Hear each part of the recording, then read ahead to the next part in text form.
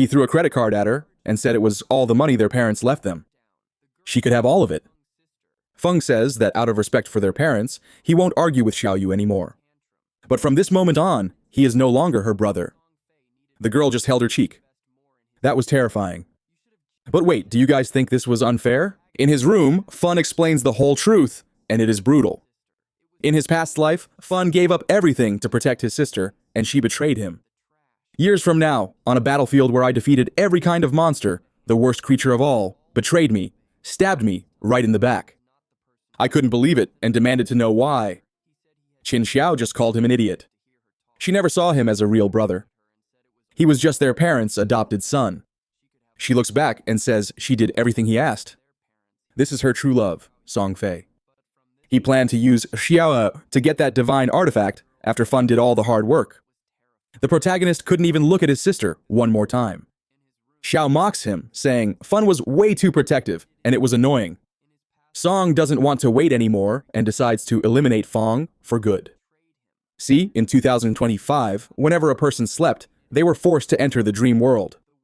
It was basically a game, and dying in here meant losing your actual lifespan in the real world. But it wasn't all bad. It was discovered that the skills and powers you gained in the game could be brought back to the real world. Lifespan was the currency. The protagonist dedicated everything to get the divine item and reach the top. And it was on that very day his sister betrayed him. This is so unfair. If I just had one more chance, everything would be different. His life was over. But it seems the gods aren't unfair. Qin Fong woke up again. He looked at his phone and saw the date, 2025. This was no joke. He had been reborn 9 years in the past. Now, as he prepares to enter the game again, Fun feels a strange sense of freedom. He wonders how far he can go without the weight of his sister holding him back. This time, he promises himself he will use everything he knows from his past life to get ahead of everyone and seize the power and opportunities he left behind. As for Xiaoyu, he decided to let her fend for herself. She will have to face the real world without his help or protection. And as for Song Fei, the man who orchestrated the betrayal that led to his demise in his past life, Feng's gaze turns serious. He swears he will kill Song Fei with his own hands and make that manipulative idol pay for everything he did. The scene shifts, and now Fun is in a vast, otherworldly place. It is a giant hall filled with mirrors that glow with a strange light. He explains that this is the Profession Selection Hall, a crucial place where players choose what they will be in the game of gods. In his past life, he spent hours there, anxious and undecided. But now, with everything he has already experienced, Fun walks through the hall with confidence. This time, he knows exactly what he wants. He remembers choosing to be a warrior last time just to protect Xiao. The warrior class was not bad, but it no longer serves his purpose now. Without having to worry about protecting anyone else, he realizes that the most important thing now is speed and agility. With this in mind, he reaches out toward one of the mirrors and chooses the assassin class. When he touches the glass, a strong blue light shines from his hand, and a system window appears before him. The system announces that the artifact Eye of Judgment is already bound to him and will be activated immediately. Behind Fun, a giant otherworldly eye appears out of nowhere with a gaze that seems to see everything. Another system window appears showing that Fun has unique attributes, the power of judgment and a power passive. The system explains that this gives him advantages no one else has. As soon as he enters the game of gods, he will automatically receive the profession and talents of the highest possible quality, putting him far ahead of normal players. A smile appears on Fun's face as he admires the power of the Eye of Judgment. He begins to think that the artifact's bond with him persisted even after his rebirth. If that is true, it would mean the artifact is useless to anyone else who tried to steal it, as Si and Xiaoyu had tried to do in his other life. He even wonders if it was the Eye of Judgment that caused him to be reborn, giving him this second chance.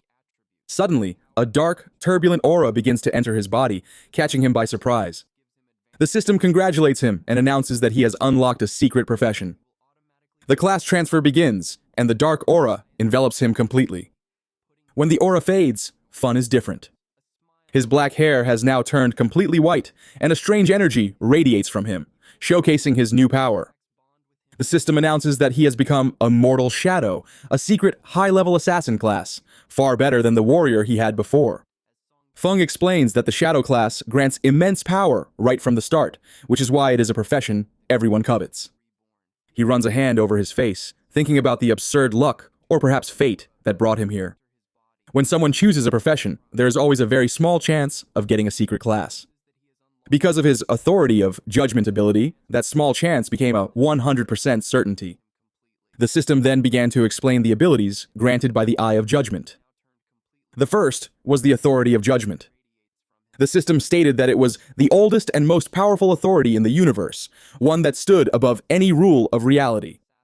But the system warned that without possessing a divinity, Fun could not actively wield its full power. Even so, the passive effects remained active, which already gave him an absurd advantage. Fun was shocked by this revelation. He remembered that in his past life, humanity only discovered the existence of the power of order after 7 years of the game. It was then that a very strong player managed to escape the game and reach the land of order, telling everyone about this power. Yet, even after years of trying, no one had ever managed to claim this power for themselves. Now, Fun realized he possessed the original authority, one that could simply ignore rules and order. It was a power capable of changing reality itself. With a serious expression, he understood that his goals were now much greater than mere revenge if he could escape the game of gods, reach the land of order, and obtain a divinity. He would be able to activate 100% of the authority of judgment. Suddenly, a system screen appeared before him, prompting him to enter his in-game name. After a moment of thought, he chose a name that suited who he was now, Shadow. It was a fitting name, he thought, since his profession was born from darkness. As soon as he confirmed it, the system accepted the name, and a dark aura began to swirl around him. The system announced that he was about to enter the game world, the land forsaken by the gods. It went on to explain this world, a destroyed land filled with disruptive monsters that wrecked everything in their path. The system warned that these creatures were merciless and would do anything to kill him. It also explained that once he left the starting city and began killing monsters, he would earn tradable lifespan, a very important resource. However, dying in the game had a heavy consequence. Half of his lifespan, both tradable and normal, would be lost. The risk was high, but Fun was not intimidated. The scene changed, and he appeared in the starting village, a place called Shelltown. The system announced that this was a peace zone, a safe place where monsters could not enter and players could not fight each other. The lifespan loss here was at its minimum, fixed at 1x. Fun looked around and saw chaos. The other players, who had just been pulled into the game, were trying to understand what was happening. They talked among themselves, confused, asking how they had gotten there. Many only remembered going to sleep and waking up in the selection hall, never imagining the nightmare they had fallen into. But Fun remained focused. He looked at the crowd, knowing the game had attracted many people very quickly. He knew that powerful individuals from various countries would soon appear, each wanting to control the game in their own way. If he wanted to stay ahead, he needed to be fast. And with that in mind, he walked through the city. His appearance drew attention. His stylish clothes and the dark aura emanating from him made him stand out from the other players. The crowd began to whisper, trying to guess his profession. Another player, also an assassin, recognized the dagger at Fong's waist, but was stunned by the difference between them. The man had no special aura, while Fun seemed full of power and mystery. The contrast between the two was obvious and made everyone even more curious. As he neared the city's exit, a group of players appeared before him. Their faces were pale in shock. It seemed that dying in the game was not the end. Instead, players were simply sent back to the safety of Shelltown. The group consisted of 3 men and 1 woman. They are incredibly frustrated, complaining about an encounter they had with a level 1 tracker monster. One of the men says a single bite from the creature took half his health. Another complains that even with everyone attacking together, they barely took off a third of the monster's health. The third man is devastated, his confidence shattered after also losing half of his life. They look to the woman, who seems to be their leader, waiting for her to say what to do next. Before she can answer, her eyes land on Fun. He was also looking at her. Unlike the others, she carried a long bow, not the standard short bow that archers receive. Fun notices this immediately and concludes that she must have a secret profession, which is a very rare and powerful advantage. Curious about Fun's unique demeanor and appearance, the woman approaches him with a proposal. She suggests they form a party. Her reasoning is that the monsters outside are too strong to fight alone. She says that since her group has already faced a monster, even without winning, they have some experience. Fun, however, can't help but give a small derisive smile upon hearing this. The only experience they have is in dying, he thinks politely, but firmly. He rejects the offer, saying he prefers to go alone. The woman is surprised by his response, and the men in her group start to whisper. They wonder what kind of arrogant guy he was, thinking he could face a monster alone when the four of them couldn't. Despite the others' doubts, the woman feels that Fun is more than he appears. Determined to uncover his secret, she decides to check his status window. Her eyes widen when she reads the name Shadow. She lets out a small laugh, thinking the name is a bit pretentious, but she can't shake the feeling that he's hiding something important. Turning to her group, she announces that they will follow Fun to see what he can do. Maybe he's discovered some important information about the monsters and is keeping it to himself, she thinks. With a mischievous smile, she says she can't wait to see how he does or how he breaks. As Fun walks confidently toward the exit of Concha City, the blonde girl and her team follow him stealthily. They move carefully, calculating each step. The group hides behind a tree, their eyes glued on Fun as he moves away. The blonde girl, her voice full of frustration, complains to her team about how strange and dangerous this world is. She admits she still doesn't quite understand why they were brought to this nightmare, but as an experienced gamer, she quickly assembled a team to face the challenges. Even so, she never imagined the game would humiliate them so brutally. The first monster they found outside the city wiped them out effortlessly. It was a clear warning that they are not prepared. She comes to the conclusion that a monster of that type is too strong for any level 1 player. Meanwhile, the two men on her team start talking about Fun. One of them, who is also an assassin, points out the huge differences between them. While he uses a normal dagger, Fun carries a short sword, a weapon that looks deadly. The assassin also notices that Fung's speed is much greater and that his clothes are unlike anything he has ever seen. They seem custom-made and give off a sense of power. Hearing this, the blonde woman is even more certain that Fun is no ordinary player. She decides to continue following him quietly, hoping to gain some information that will give her group an advantage. But just as she is about to signal for her team to move closer, Fung suddenly stops and looks back over his shoulder. The blonde girl froze, her heart pounding as she wondered if he had seen them. Before she could do anything, Fung activated a skill, Latent Image. A dark aura enveloped his body, and in the blink of an eye, he vanished into thin air. As if he had never been there. The group stared in stunned silence, trying to process what had just happened. The assassin in the group was the first to realize, explaining that Fun must have used an invisibility skill, a basic assassin technique. Even so, he admitted that the version Fun used was far more impressive than anything he had ever seen. The blonde girl, still in shock, but now resolute, declared that following Fun was no longer an option. She suggested they return to the safety of the city to regroup and find other ways to level up. She reminded the team that leaving the city was too dangerous, especially since their health had already been cut in half after their first death. The men agreed. They began to speculate that the city must have hidden rewards, like treasure chests or NPCs, who could provide valuable information. They clung to the hope that there was a way to grow stronger without having to risk their lives. Meanwhile, the system explained the skill Fun had just used. Latent Image renders the player invisible to everyone, friend and foe alike. While invisible, the player's first attack after reappearing deals significantly increased damage. Furthermore, the master of invisibility skill doubled the duration he could remain invisible and increased his invisibility level by 1. Fun himself was satisfied with the efficiency of his mortal shadow class skills.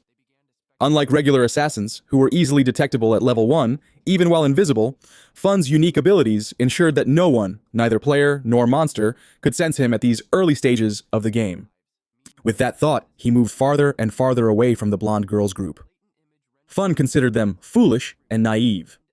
He knew the city offered no shortcuts to power. It was merely a temporary shelter in a world where the weak became monster fodder. He remained focused on his path until his invisibility finally wore off. He realized that even though the skill's duration was short, its cooldown timer began the moment it was activated. This meant he could turn invisible again in just a few seconds. A system screen appeared before him displaying his status. Codename Shadow, profession Mortal Shadow. Both were at level 1. He had a lifetime non-negotiable of 75 years and a lifetime negotiable of 0 years. Fun explained that every player started with 10 points in each attribute, and the bonus points varied depending on their profession. In his past life as a warrior, he had only gained 3 bonus points in strength and constitution. But this time, the mortal shadow class provided bonuses to everything, with agility receiving a massive 8-point increase. Another system window appeared, notifying him that he had 5 free attribute points to allocate. Fun paused for a moment to think. He knew that most players put everything into strength or spirit at the start, hoping to boost their physical or magical damage. However, he believed this strategy was a complete mistake. In a world where a single monster attack could kill you, brute force was useless if you were not fast enough to dodge. With that in mind, he allocated all 5 points to agility, which now rose to a total of 10, with an additional 13 from bonuses. The system confirmed the change, and Fun felt quite satisfied. He explains that agility is the key to survival in the early game. There is no point in investing in strength or spirit because a single hit from a monster can be fatal. But if you are fast enough, you can dodge enemies and attack without taking any damage. As he walks, his sharp senses pick up a strange sound coming from afar. He stops and strains his eyes to see what is ahead. Hidden in the shadows is a bizarre creature. It is a level 1 crawler. The system classifies it as normal. The monster's twisted body and the noises it makes create a heavy atmosphere, but Fun remains calm. He recognizes the creature. It is the same one that finished off the blonde girl's group earlier. The monster's body bears the marks of the fight. Injuries that show they had managed to deal some damage before they died. The crawler notices Fun's presence and charges at him, growling, but Fun does not retreat. He easily dodges the attack, moving with precision and speed. He explains that crawlers are known for their insatiable hunger for lifetime. When they kill a player, they siphon their lifetime to become stronger and evolve. The wounds on the monster prove that the blonde girl's group fought with everything they had, but their efforts only delayed the inevitable. With a quick movement, Fun draws his short sword. A dark aura begins to emanate from his body. His eyes glow with a sinister red as he activates the latent image ability. In the blink of an eye, he vanishes, leaving the crawler confused and lost. The monster growls and turns its head from side to side, searching for its vanished prey. Little does it know that Fong is already above it, ready to strike. He deactivates his invisibility just as he descends, and his sword cuts through the air with deadly precision. This technique, which capitalizes on the attack bonus from the latent image ability, deals massive damage. The system immediately confirms the successful hit. A screen appears showing the damage, an impressive 174 points. The level 1 crawler falls to the ground, its body dissolving into energy. Fun gains 10 experience points, but even he is surprised for a second by the sheer amount of damage he caused. He had expected a strong attack, but this level of damage was far beyond what he had imagined. The system explains that the backstab ability helped immensely. When an enemy is attacked from behind, outside of their field of view, the damage is doubled. This turns Fun into a killing machine. As he reflects on this power, memories of his past life come rushing back. He remembers the difficult fights he had as a warrior when a critical hit dealt only about 40 points of damage. Defeating a single crawler was an ordeal and always left him tired and injured. Back then, his focus was on protecting Xiaoyu, so he sacrificed his own growth to keep her safe. He gave most of the rewards to her, and as a result, he remained weak. But now things are different. This time he is fighting for himself, and the results are already showing. The system displays his rewards. 3 days of tradable lifetime and an incredible 54 years and 155 days of non-tradable lifetime. Fun crushes the monster's energy in his hand, feeling the surge of power. But the rewards do not stop there. Another system window appears announcing that the Authority of Judgment has been activated. The system congratulates him for obtaining the Infinite Evolution talent, an extremely rare and powerful ability. This talent allows him to gain evolution points by killing monsters solo, and these points are used to upgrade his skills. In addition, he will receive 5 free evolution points every 24 hours, and can also earn 100% of the evolution points from soloing bosses. He currently has 5 evolution points. As he processed the information, a thought crossed Fun's mind. Could infinite evolution improve his skills? In his past life, such a thing was impossible in the game. No matter what item a monster dropped, it always came at its original level. That was the rule.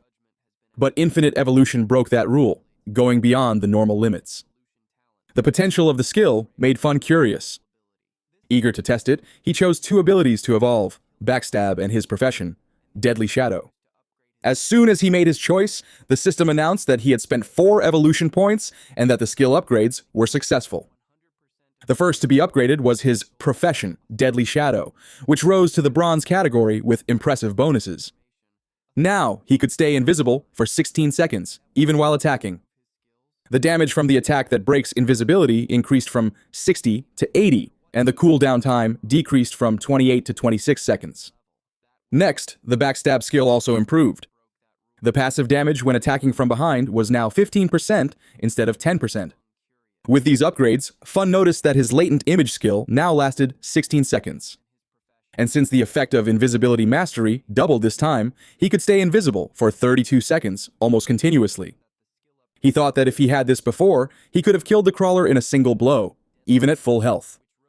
His thoughts were cut short by an arrogant voice nearby. Someone doubting that a skinny guy like him could kill a monster alone. He turns and sees 2 people, a muscular guy trying to impress a girl. The girl, all excited, calls him Genji and says that with a physique like his, he could probably kill 10 monsters at once. Genji laughs and assures her that with him around, she has nothing to fear. Watching the scene, Fun realizes something is wrong. A shadow falls over the two, and he sees a huge, spider-like monster hidden in the tree right above them. Without even noticing the danger, Genji turns to Fun and makes an offer. He tells Fun to join their group, and he will protect him. But Fun was already moving as he recognized the monster as a nurse. Without a second thought, he activates latent image and vanishes. The girl sees it all and points to where Fun was. Genji just shrugs and laughs, convinced, saying the weakling must have been scared of his strength. But the arrogance doesn't last long. Before he could react, the giant spider jumps on him, followed by a smaller one. By the time Genji realized the danger, it was too late. The creatures attack and crush him and the girl in an instant. The system identifies the monsters, the nurse, a level 1 bronze rarity boss, and its partner, a level 1 common baby spider, nearby. Still invisible, Fun calmly analyzes the situation. The nurse is a powerful enemy with about 1,600 health points. Impossible for a novice to face, especially since it controls a swarm of smaller spiders. Even so, Fun sees this as the perfect chance to test his upgraded skills. Without hesitation, he advances on the nurse and attacks, breaking his invisibility to maximize damage. His blade hits its mark, and the nurse recoils with blood gushing out. The beast retaliates with a powerful blow, but Fung dodges quickly and slides under its leg. Without wasting a moment, he reactivates latent image and vanishes again. A system notification confirms he dealt 338 damage. It was a good hit, but not enough against such a strong enemy. Another message informs him that he took 9 damage, a mere scratch. With his agility and only 130 health, he knew a direct fight would be suicide. Still, he was impressed by the strength of his upgraded attack, as dealing over 300 damage in a single blow was incredible. Frustrated, the nurse explodes in rage and starts attacking everything around it in a desperate attempt to retaliate. Fun watched attentively, knowing these creatures were not stupid. They adapt and fight back. The battle was far from over, but he was more than ready to test his new strength. He quickly realized the nurse was attacking in all directions, making a direct assault too risky. With the smaller spider also on the lookout, a frontal attack was out of the question. Instead, he tried a different tactic. Just as the nurse began to shoot webs to escape, a rock flew at high speed and struck its belly, tearing a hole and dealing 299 damage. According to the system, his strategy was to take advantage of the extra damage from breaking invisibility and use his enhanced skills to make thrown objects count as real attacks. And since the system registered rocks as a valid attack, every one he threw was like a sword strike. He threw another rock, knowing that as soon as the cooldown was over, he could repeat the process endlessly. Soon, the system confirmed another hit, dealing 279 damage. Using this tactic repeatedly, he slowly weakened the nurse. Before long, an announcement echoed throughout Shell City. The leaderboard had been updated, informing everyone that a player named Shadow had defeated the nurse and become the first to reach level 2. With his name announced to all, the city's ranking was officially opened. The other players could not believe what they heard. Many remembered having died to the nurse several times, so they thought it was impossible for a single player to defeat it. Soon, rumors about this mysterious shadow began to spread. Some thought he had used a glitch, while others stared at the ranking, shocked to see only one name on the list. Amidst the stunned crowd, the blonde girl from before and her team were also there. She could not understand how a level 1 player had defeated a boss alone when even normal monsters were a challenge for her team. The doubt crept in. Could the system be bugged? Genji and his friend, the same ones who had died to the nurse, were also there, completely bewildered. Suddenly, Genji's friend remembered the guy they had looked down on earlier. Could he be Shadow? She thought. Meanwhile, Fun received a system notification confirming his victory. He had gained 300 XP, reached level 2, and received 2 evolution points. He also unlocked the Shell City ranking and gained 1 reputation point. The entire city had been notified of his deed. Watching the nurse's body dissolve into energy, Fun noted that when the boss dies, the smaller spiders flee in fear. He lamented not having killed them first, as he had lost a good amount of XP. Another system notification showed his rewards: 46 days of lifetime, tradable, and a bronze-level skill book called Hand of Avarice. He also received the Dagger of Corruption, a bronze-level weapon that granted plus 135 attack and plus 4 agility, and 2 more evolution points. Curious, he focused on the Hand of Avarice book. The system explained that it was an assassin-exclusive skill that allowed him to loot extra rewards from monster corpses with a 20% chance of success. The only requirement was to be level 1. Fun was stunned by his luck. For a bronze boss to drop such a rare skill was incredible. It would greatly increase his chances of getting equipment. He remembered a player from his past life, the god of Sin, who despite being bad at fighting, became super famous in the game solely because of this skill. The guy became so influential that he even had bodyguards. Suddenly, an idea struck Fung.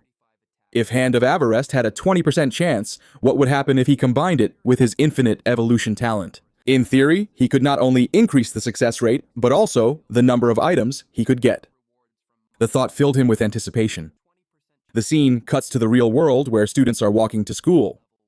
Among them is Xiao Yu, Fun's sister, and a friend of hers.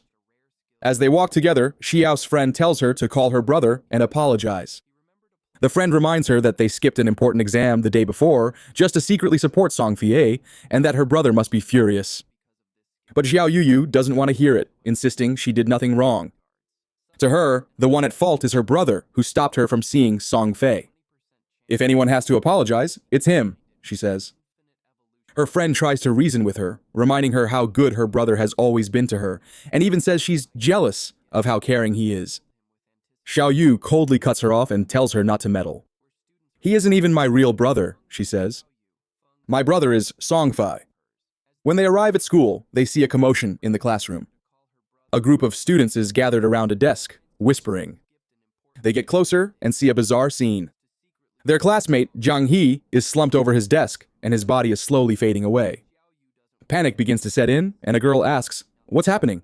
Another student explains that Zhang He just said he was going to take a nap, and then started to disappear. Murmurs spread as other students mention he isn't the only one this is happening to. Social media is full of similar cases from all over the world.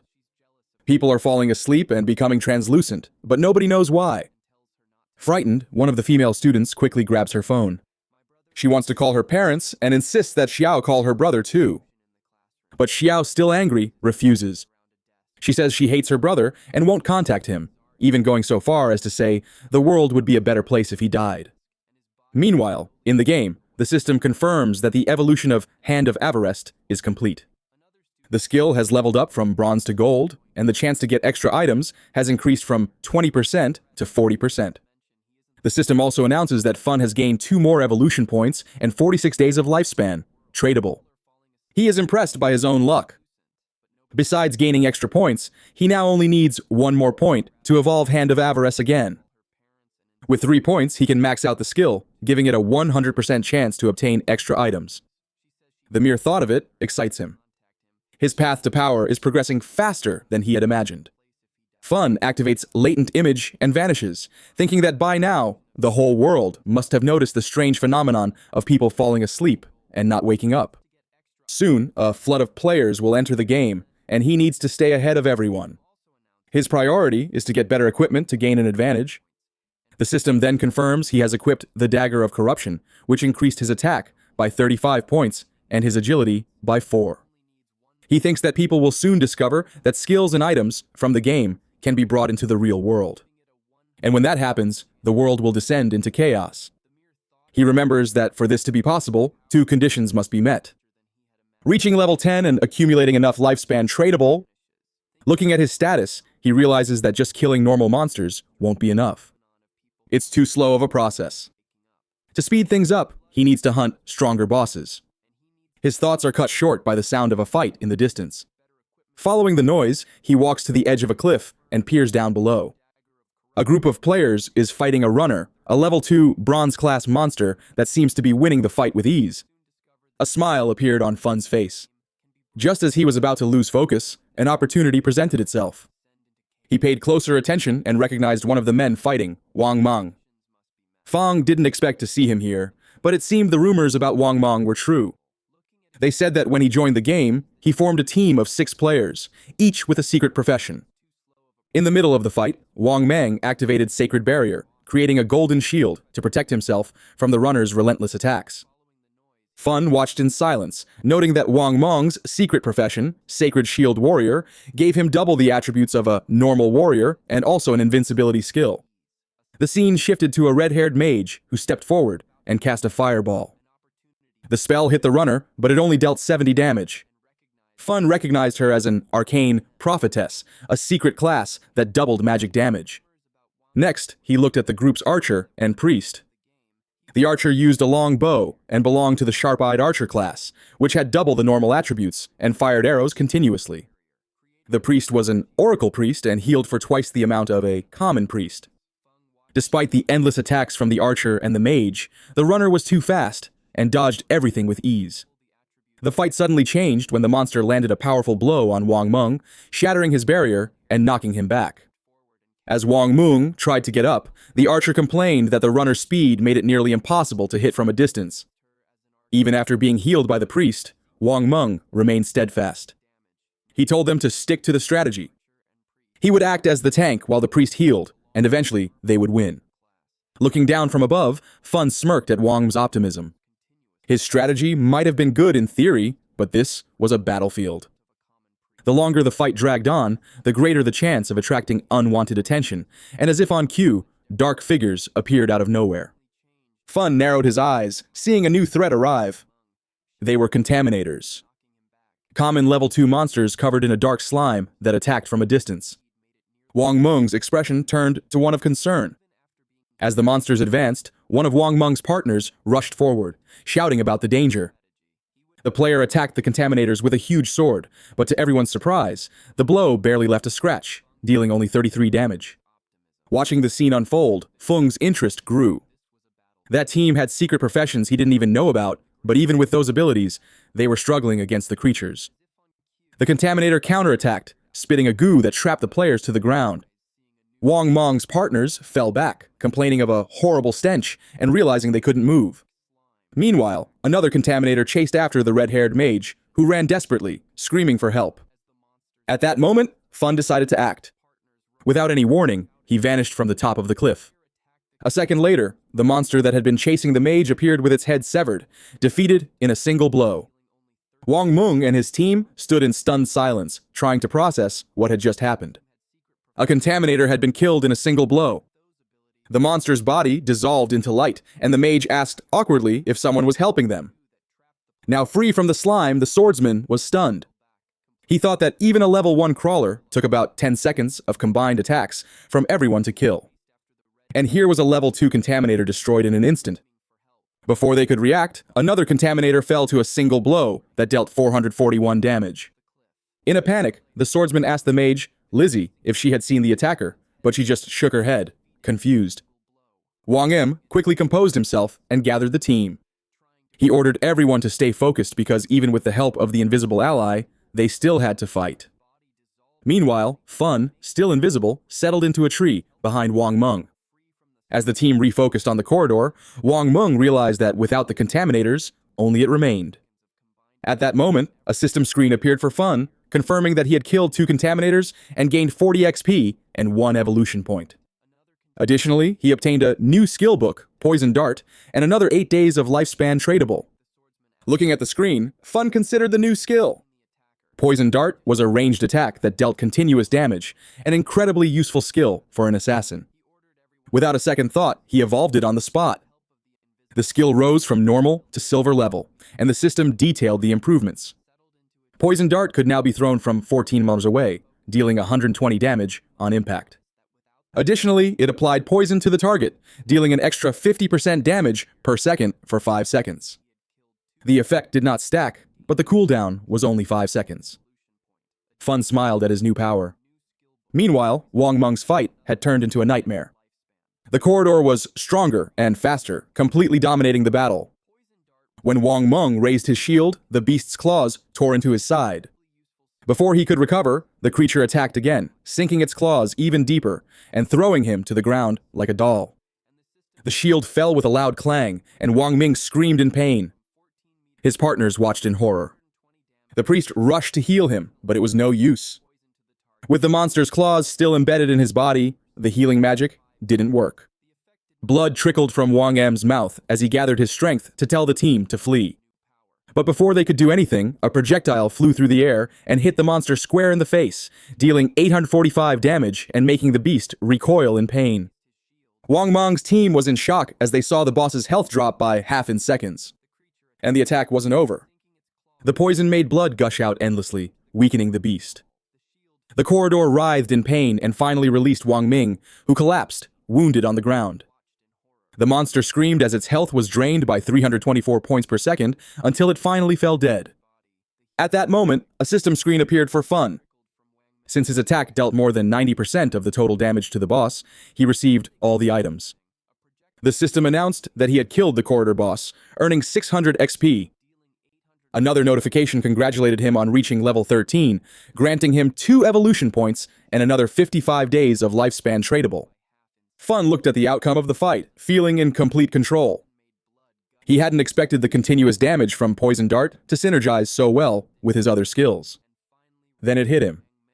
Using his invisibility, he could remain hidden forever, just endlessly firing poison darts.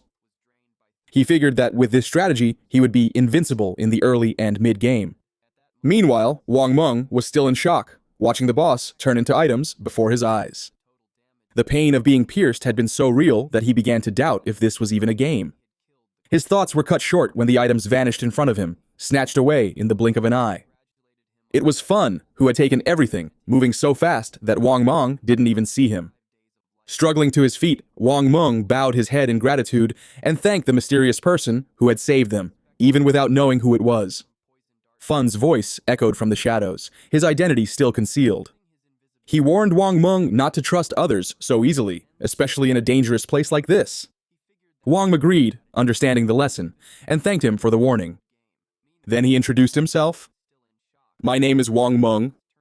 If you ever need help, just ask." Meanwhile, Wang M's surviving teammates embraced each other, relieved to have escaped the horrifying situation. Back with Fun, he stood in silence, holding the monster's drops and considering his next move.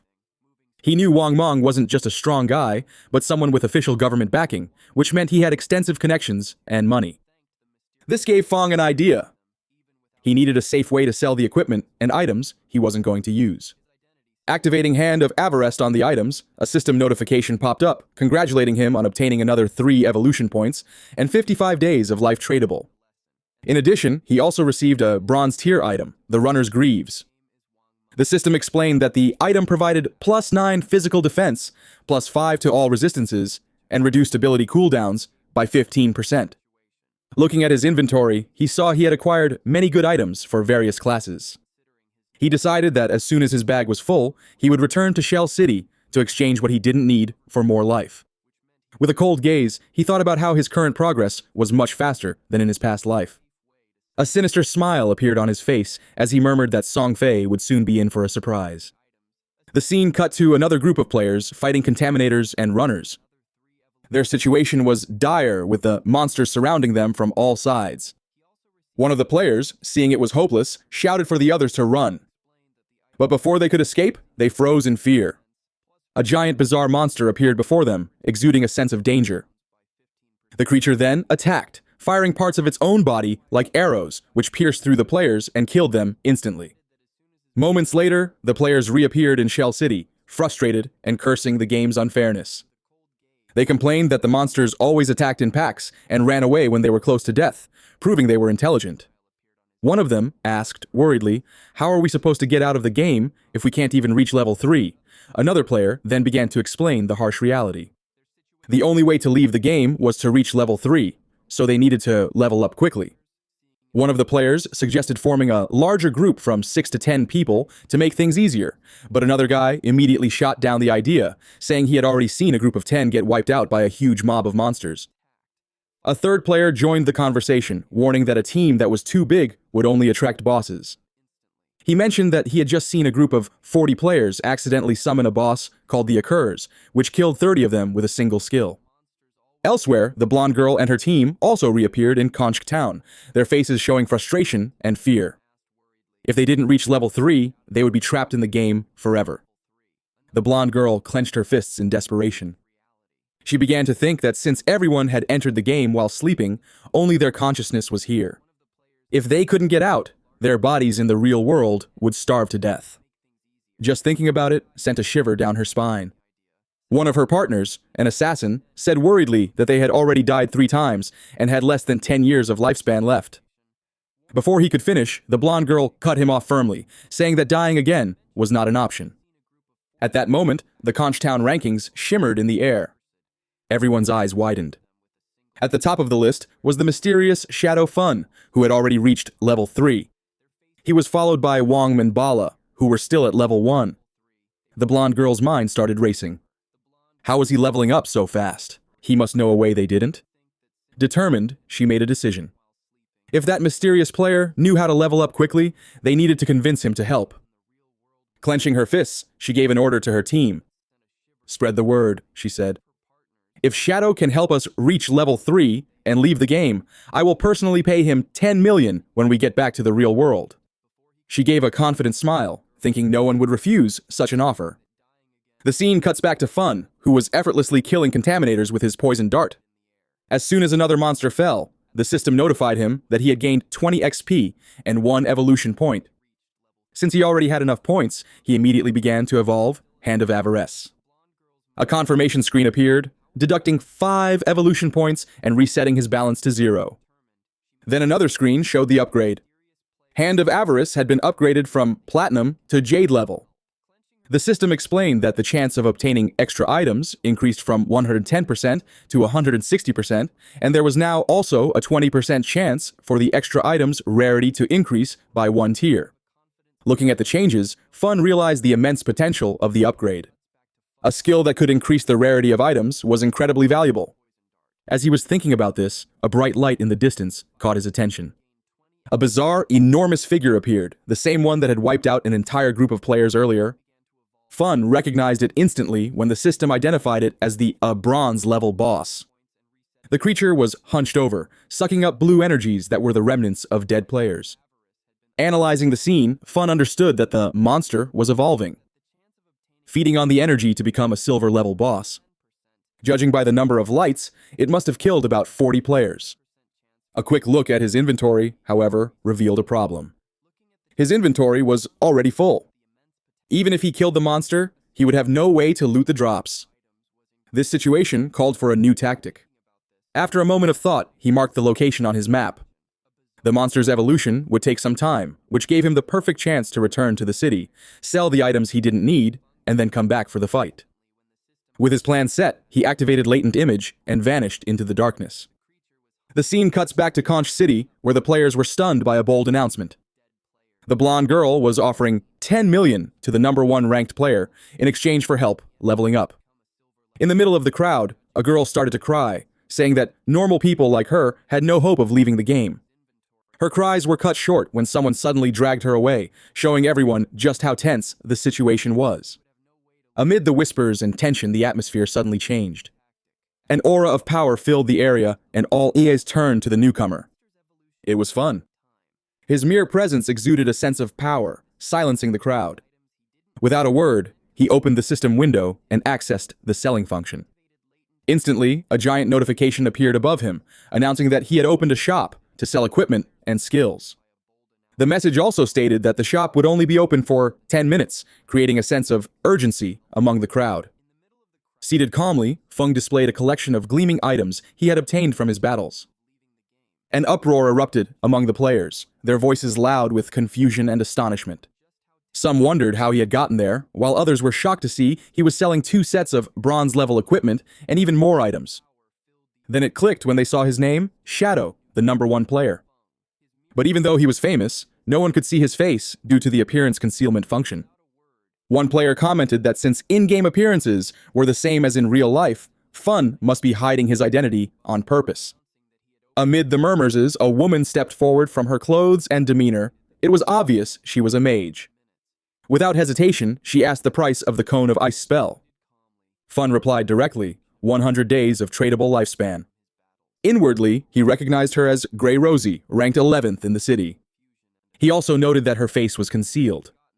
Grey Rosie thought for a moment and tried to negotiate, saying that 100 days was too expensive and asking if he could lower the price. But Fun didn't budge. He explained that Cone of Ice was an essential skill for mages in the early game because it helped kill monsters much faster. Given its value, 100 days was already a fair price. She then asked if he would accept real money, but Fun refused. He suggested that if she had money, she should buy lifespan from other players and come back when she had enough. After a moment of consideration, Grey Rosie turned to her 2 teammates to hear their opinion.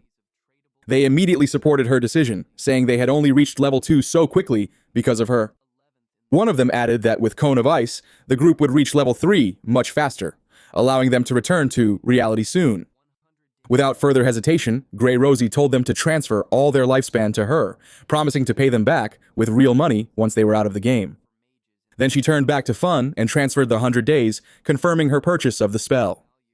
Fun quickly analyzed the situation.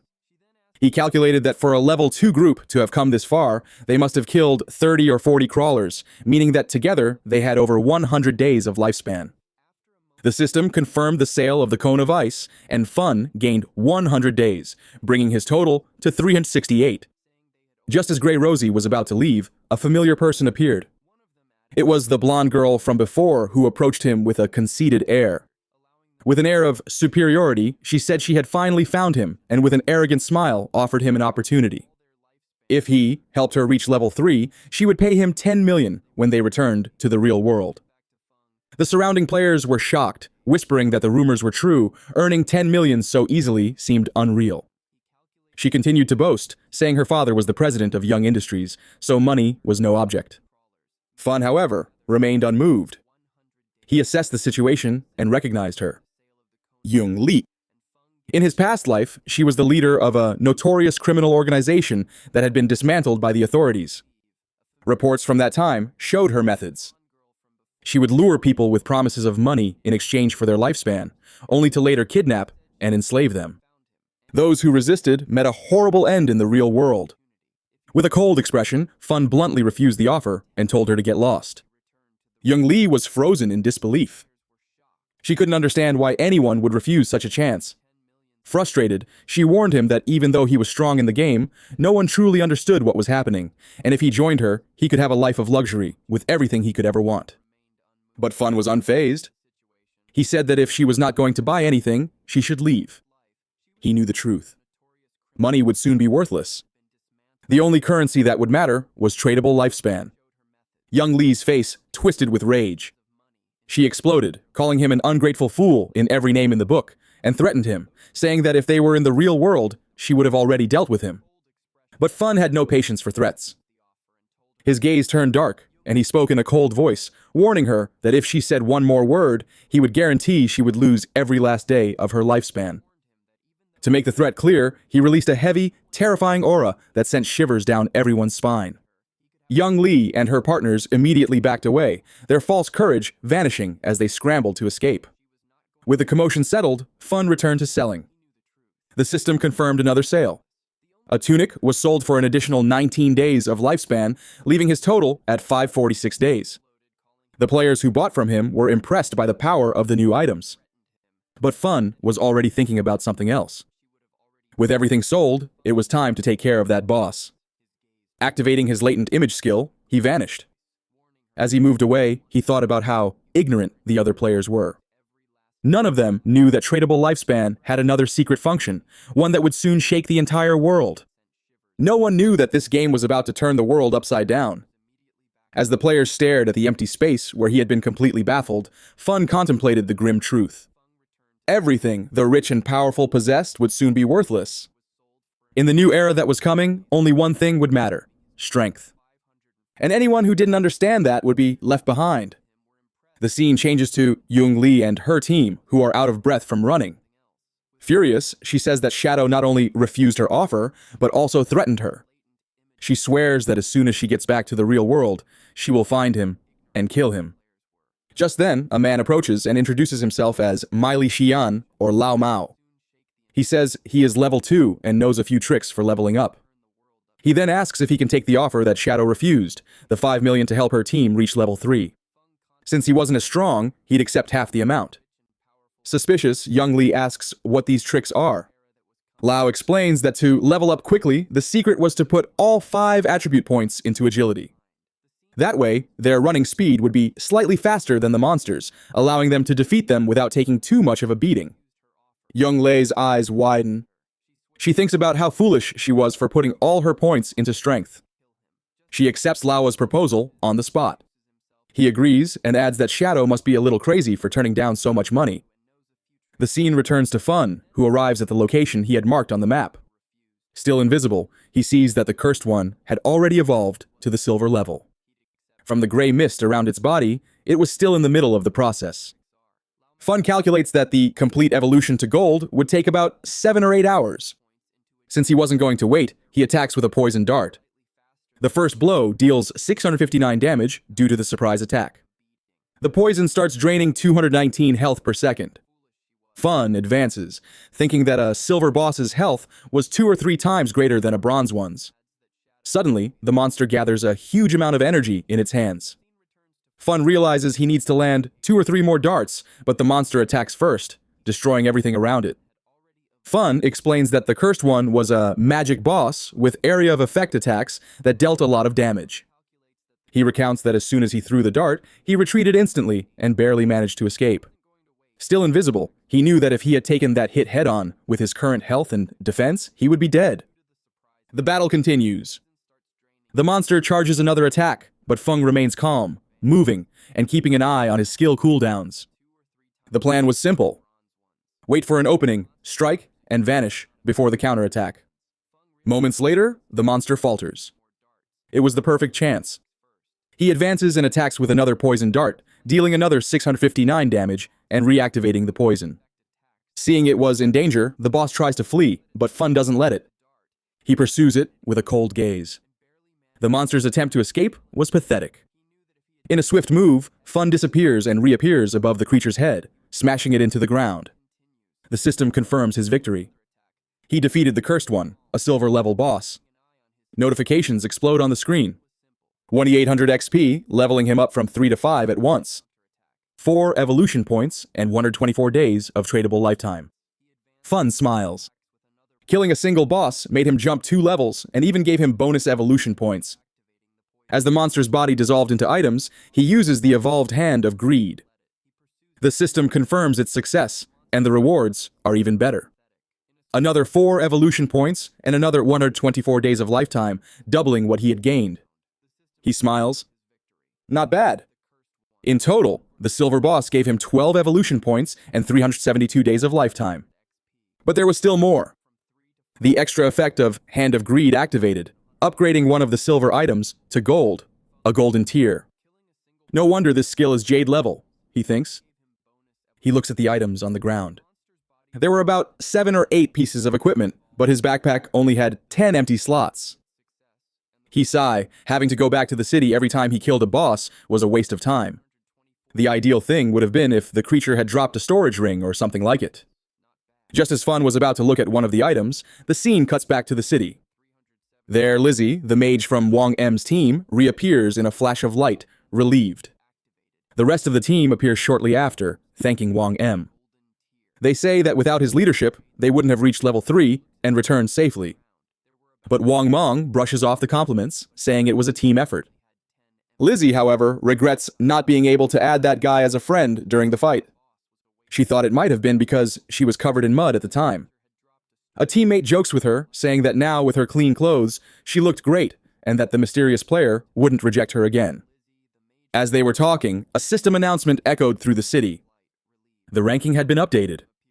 Shadow had reached level 5. The news shocked everyone. Someone shouted in disbelief, asking how Shadow had jumped from level 3 to 5 so quickly.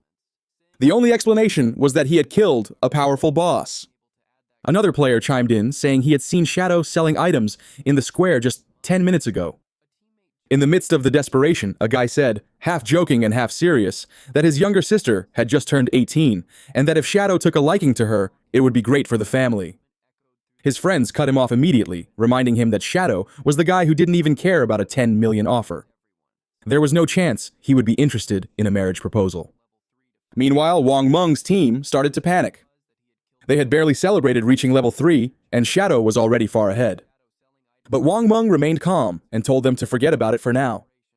The important thing was to leave the game, return to reality, and warn their family and friends about this dangerous game. As their bodies began to fade, the system confirmed the logout. Wang Meng's last words were serious. If the world is really descending into chaos, the least we can do is prepare the ones we love. The scene cuts to the real world. Wang's eyes open, and at the same moment, a voice shouts, "Captain!" He wasn't just any player. Wang Meng was a police officer. His colleagues rushed to his side, worried. One of them said they had been very worried because Wang Meng's body had started to turn transparent while he was unconscious. The terrifying truth became clear.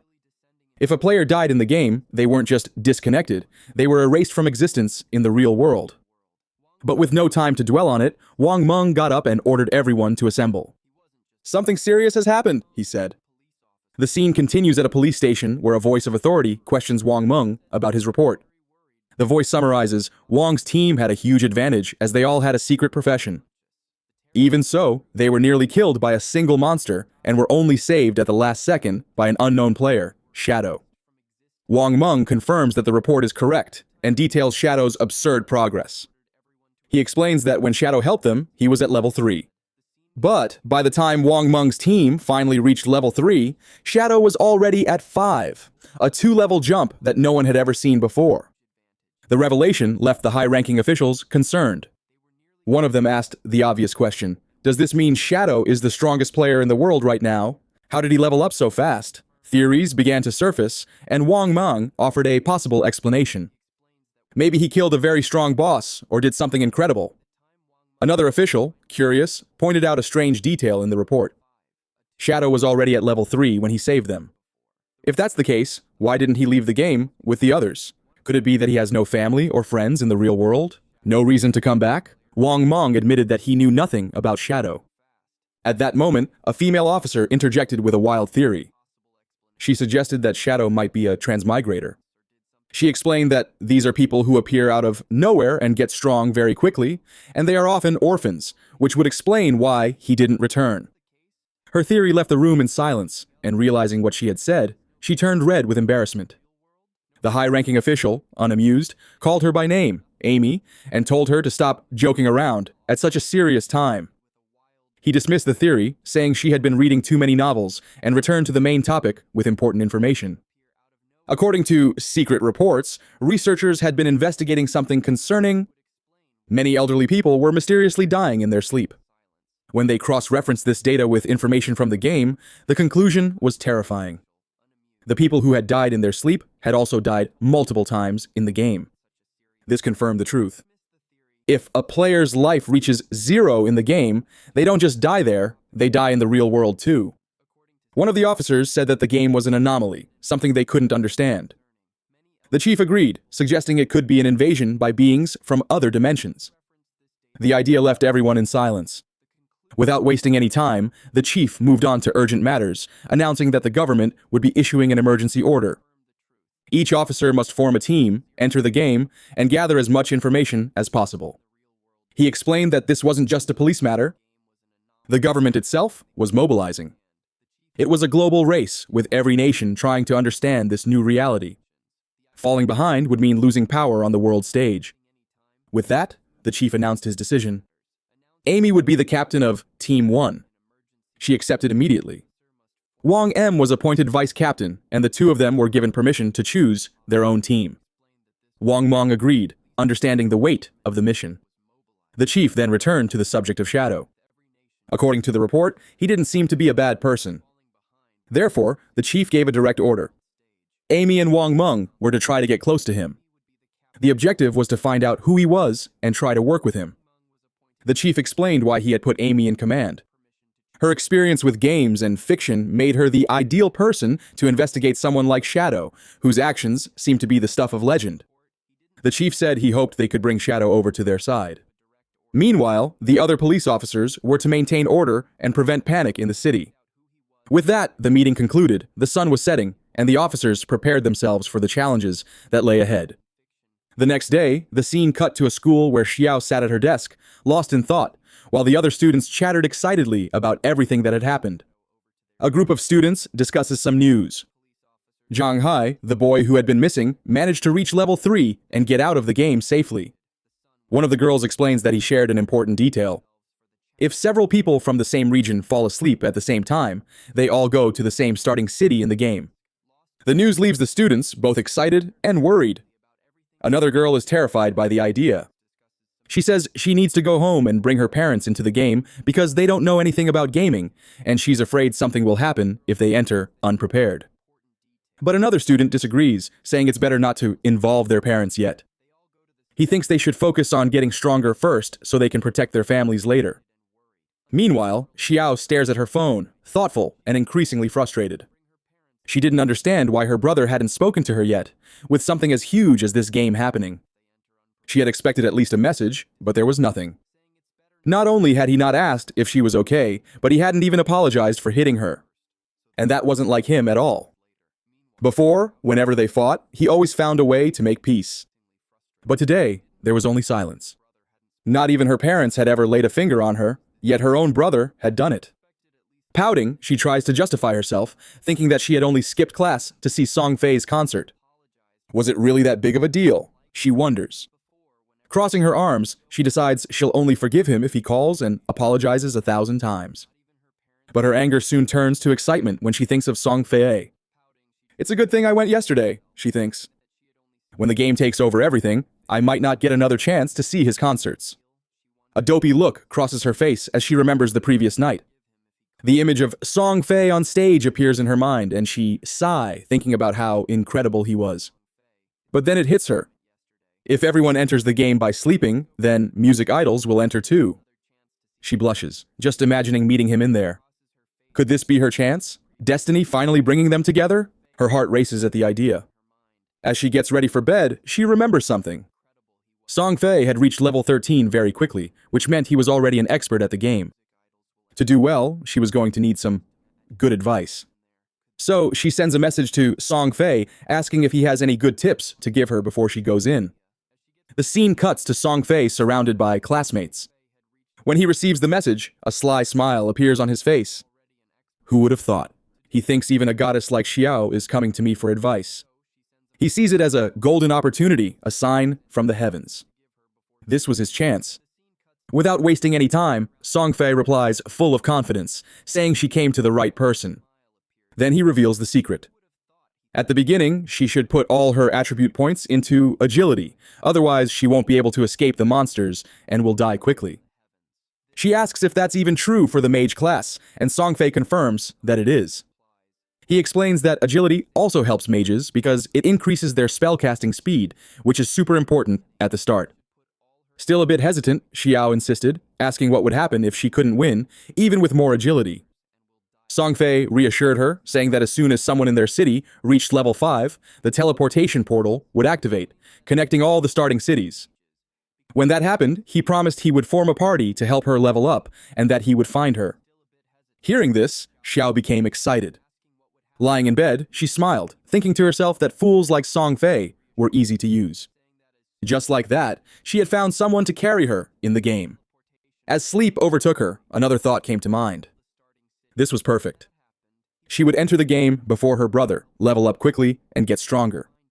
And when he finally entered, she would make sure he suffered. No help, no one to carry him. He would have to fend for himself.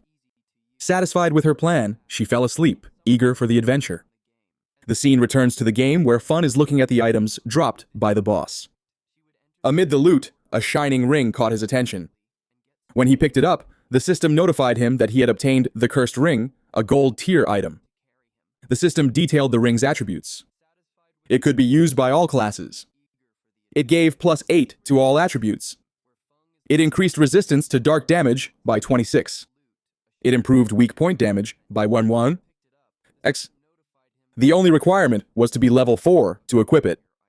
Analyzing the item, Fun realized that the total bonus of 32 attribute points was equivalent to gaining about 3 levels. He concluded that the ring was an excellent item. Before he could think further, another notification appeared. He had obtained a new skill, Instant Shadow Strike, a silver tier skill. The system explained that the skill delivered several slashes in one direction with a range of 15 ms and also made him invincible for 5 seconds. Fun realized it was a great area of effect attack. Without wasting time, he learned the skill, and since he still had evolution points left, he decided to upgrade Hand of Avarice. The system took 8 points and upgraded the skill from Jade tier to Diamond tier. The effects improved greatly. The chance to get extra items increased to 220%, and the chance for those items to have their rarity upgraded went up to 40%. Thinking about the upgrade, Fun calculated that he would now get at least 2 extra items per monster, making each kill worth 3 times as much. To not waste the remaining points, he upgraded Instant Shadow Strike by 3 levels. The skill quickly rose from Silver tier to Platinum tier. The improvements were significant. The range increased to 21 ms. The invincibility went up to 7 seconds, and the number of slashes went from 3 to 5. The most important change was the damage of each strike, which doubled to 200. Looking at the rest of the loot, he saw that most of the items were junk, but one of them caught his eye. A Silver tier warrior skill book. He looks at the warrior skill book and realizes that selling it could earn him a good amount of lifespan. Just as he finishes this thought, a noise catches his attention. Turning around, he sees 3 huge creatures running toward him. He identifies them immediately. Limb crawlers, grotesque level 4 monsters. But instead of feeling threatened, Fun sees this as the perfect chance to test his power. Without wasting a moment, he activates Instant Dark Slash. In the blink of an eye, he unleashes a sequence of high-speed slashes and effortlessly destroys the creatures. The crawlers are torn to pieces before they can even react.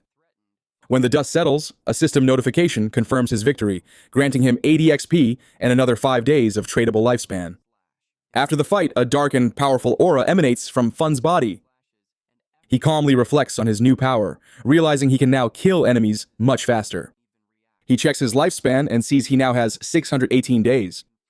But to bring his skills and items into the real world, he needs at least 900 days. With this in mind, he comes up with a plan. First, he'll sell all the valuable items in his inventory. If everything goes well, he'll get the necessary lifespan faster than he thinks. And once he reaches level 10, he can finally bring things from the game into the real world. The scene cuts to Fun returning to the city, invisible thanks to his skill.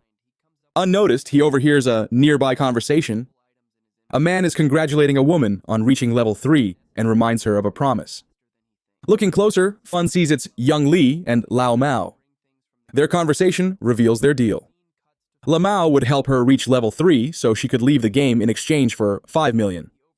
Now that she has succeeded, he wants his payment. Young Li calms him down, asking if he doubts her father's company. Young Industries has the money. She explains that she'll leave the game and make the payment in the real world. Before leaving, she gives Lao Mao her phone number and tells him to call her as soon as he gets out too. Then she makes another offer. She wants to buy all his tradable lifespan, offering 10,000 for each day. Lao Mao accepts immediately, smiling at the chance to make some cash. With a smug air, he comments on how foolish Fun was to refuse her offer. Unaware that Fun is right there beside him, listening to everything, Lao Mao thinks about how the idea of lifespan being important in the game is nonsense. To him, turning in-game assets into real-world wealth is the best strategy, and he considers himself a genius for thinking of it. The scene shifts to Fun in front of the city's teleportation portal. With a touch, the portal begins to glow with a blue light. A system window appears congratulating him for activating the teleportation in Conch City and awarding him 1 reputation point. The system explains that he can use the portal for free once a day, but subsequent uses will cost lifespan. For now, however, the portal is useless as no other one has been activated in the game yet. Fun thinks about this. He understands that the teleportation system needs 2 points to function. Another player in another city needs to reach level 5 and activate the portal there. He remembers that in his past life, Songfei was in Firefly City. To keep an eye on things, he sets up a kind of alert that will notify him as soon as someone activates the portal there. He is not just waiting, he is preparing. As soon as the portal glows, he will be ready to face Songfei. As he walks through the city, Fun's mind is already focused on his objective. For most players, teleporting between cities would already be a big deal. But he knows the real challenge is yet to come. The real goal is to reach level 10, enter the realm abandoned by the gods, and finally activate his authority. Only then will the real game begin. Shortly after, he opens a shop, and a system notification informs everyone that he is selling items and skills, but only for 10 seconds. First come, first served. The response is immediate. Players go wild and rush toward him, calling him an expert. Some say they were waiting for this and even saved up lifetime to spend. One player proudly says he has saved 150 days. Another recalls that last time Feng sold the Cone of Ice spell, which helped Grey Rosie reach 2nd place in the rankings. Another player spots a silver-level skill book called Battle Roar for Warriors and buys it on the spot. The system confirms the sale for 300 days of tradable lifetime. The other players are shocked by the price, but another one calls them fools, explaining that with that skill, a warrior could earn back the 300 days in less than 2 days of hunting. Realizing the opportunity, the rest of the players desperately rush forward to buy what is left. In seconds, everything is gone. Looking at the system window, Fun sees his earnings.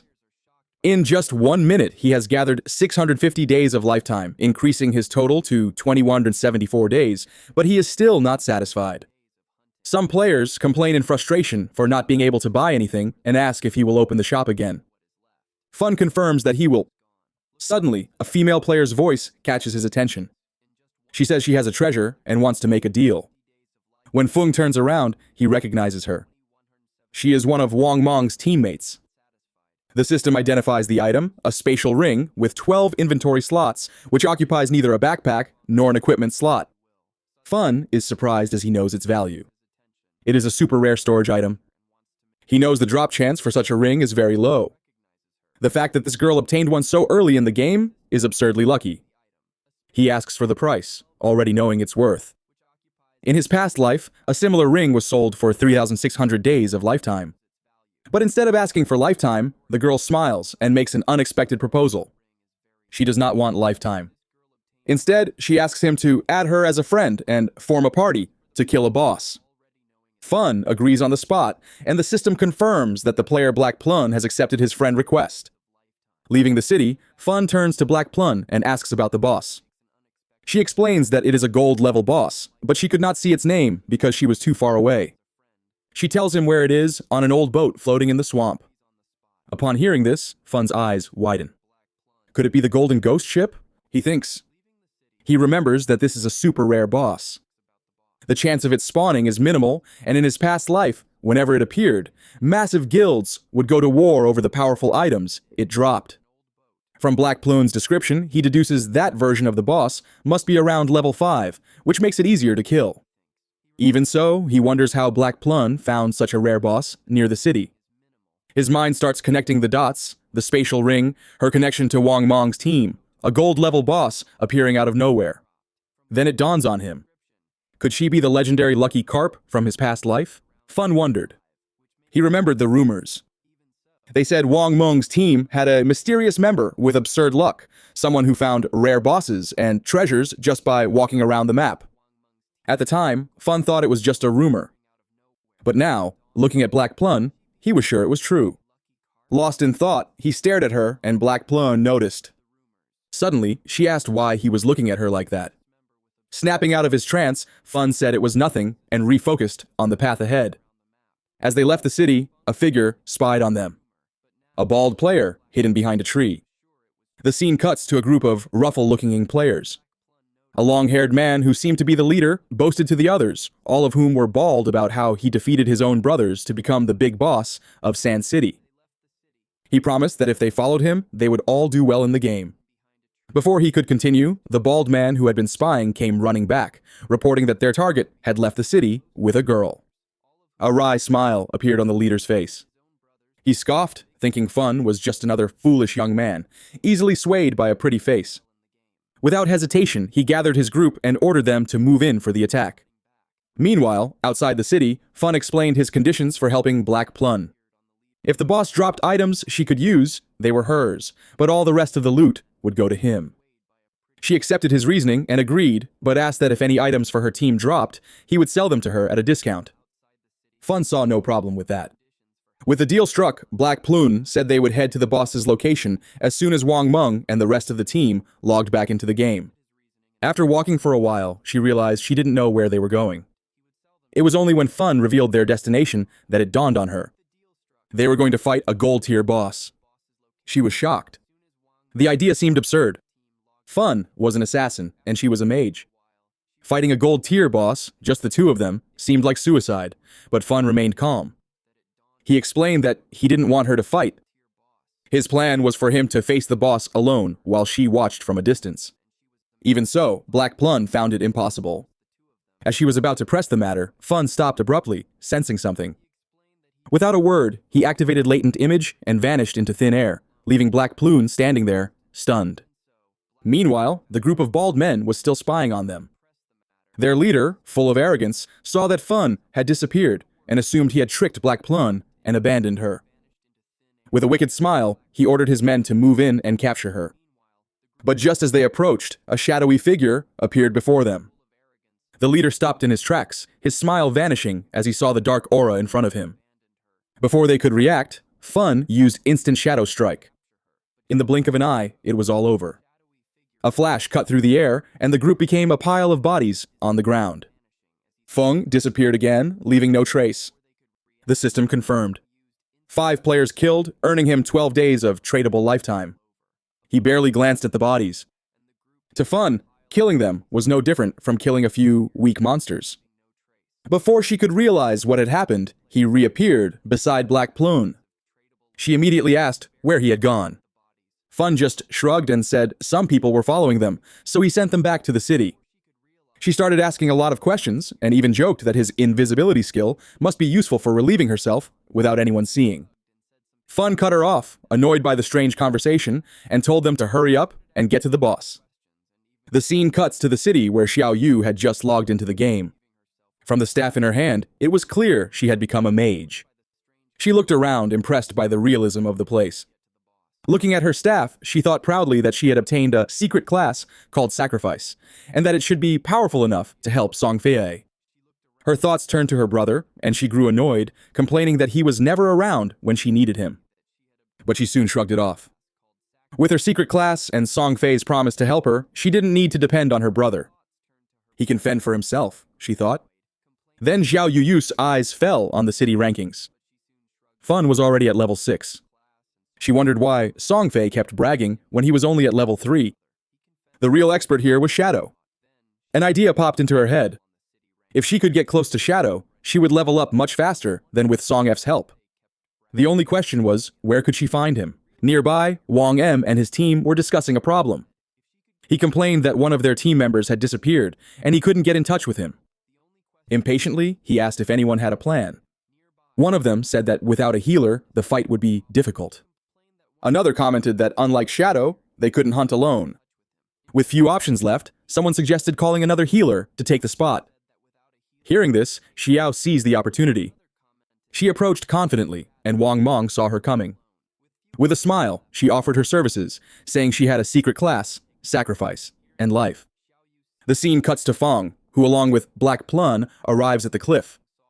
Looking down at the fog below, he confirmed his suspicion. It was indeed the Golden Ghost Ship. Without wasting any time, he activated Latent Image and turned invisible. He told Black Plun to hide and keep an eye out for other players while he went to settle the score with the boss. She agreed and carefully made her way down into the swamp. A notification appeared in front of him. Because of the boss, the entire area had turned into a violent domain where the loss of lifespan was 100 times faster. Fun quickly calculated staying here for 15 minutes meant losing an entire day of life. But he wasn't worried about that. The system identified the boss, a level 5 monster, and showed that it would disappear in 45 minutes. Fun prepared to attack, knowing that 45 minutes was more tun enough time. He used instant shadow strike, and the result was devastating, dealing 549 damage 3 times in a row. To continue the onslaught, he threw a poison dart right at the ship's weak point. The hit was critical and dealt 621 damage instantly, plus 207 damage per second from the poison. The boss retaliated with an area of effect attack, causing pillars of water to erupt everywhere. Luckily, Fun's agility helped him dodge. The real fight began when the boss summoned 12 water phantoms, which had the strength of a silver-level monster. Fortunately, since Fun was invisible, the phantoms couldn't see him. He positioned himself and used instant shadow strike, destroying all of them at once. From a distance, Black Plum's jaw dropped. So this is how the number 1 fights, she thought, amazed. In just a few minutes, the gold boss had already lost half of its health. Out of nowhere, Fun called Black Plum Little Blackie and told her he was about to die. She didn't understand at all. Worried, she asked for an explanation, but he just told her to do nothing and wait for him to revive. Still confused, she questioned him about the nickname. Little Blackie? Where did you get that from? My name is Black Plum. Annoyed, she complained, but it was no use. Fun kept calling her Little Blackie. The scene cuts to the group of idiots Fun had killed earlier. Their leader, furious, still thought it was Black Plum who had defeated them. One of the henchmen came running and reported that he had found her. Watching Shadow fight a boss, the leader smiled, gathered all his men, and said that this time they would defeat Shadow.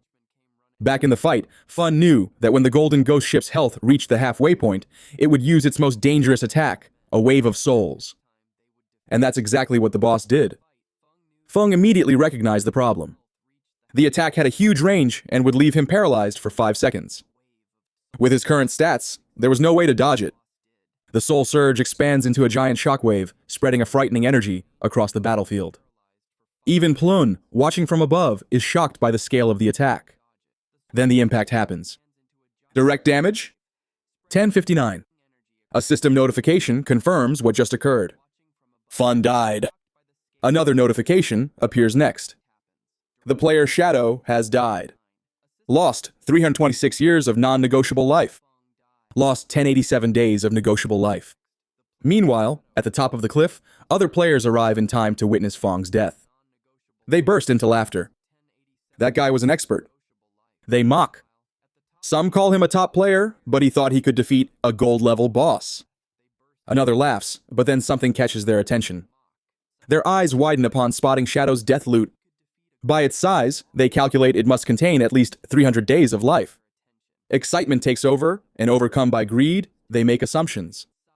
With the Golden Ghost ship already at half health, they can just go down, finish it off, and cash in on an absurd amount of life from the boss's drops. One of them declares that today they will steal the victory from that top player. Full of confidence, they advance and are annihilated. The scene then changes to the starting city, where the same group reappears, confused. One of them, still catching his breath, wonders how Shadow managed to have the health of a gold-level boss, being so weak himself. Another quickly agrees, grumbling that they barely managed to step into the swamp before being destroyed by the boss's water column attack. Their leader, however, is not amused. With a frustrated face, he says these losses are unacceptable. He refuses to let things end like this and orders his group to go back for a rematch. Meanwhile, back in the swamp, Fun revives and lands, analyzing the scene before him. Life orbs scattered everywhere. A real prize. Without wasting time, he calls Plun, asking what happened and why there are so many life orbs around. Amused by how quickly he came back, Plun explains that a group of overconfident players invaded the area, thinking they could defeat the gold-level boss. Unfortunately for them, they were instantly eliminated by the monster's water column attacks. Hearing this, Fun lets out a laugh. Typical. He comments that those players clearly overestimate their own abilities. Then he remembers his past life. He recalls when this boss, the Golden Ghost ship, had made him suffer before. Turning his focus back to the fight, he analyzes the boss's attack patterns. The first powerful attack was a one-time trick. After that, the rest of the monster's health will be easy to deal with, at least for him. Normally, when the boss's health drops to half, there is a chance it will teleport away, frustrating most players. But for Fun, this is just a small problem. Without hesitating, he activates his Poison Dirt skill, aiming precisely at the bright bells hanging on the mast of the ghost ship. The attack hits squarely. The golden ghost ship immediately prepares to counterattack. A purple energy comes out of its core, but Fun is unfazed. Still under the effect of his invincibility, he advances. A smile forms on his face as he says that he has already memorized all the boss's movement patterns. Approaching in an instant, he uses a devastating stunt Shadow Slash, cutting the boss with precision. Nearby, the same group of players from before finally reaches the cliff overlooking the battle. One of them points quickly. Shadow is back. He is fighting the golden ghost ship again. The group's leader, still frustrated, sees an opportunity. With Fun and the boss busy in the fight, he plans to eliminate both and take the rewards. Plun notices their arrival, but is not surprised. It seems these idiots always bring trouble. The battle was reaching its climax, and Plun knew she could not let them interfere. Without hesitating, she activates a lightning spell and attacks the group on the cliff. The attack hits squarely, throwing the leader and one of his men back. Stunned, the leader gets up and looks for the origin of the attack. His men, still in shock, point in Plun's direction. The leader's anger grows. He takes his weapon and orders his men to attack. Realizing she has become the target, Plun starts to run and call for help, while the group chases her. For them, eliminating her has become the priority. Meanwhile, hidden in the trees, another group of players was just watching the situation. Unlike the first group, these ones were patient and kept their focus on the real prize, Fun's battle against the boss. Fun continues to circle the boss, keeping calm. The fight was coming to an end, as he predicted. Even being a level 5 boss, the battle took longer than expected because of his low damage. This delay attracted unwanted attention. He knew there were two groups watching him, one on the cliff, now busy chasing Plun, and another hidden in the swamp. Their plan was obvious. Wait for Fun to deal the final blow, then ambush him and steal the rewards. Before either of the groups could act, the battle came to an end. With his last attack, the golden ghost ship collapses. In the same instant, the system announces his victory. Fun defeated the gold-class boss, receiving 4,800 experience and leveling up to level 8. He also gained 7 evolution points and 216 days of lifespan. As the boss's loot begins to appear, Fun wastes no time. He activates the Shadow Snake skill and disappears.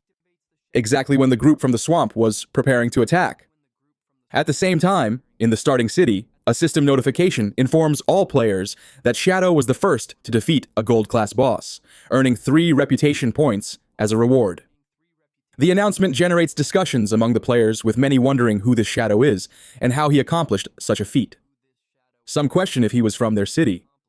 Among those who react is Wang Meg, who stares at the message, shocked. A short time ago, Shadow was fighting a bronze-class boss, and now he has already defeated a gold-class one. The power difference between him and the other players seemed absurd. Meanwhile, Fun's younger sister, Xiao Yu, has no doubts. To her, this Shadow is the strongest player. If she can convince him to help her level up, she will reach her goal much faster. Back in the swamp, the ground is covered with the boss's loot. The quantity and quality of the items are much greater than expected. The players hidden nearby comment on the loot's value, with greed visible on their faces. The group's leader analyzes the situation. He notices that Fun did not take the items, which means he is still nearby and invisible. Cautious, the leader orders a player named Wang to find Fun and eliminate him before he can take his rewards. Wang readies his bow and shoots a green energy arrow.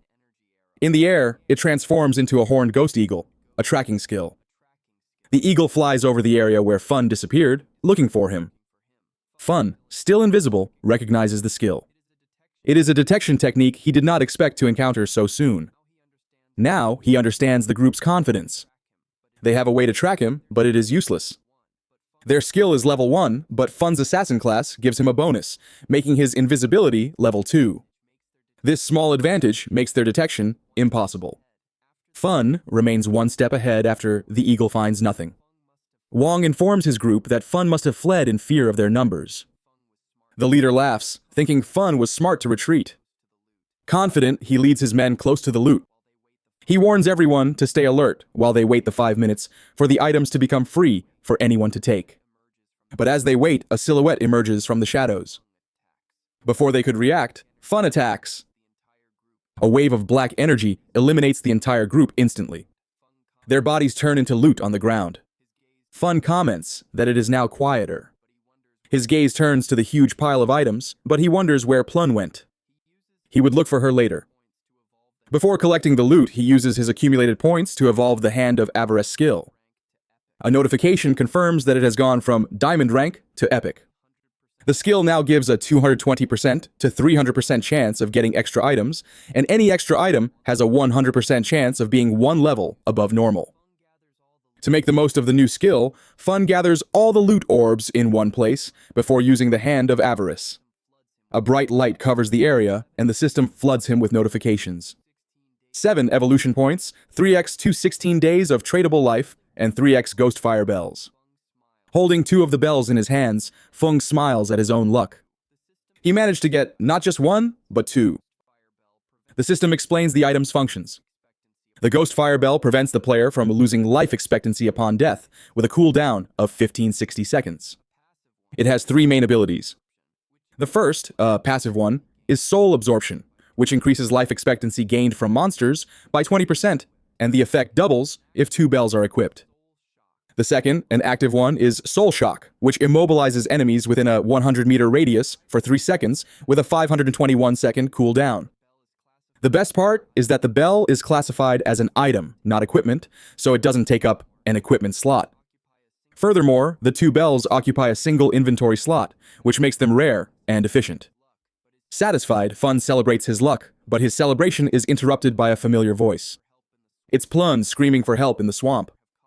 The same guys from before have caught up with her, and judging by their laughter, they are not planning anything good. Unfortunately for them, the fun won't last. The scene changes to Plun, cornered on the edge of a cliff by her pursuers.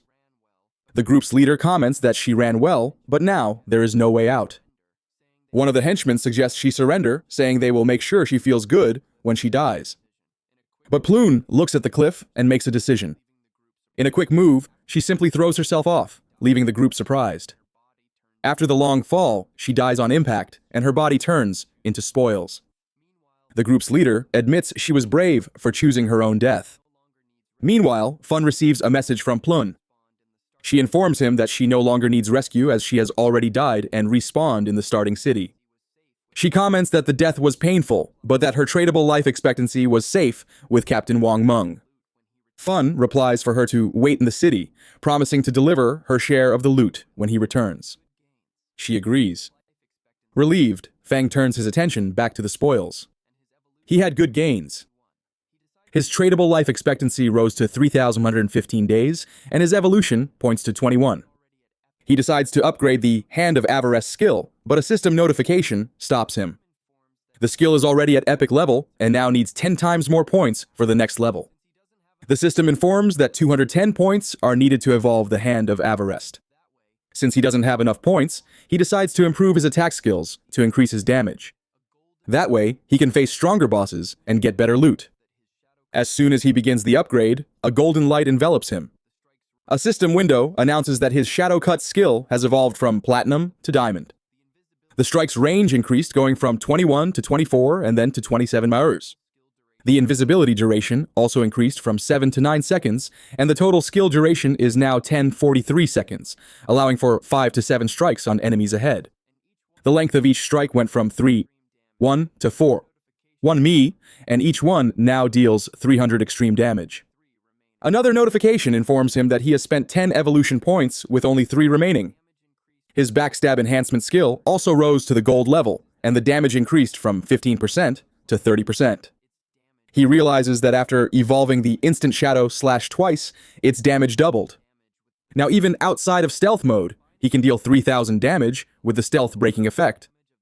Combining this with the backstab skill, the total damage of the 7 slashes can reach 6,000 or 7,000. Fun analyzes the loot and thinks that a gold-level boss would normally drop 2 to 4 silver pieces of equipment and a few gold ones.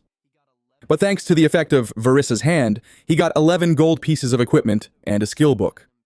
Furthermore, there were also 2 platinum pieces of equipment and a skill book.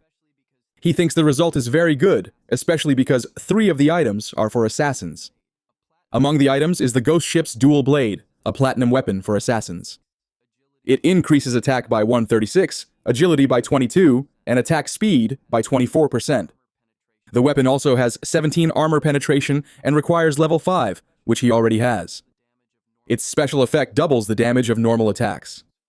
Fun finds this not very useful, as he relies more on skills. Even so, the high base attack, the agility bonus, and the increased attack speed are advantageous, as they will speed up the use of his skills and decrease the cooldown time. He also picks up the Ghostfire leather armor, a gold item that increases physical defense by 25, fire resistance by 50, blocks 14 damage, and increases his health by 419. Fung notes that his base health is still low, only 350. So the armor's bonus makes a big difference with it. He thinks that most players will not be able to break his defense.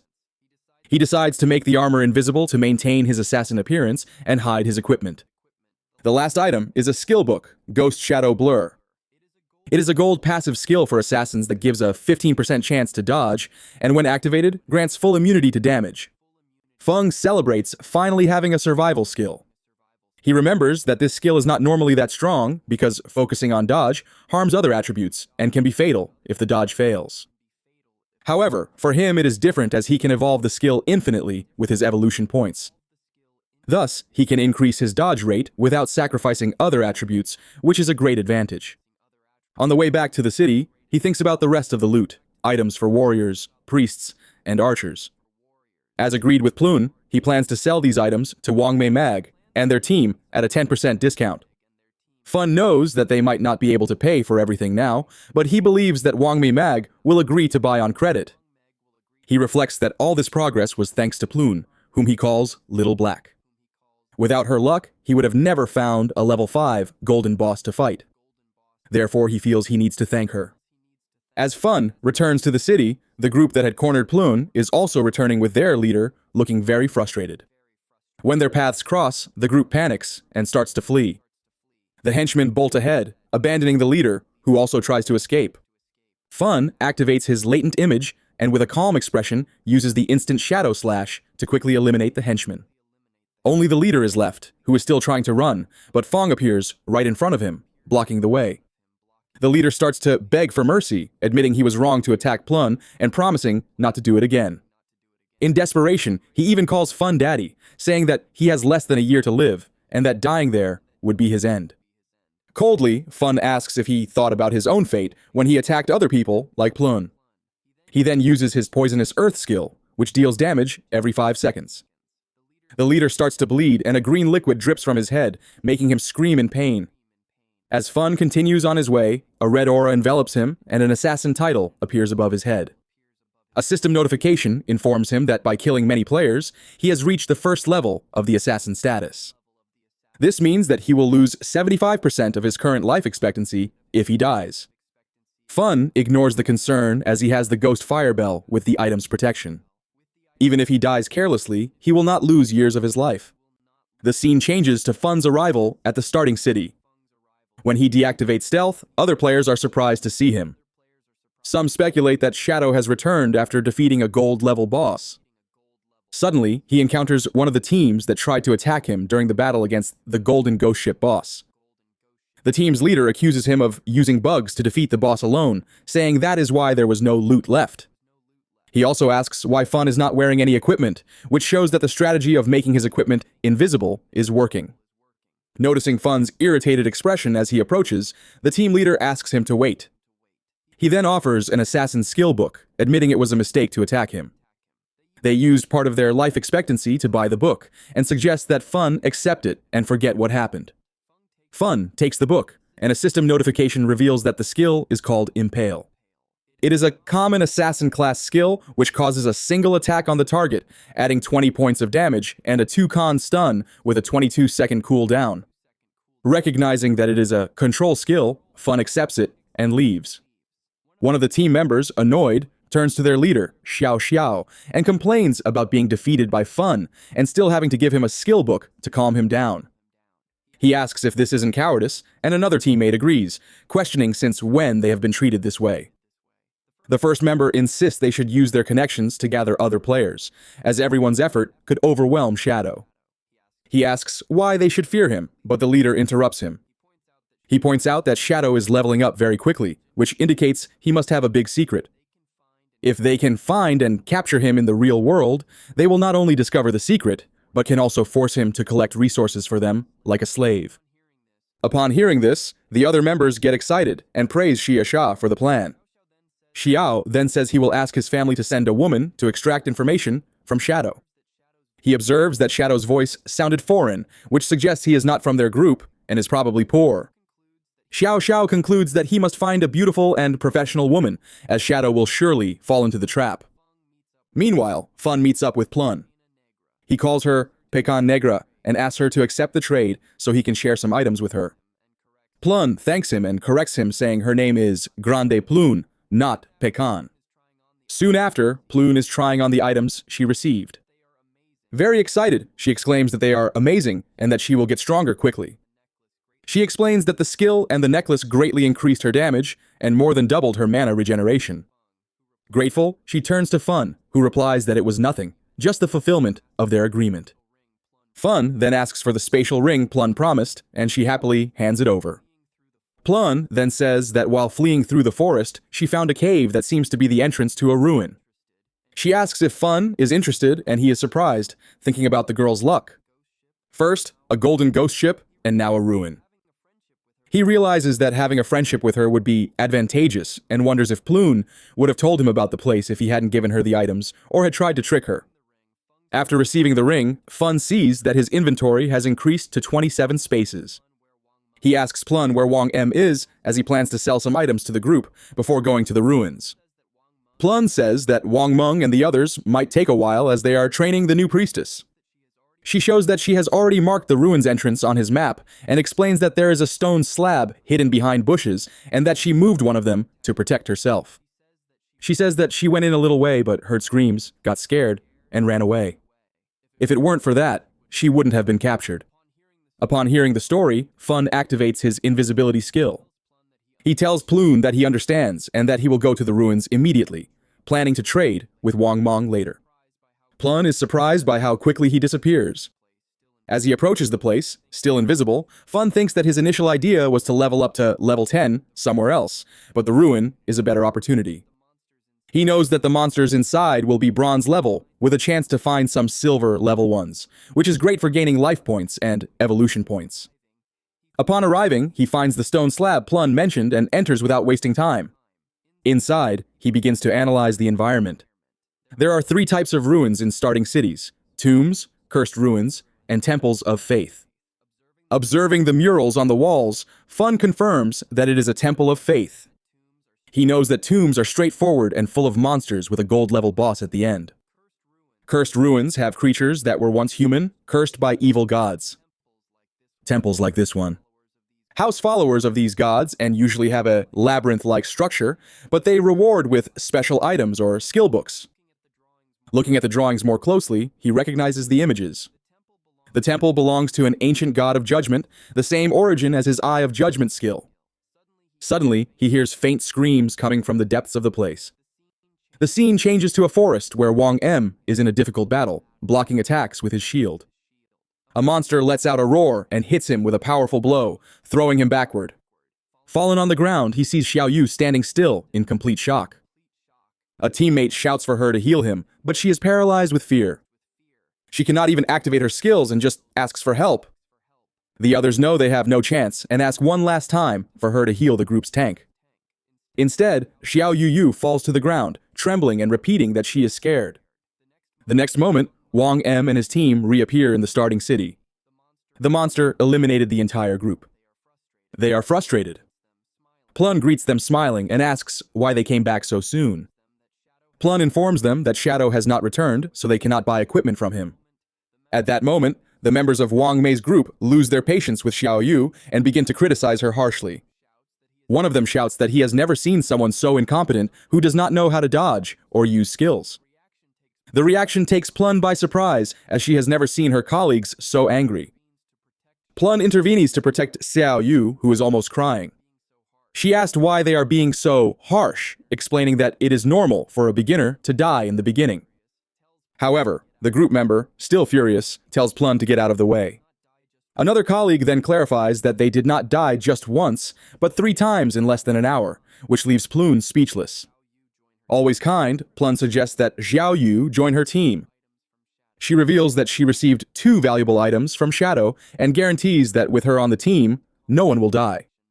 Wang Meg, trying to calm the situation, agrees that Plun's idea is good. With her in the group, things should get better, and maybe they will find Shadow when they return.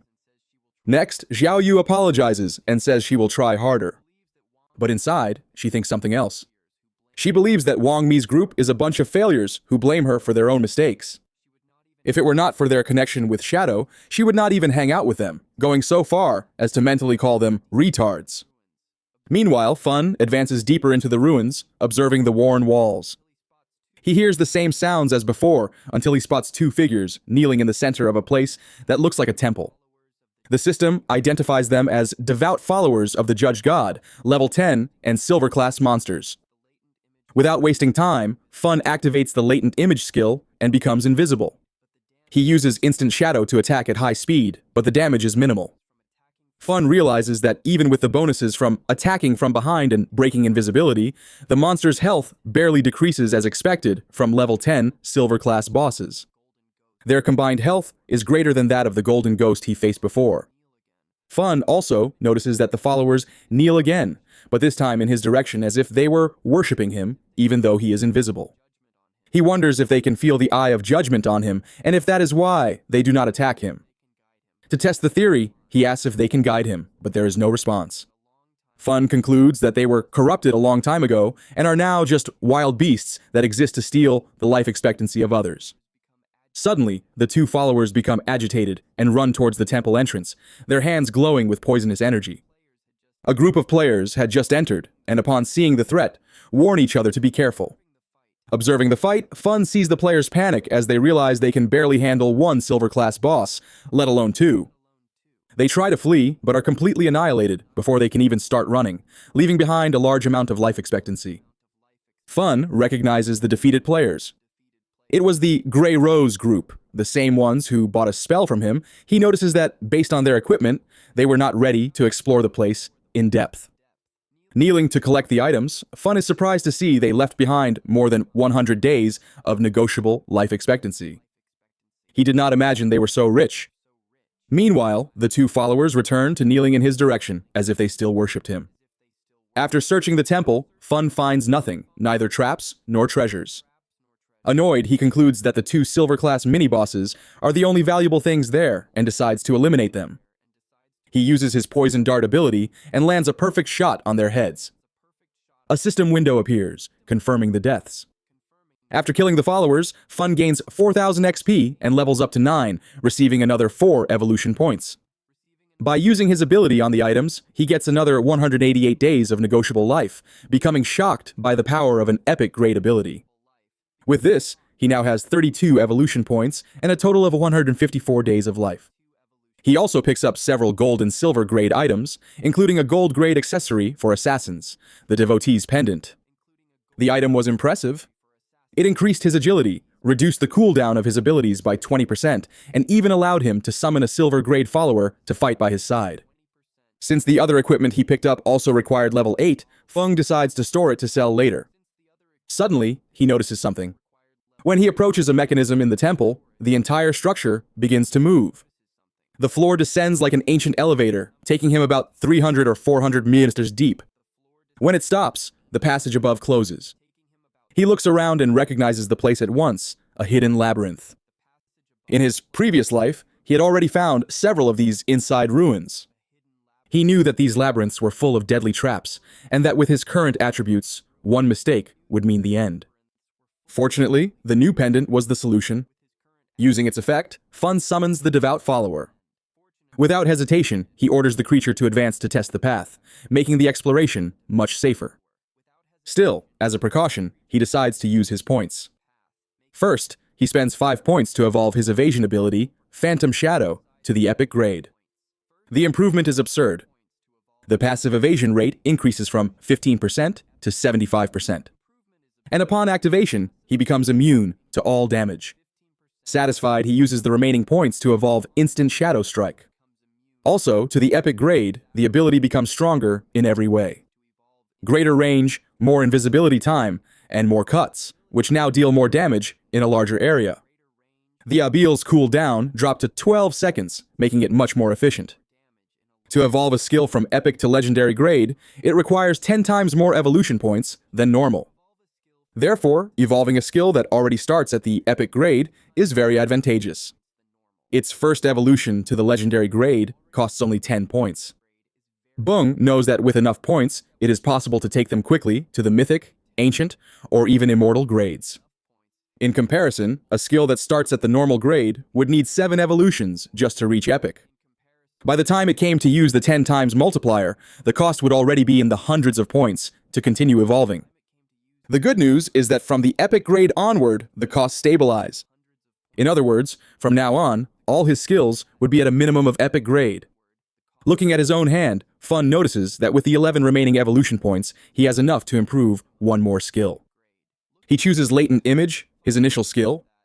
A system window confirms that he spent 7 points to evolve it from silver grade to gold and then to platinum.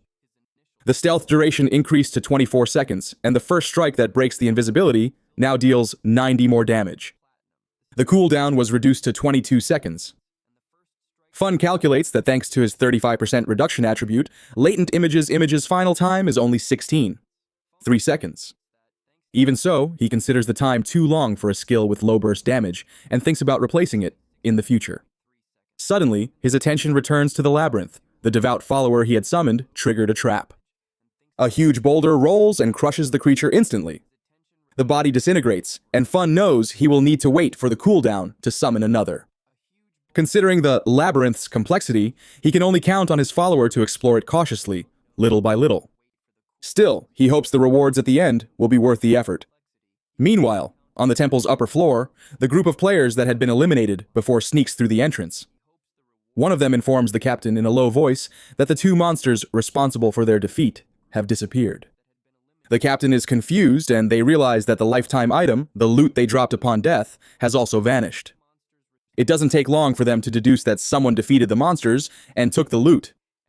As they speculate on who could have done it, the captain states that only one player would be capable of defeating 2 silver-level bosses so easily at this stage of the game: Shadow.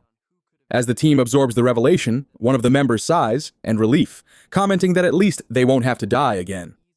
The captain, however, continues. She remembers that when they arrived, they saw someone apparently communicating with the 2 bosses. She wonders if that person was Shadow and if he possesses some skill that allows him to ally with monsters. If so, it would be a frightening and incomprehensible skill. Back to Fun. His devout follower is killed instantly by another trap. He has been exploring the labyrinth calmly for about 3 hours. From the path structure, and based on his past life experience, he believes he is finally approaching the end. He knows that using people to navigate a labyrinth like this would result in hundreds of deaths. Without hesitation, Fun summons his follower again and advances to what seems to be the final section. The follower goes ahead until they reach a huge and imposing door. Fun orders his follower to open it, but despite using all its strength, the door does not move. This intrigues Fun. After all, his follower is a silver-level boss and is not weak at all. Curious, he approaches and touches the door, which opens without any resistance. He is surprised for a moment, not knowing what he will find. The 2 of them get into a defensive stance, but Fun soon realizes there is no danger. On the other side, there is a mysterious altar. In the center, a treasure chest is protected by spikes, and next to it is an NPC. The strange thing is that not even the system can identify her. Fun realizes it is the first time he has encountered an NPC that the system does not recognize. She greets him, but he cannot understand what she says, as if his level were too low. Suddenly, she kneels and dissolves into a yellow light, disappearing before him. The spikes around the chest disappear along with her. Confused, Fun imagines that the NPC might have been linked to his Eye of Judgment. He turns his attention back to the chest, which is now accessible and shines with a golden light, a clear sign that it is an epic-grade item. Even so, he remains cautious. It could be a trap or even a mimic. To be sure, he orders his follower to open the chest. A golden light escapes from inside, revealing a skill book. And it is not just any book. It is a divine-level skill for assassins. The system notifies him that he has received the gift of mercy, an epic book. Its passive effects are great. A 100% hit rate on weak points and double damage on those points. Next, the system details the new active skill, Throat Cut. It causes continuous damage to the enemy, applying 100% of the initial attack's damage per second for 3 seconds.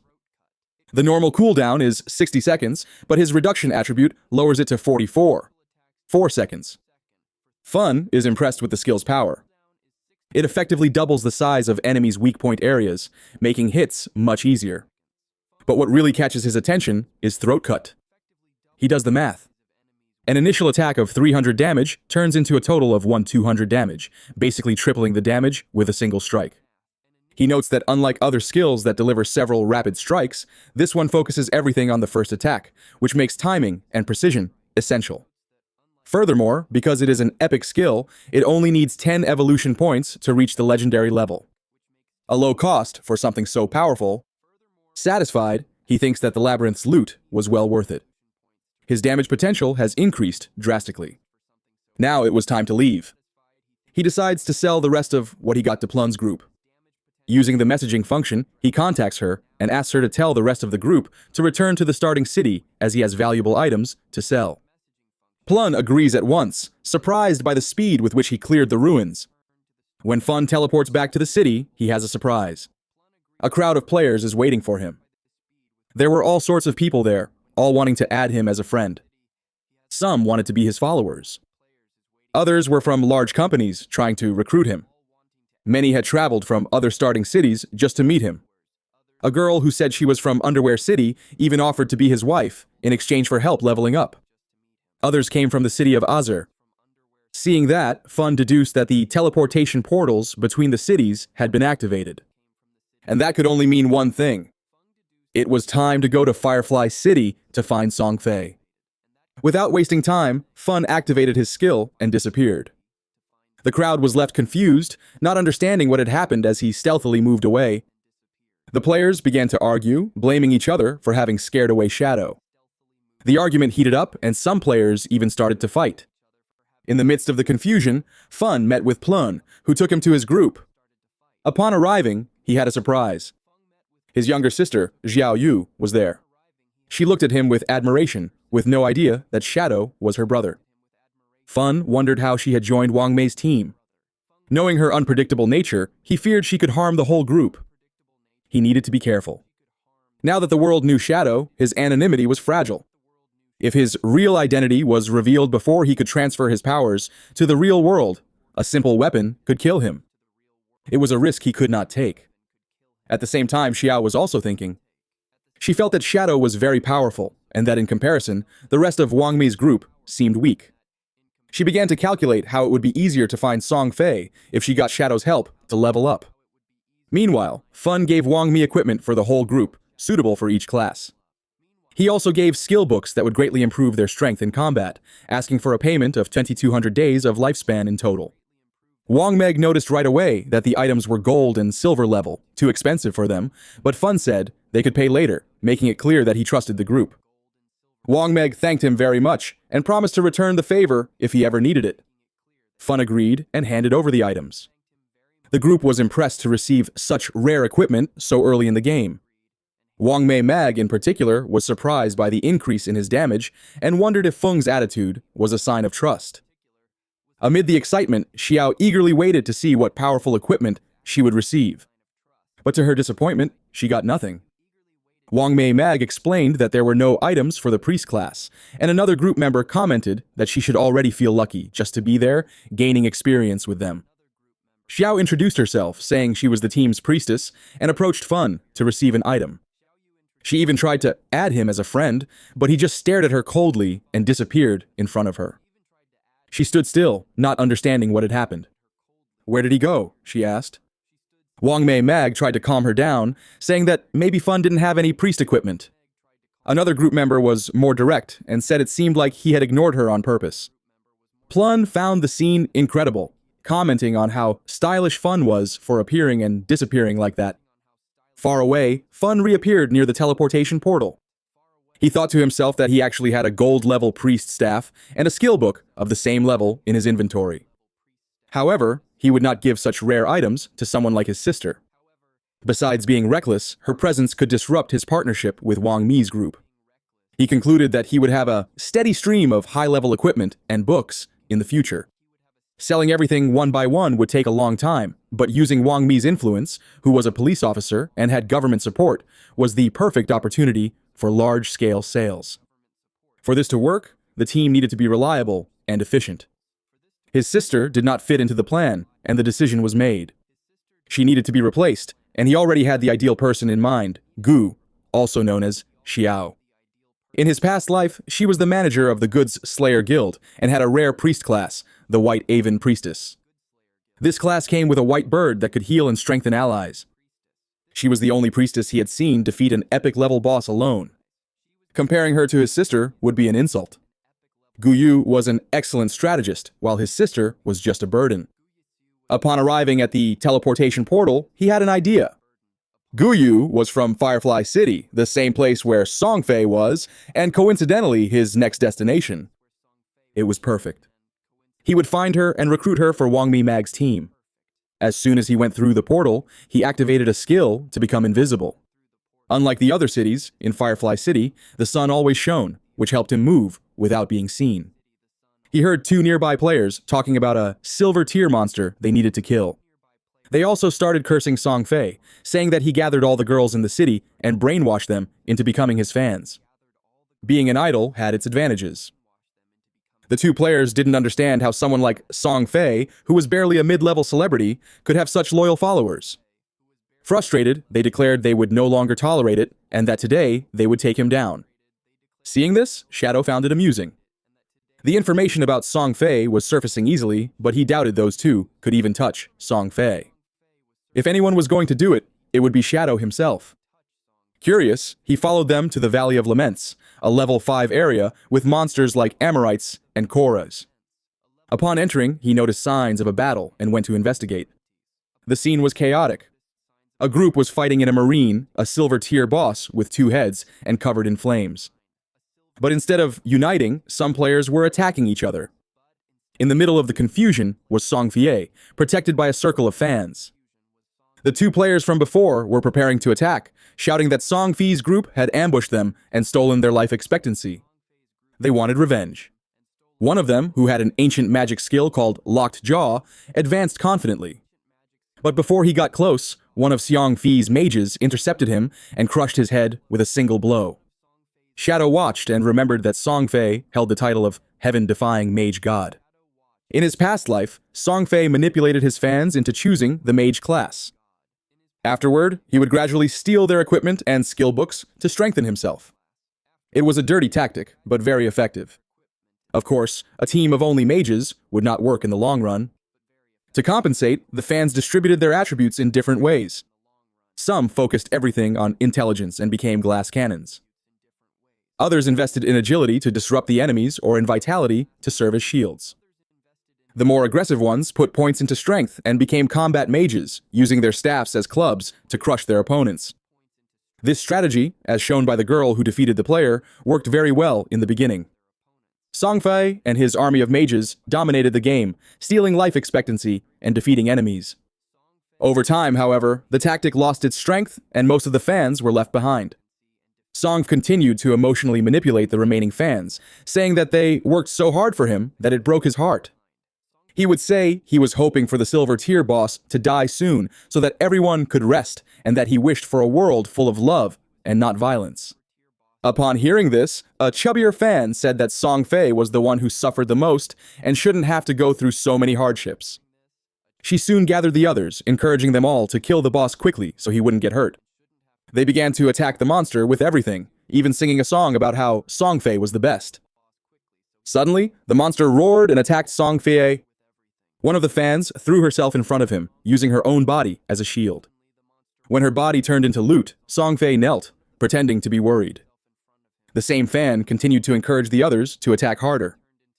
She said that if they killed the silver tier boss, Songfei would reach the top of the rankings and finally surpass Fun. The fans cast even more spells, determined not to abandon Songfei. The attacks began to weaken the boss. Inside, Songfei was excited about the monster's imminent death. At the same time, he thought about how Fun managed to defeat a gold tier boss alone. Since even that silver tier 1 was giving so much trouble, Songfei convinced himself that Fun must be using some game bug. He thought about his own progress. Even with so much help, he had only reached level 7, while Fun playing alone was already much more advanced. Song smiled. He calculated that by defeating the boss, he would reach level 8. Since Fun had been stuck at level 9 for a while, he was sure he would soon surpass him and become the #1 player in that game. But in an instant, Fun attacked. He grabbed Songfei by the face and tore his head from his body so quickly, it was hard to tell if it was a cut or if he had pulled it off with force. Before Songfei hit the ground, Fun used the instant shadow / ability, slicing all nearby enemies and shattering Songfei's body and head into pieces. Song fans were paralyzed with shock. Before they could react, Feng's fury fell upon them. He cut everything around, including the silver tier boss. A system notification announced that he had killed the 12-headed monster, Ember Fiend, and gained 1,500 experience points. He also eliminated Songfei's fans, including one named Sky-Defying Maiden Goddess, and others with bizarre usernames like Songfei Meow Meow, Forever Faithful Follower, and Little Fa Ma. When the Ember Fiend's body turned into a pile of loot, the two players watching everything were left with their mouths agape. Thung eliminated the boss with a single skill that dealt over 1,000 damage points, a blow 10 times more powerful than theirs. And because it was a daily skill, it not only destroyed the boss, but also annihilated Songfei and all his fans at once. The players wondered who else could do something like that other than the famous Fun, the same solo player who got the first kill of a gold tier boss. Without hesitation, they started cheering for Fun and celebrating Songfei's downfall. They did this not out of support, but for fear that he would attack them next, and Fun himself knew this. In his past life, when he was weaker, those players would not have thought twice before ganging up on him. Meanwhile, in the starting city, Songfei had just respawned and was confused, not understanding how he died. A system notification informed him that he was killed by the player Shadow. He lost 116 days of tradable life expectancy and 18 years and 113 days of non-tradable life. Song clenched his fists, his mind racing. He wondered why Shadow had appeared right in Firefly Town among hundreds of starting cities. His fans gathered around him, complaining and asking why Shadow had attacked them. Songfly invented an excuse. He said that Shadow wanted the silver tier boss for himself and attacked them by surprise while they were distracted. The fans started cursing Fun with every name they knew. At that moment, a girl shyly approached Songfei and asked if she could join his group. The girl introduced herself as an archer with the rare Eagle Eye skill, which detected stealth. The fans got annoyed, saying they only accepted mages and that her low damage would hurt Songfei's ranking position. But Songfei intervened. He approached and told the girl that although they usually only accepted mages, he felt her passion and believed that was the most important thing. He said that even as an archer, she was welcomed to the family, and that together they would become stronger. Moved, the girl declared her love for Songfei. The other fans, motivated, began to announce their own classes. One said she was an assassin with stealth and promised to get revenge on Shadow. Another said she had a control skill to freeze him. Songfei welcomed them all, saying that whoever wanted to join would be part of a big family. The fans shouted that they would follow Songfei anywhere, ready for revenge. They said that Shadow was a coward for ambushing people and that he would pay for having hurt Songfei. Nearby players heard the commotion and asked what was happening. One of them explained that Songfei had just been killed. The others did not understand how that was possible since he had so many fans protecting him. When they learned that the killer was Shadow, it all made sense. But they still wondered how he had the courage to face that crowd. Meanwhile, Songfei was smiling. For him, the situation was perfect. With so many witnesses, when he defeated Shadow, everyone would see that the strength of a solo player meant nothing against him. Far away, Feng activated the Hand of Avarest. The system notification showed his gains. 16 evolution points, 217 days of tradable life, the loot from a silver level boss multiplied by 6, and from a gold level one multiplied by 1. He then made a decision. He decided to evolve the gift of mercy. The system used 10 evolution points and upgraded the skill from epic to legendary. The changes were significant. The passive effect, which corrected strikes on weak points, doubled from 100% to 200%, basically increasing the size of enemies' critical areas. The damage on these weak points also increased greatly.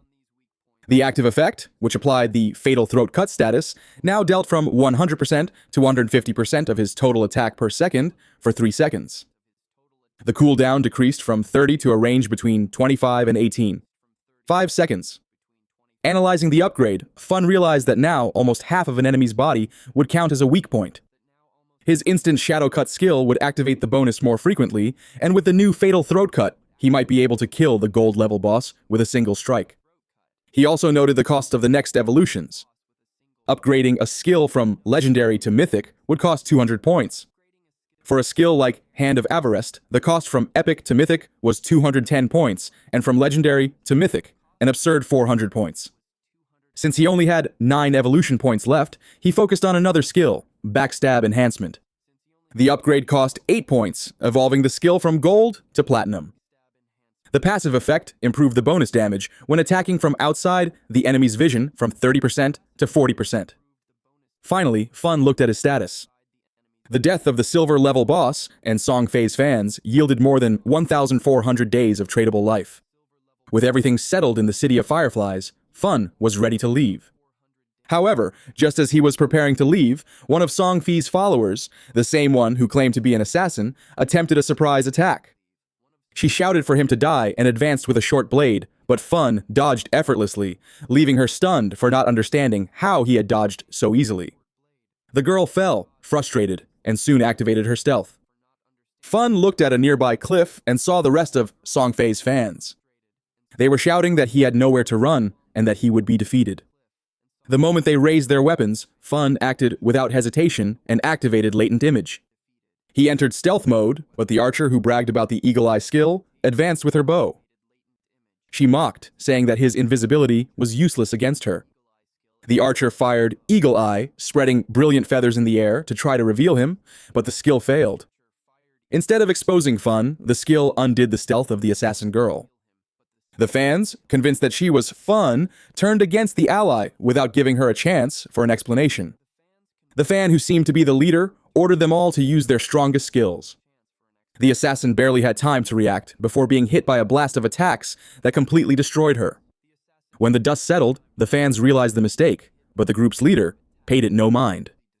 She said it was no big deal since the girl wasn't even a mage and therefore never truly loved Song Fei. With arrogance, she called what happened a divine punishment and told the archer to use Eagle Eye again to find Fun. But before the archer could shoot, Fung activated a special item, the Ghostfire Bells. The sound of the bell caused a soul shock, immobilizing all enemies within a 100-meter radius for 3 seconds. As soon as the bell rang, the fans froze with their eyes wide with confusion. They did not understand why they could not move, and before they could process, Fun attacked. He used instant Shadow Slash, eliminating all of them before the 3-second immobilization even ended. Their bodies disintegrated. Still invisible, Fun approached Song Fei, who was hiding and trembling behind a rock. Song wondered aloud how all his fans died without Fun even appearing. He thought that Fun should have become visible when he attacked, but he did not realize that he was already right behind. Fun approached and whispered in his ear that he was already dead. The words left Song Fei in a panic. He activated his magic shield at that very moment, but it was too late. Fun used a poison skill, hitting Song Fei's head and breaking the barrier. Song Fei fell to the ground, and his body disintegrated into items. Looking at the items, Fun saw that Song Fei had more than 2,000 days of lifetime. He found it strange that none of the fans had any lifetime. He wondered aloud if they had given all their time to Song Fei. Did they still think this was just a game? He gave a low laugh, shaking his head at the thought. Manipulated fans were scary. Their non-tradable lifetimes, which amounted to centuries, would now be wasted, feeding the monsters of the place. Meanwhile, in the city, Song Fei reappeared, annoyed by the bad luck. His balance was only 500 tradable days. The price he paid for the defeat. He turned to his companions and asked why the archer's detection skill failed to locate Fun. The explanation came quickly. The skill had only detected their own group's assassin, not the enemy. One of the fans explained that Fun's stealth attributes were too high. The eagle-eyed skill only offered a level 1 anti-stealth capability, which was useless against an opponent with level 2 stealth or higher. Frustrated, Songfei wondered how he could defend himself from someone who appeared and disappeared without a trace. He grumbled that he hadn't even provoked Fun. After all, Fun had already stolen a silver-ranked boss kill from him, so why come after him again? He even wondered if Fun was simply jealous of his appearance. His fans, sensing the tension, suggested changing locations for safety and leveling up somewhere else. They vowed to follow Songfei wherever he went with fanatical loyalty. Sometime later, Fun arrived at the now silent town and noticed that Songfei and his group were no longer there. He wondered if they had moved to another starting area or to a completely different location. Seeing a lone player nearby, he approached to get information. The player, startled by Fun's sudden appearance, nervously pointed in the direction Songfei had gone. He made a strange request, asking Fun to spare his girlfriend when he found him. The girl named Fei Bao Kit was a hunter, probably the same one who tried to detect Fun's presence before. Mentally, Fun dismissed the request, thinking it would be easier for the guy to find another girlfriend. Without saying anything, he activated his latent image skill and disappeared, leaving the man behind, still begging. As he headed in the indicated direction, Fun reflected on the challenge. Although he knew the general direction, their exact destination was a mystery. Searching blindly would be a waste of time. He thought he needed to find Gui. At that exact moment, as if fate were helping, a familiar figure passed by him. It was Gui Shui. Fun went straight to her and asked if she could give him a hand. The moment she saw him, her heart raced. She recognized him right away. It was Fun. She could hardly believe she was meeting the famous figure in person. Without wasting time, Fun said he heard her class had a skill to search for specific targets in a wide area and asked her to locate Songfei for him. As payment, he offered to sell a gold-level mage staff for a low price. Guise was visibly excited. Curious, she asked how he knew about her area search since she had never told anyone. But Fun ignored the question with a gesture, telling her not to worry about the details. "Do you want the gold-level staff or not?" he insisted. Guise quickly agreed, though hesitant, not knowing if she could afford it. Fun explained that he was offering it for just 500 days of tradable lifespan. A great deal, considering the original price was at least 700 to 800 days. Excited, Gui confirmed she had that amount. Moments later, a system notification confirmed the transaction. Holding the gleaming staff, Guiyu couldn't stop admiring the item, but Fun tapped her lightly on the head, telling her to hurry. While activating the spell, Gui Shui thought that it was the first time she had met Fun, but he gave off a strangely familiar feeling. Suddenly, she turned to him and asked if he wasn't worried that she would just take the staff and run. Fun replied calmly, asking if she didn't hate Songfish Froze, surprised. How did he know about the grudge she held against Songfei? She wondered if Fun could be someone she knew in real life, but she soon dismissed the idea as his voice was not familiar. Fun teased her, asking if she wanted to venture a guess. She dismissed him, saying she didn't have the patience for that. Then she sent her bird to scout the area. It turns out that Gui Shui and the bird are connected. She can see everything through its eyes. The view changes to the bird's perspective, which flies over the city. A few minutes later, Gui Shui has an answer. She found Songfei and reports the coordinates. She adds a warning. She cannot guarantee that Songfei and his team will be in the same place when Shadow arrives. Hearing this, Shadow leaves immediately and asks her to add him as a friend. That way, she could update him if the group moved. Guy shouts, asking how long she should keep watch, since she cannot keep the skill active forever. But Shadow reassures her, saying it won't take long. As he moves forward, he slows down near some trees. He notices something unusual and stops next to one of them. He examines the bark and notices a symbol carved on it. From a distance, Guishui is confused by the stop and asks what he saw. Shadow instructs her to scan the area, looking for other trees with the same symbol. Goishai sends her bird to search and soon replies that there is an identical tree 100 meters ahead and another 100 meters to the left. Shadow extends his hand and touches the symbol, which begins to glow. Go asks aloud what that symbol means. He challenges her to guess. Suddenly, lines of light connect the three trees, forming a luminous triangle. A strong light appears in the center, and a jade treasure chest appears. Shadow explains that he did not expect to find a blessing from an ancient god so easily. He adds that these blessings can appear randomly. Some generate chests, others summon monsters or bosses, and others give rare rewards. Guise is shocked upon recognizing the chest's value. A single jade chest was worth at least 1,000 days of tradable lifespan, which was equivalent to more than 10 million RMBB, but Shadow knew the value was even higher. In his past life, the price of tradable lifespan skyrocketed, with one day going from 10,000 to more than 50,000 RMBB. Meanwhile, Gui decided to memorize how Shadow activated the symbol. With her tracking skills, she imagined she could find many others. A system notification informs Shadow that he has opened the chest and obtained a jade skill book called Flourishing Curse. Shadow wonders what kind of skill it is. The system explains, Flourishing Curse is a jade-level skill. When used on the corpse of a player dead for less than 15 seconds, it causes a cursed flora to grow on their body, draining all of their tradable lifespan until it reaches 0. And the best part, the skill has no cooldown. Fun learned the skill on the spot, thinking how absurd it was. He had already heard of it in his past life, but he did not know its name was Flourishing Curse. With a smile, he commented that the name fit perfectly. Now, whenever he killed a player, he just had to watch the body and let the cursed flower suck away all their lifespan. His target was clear. Songf's lucky days were over. Fun planned to hunt him until he was forced to quit the game.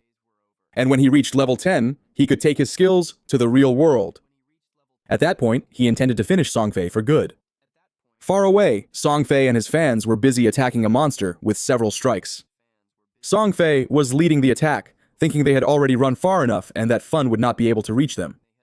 He grew irritated, remembering that Fun had already stolen his achievement for a boss and killed him twice. For him, that was already enough.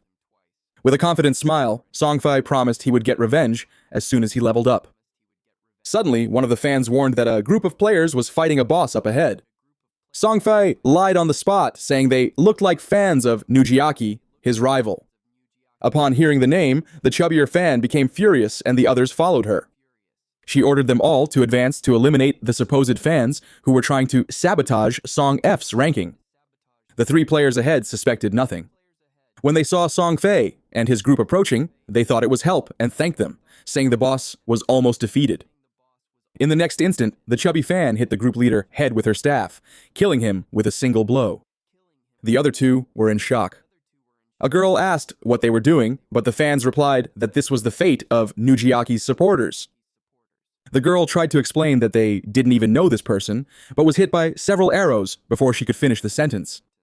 The last player shouted her name, Misha, but had no time to mourn. Songf's fans shouted that all of Nujiaki's supporters deserved to die and launched a barrage of spells at him and the boss. The player was killed instantly. Song fed to pick up the items, praising his fans and calling them family. He lied again, saying he was almost caught in an ambush by Nujiaki's fans. The fans started to cry, saying he didn't need to thank them. Fun arrived in silence, watching everything from a cliff. He activated his invisibility skill and disappeared. The next moment, his cold voice echoed, declaring that Songfei was already dead. Song and his fans froze in fear. Fun appeared behind him and with a single blow deased him, leaving the fans in shock. The chubby fan was paralyzed as Fun held Songfei's body before it could fall. Then he activated the Flourishing Curse.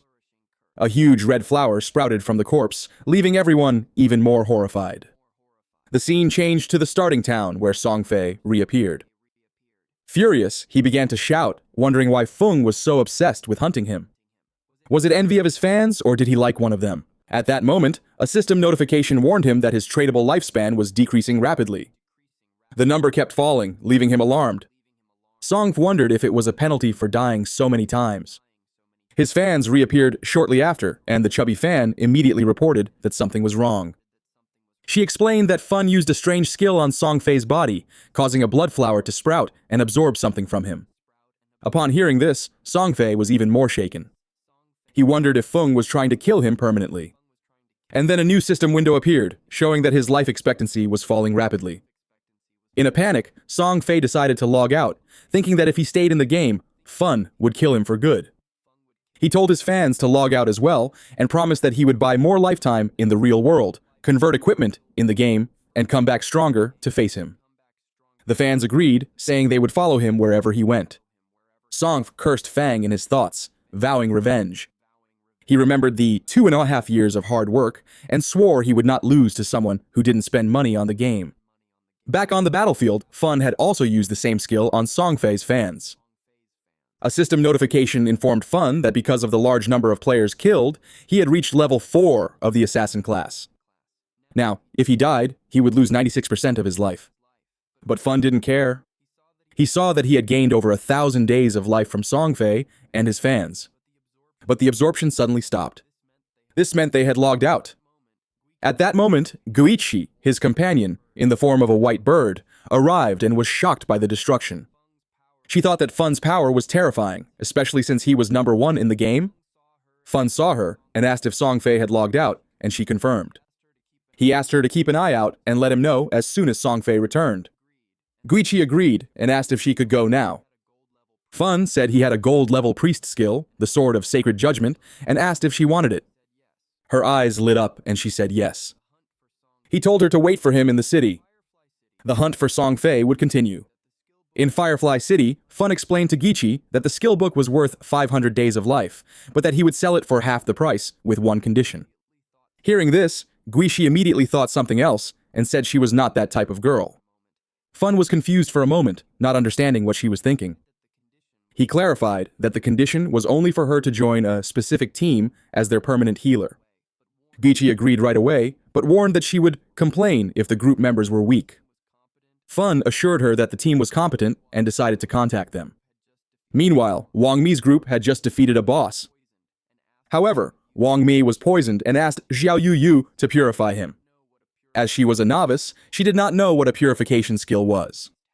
Wang Mi Mag explained that every priest had one and asked her to hurry.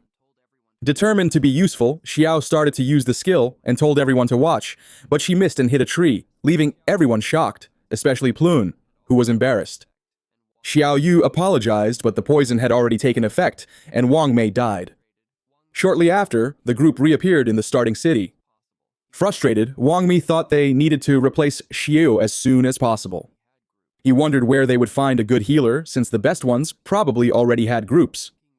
At that same moment, Xiao was looking at her status window and thinking with irony that the game was not that difficult and that reaching level 4 had been easy.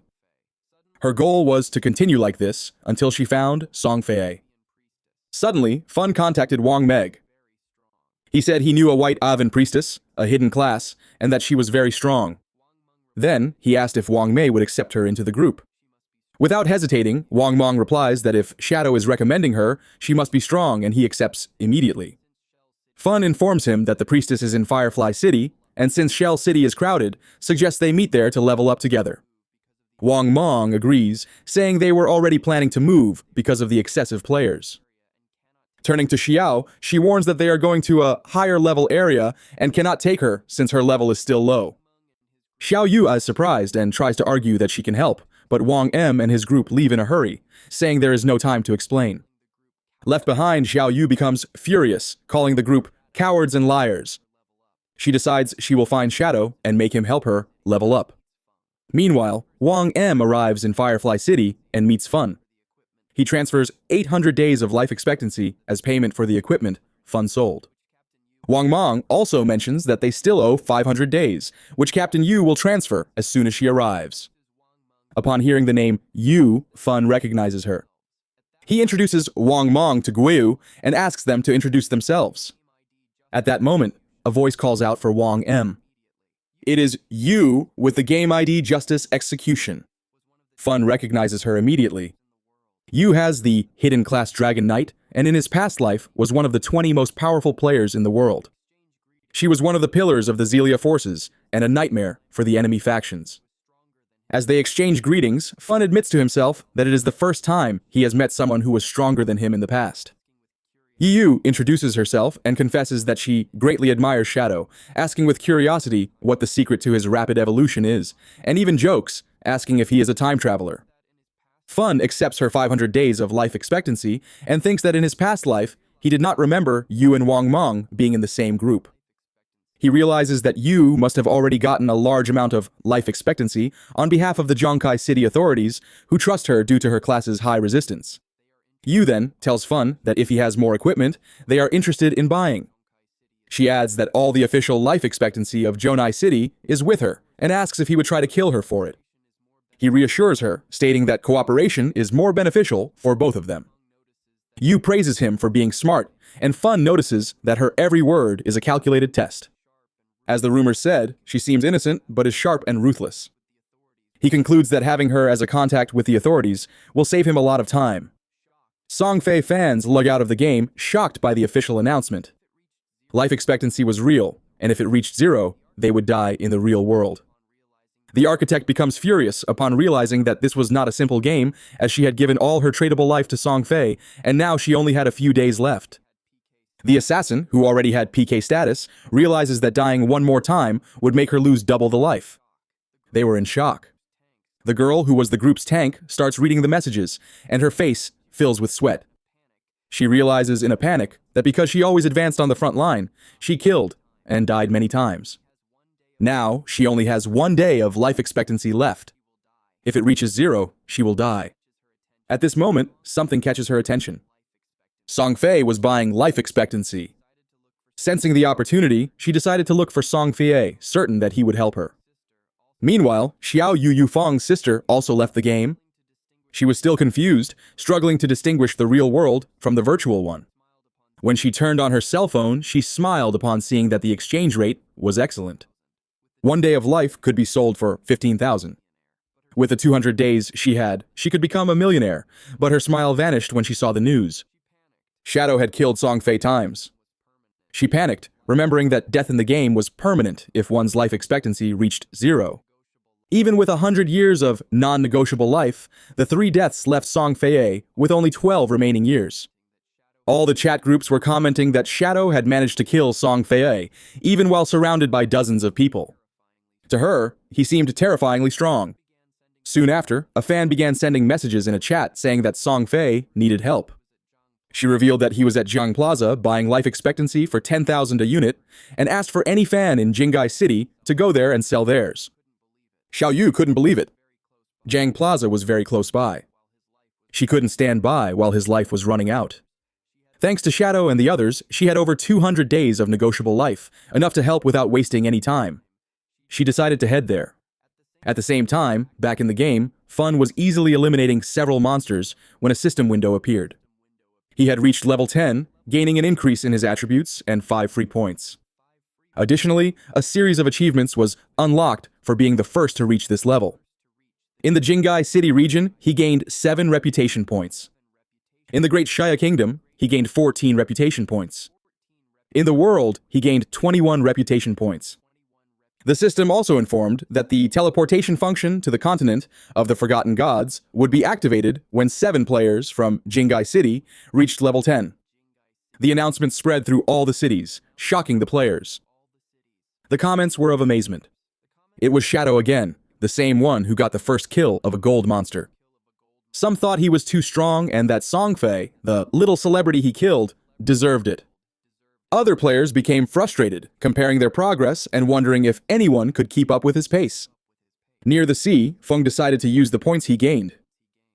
He consumed 13 evolution points, and his backstab enhancement skill evolved from Platinum to Emerald, increasing the passive effect from 40% to 50%. Even with over 7,000 days of tradable life, he knew it was not enough. To leave the starting city, it was necessary for 6 other players to reach level 10 to activate the portal. Since the highest level after him was only 7, this would take a while. For now, he decided to return to the real world to handle a matter. He returned to the real world and the system asked if he wanted to use his life expectancy to transfer skills. Fun accepted without hesitation. First, he decided to extract his class. The system consumed 1,000 days of life and completed the extraction, giving him the Shadow class. His passive skill was activated and his attributes increased. Strength plus 3, Constitution plus 3, Agility plus 8, and Spirit plus 5. Next, he extracted his level. This cost 2,000 days, and his level in reality rose to 3, increasing his attributes again. Strength plus 4, Constitution plus 4, Agility plus 14, and Spirit plus 4.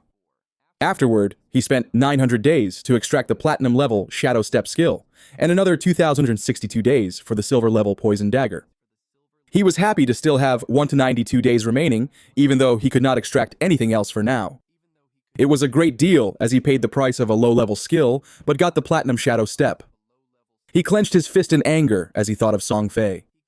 Now his basic attributes were double those of an ordinary person. His agility reached 32 points above the human limit, and he had unlimited invisibility. Furthermore, his poison dagger could be thrown a distance of 14 mieu. With all this, he would surely find a chance to finish off Song Fei.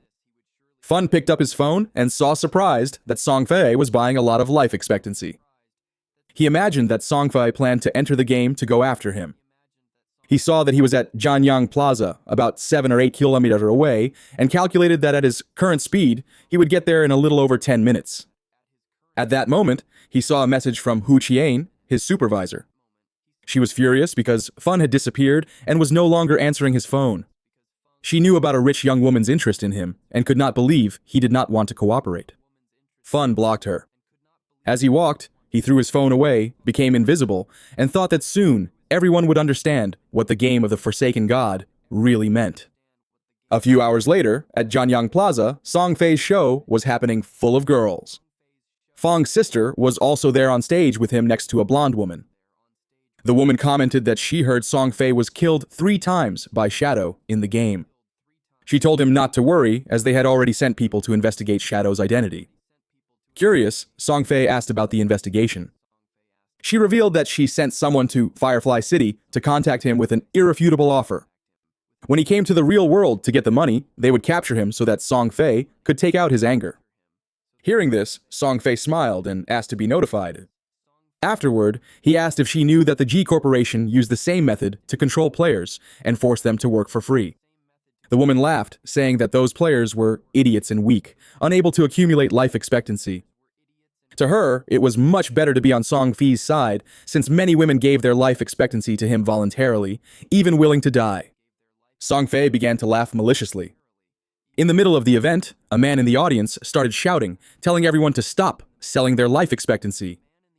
He turned to Song Fei and accused him of knowing that this was linked to life and death, but that he continued to brainwash his fans to buy their life expectancy. The man said that Song Fei was putting lives at risk, and that they would report him. Song smiled, thinking that a fool always showed up to interfere. He stood up and gave a speech saying he knew about the recent debates. He stated that his actions to get life expectancy had caused disturbances, and for that he offered a sincere apology.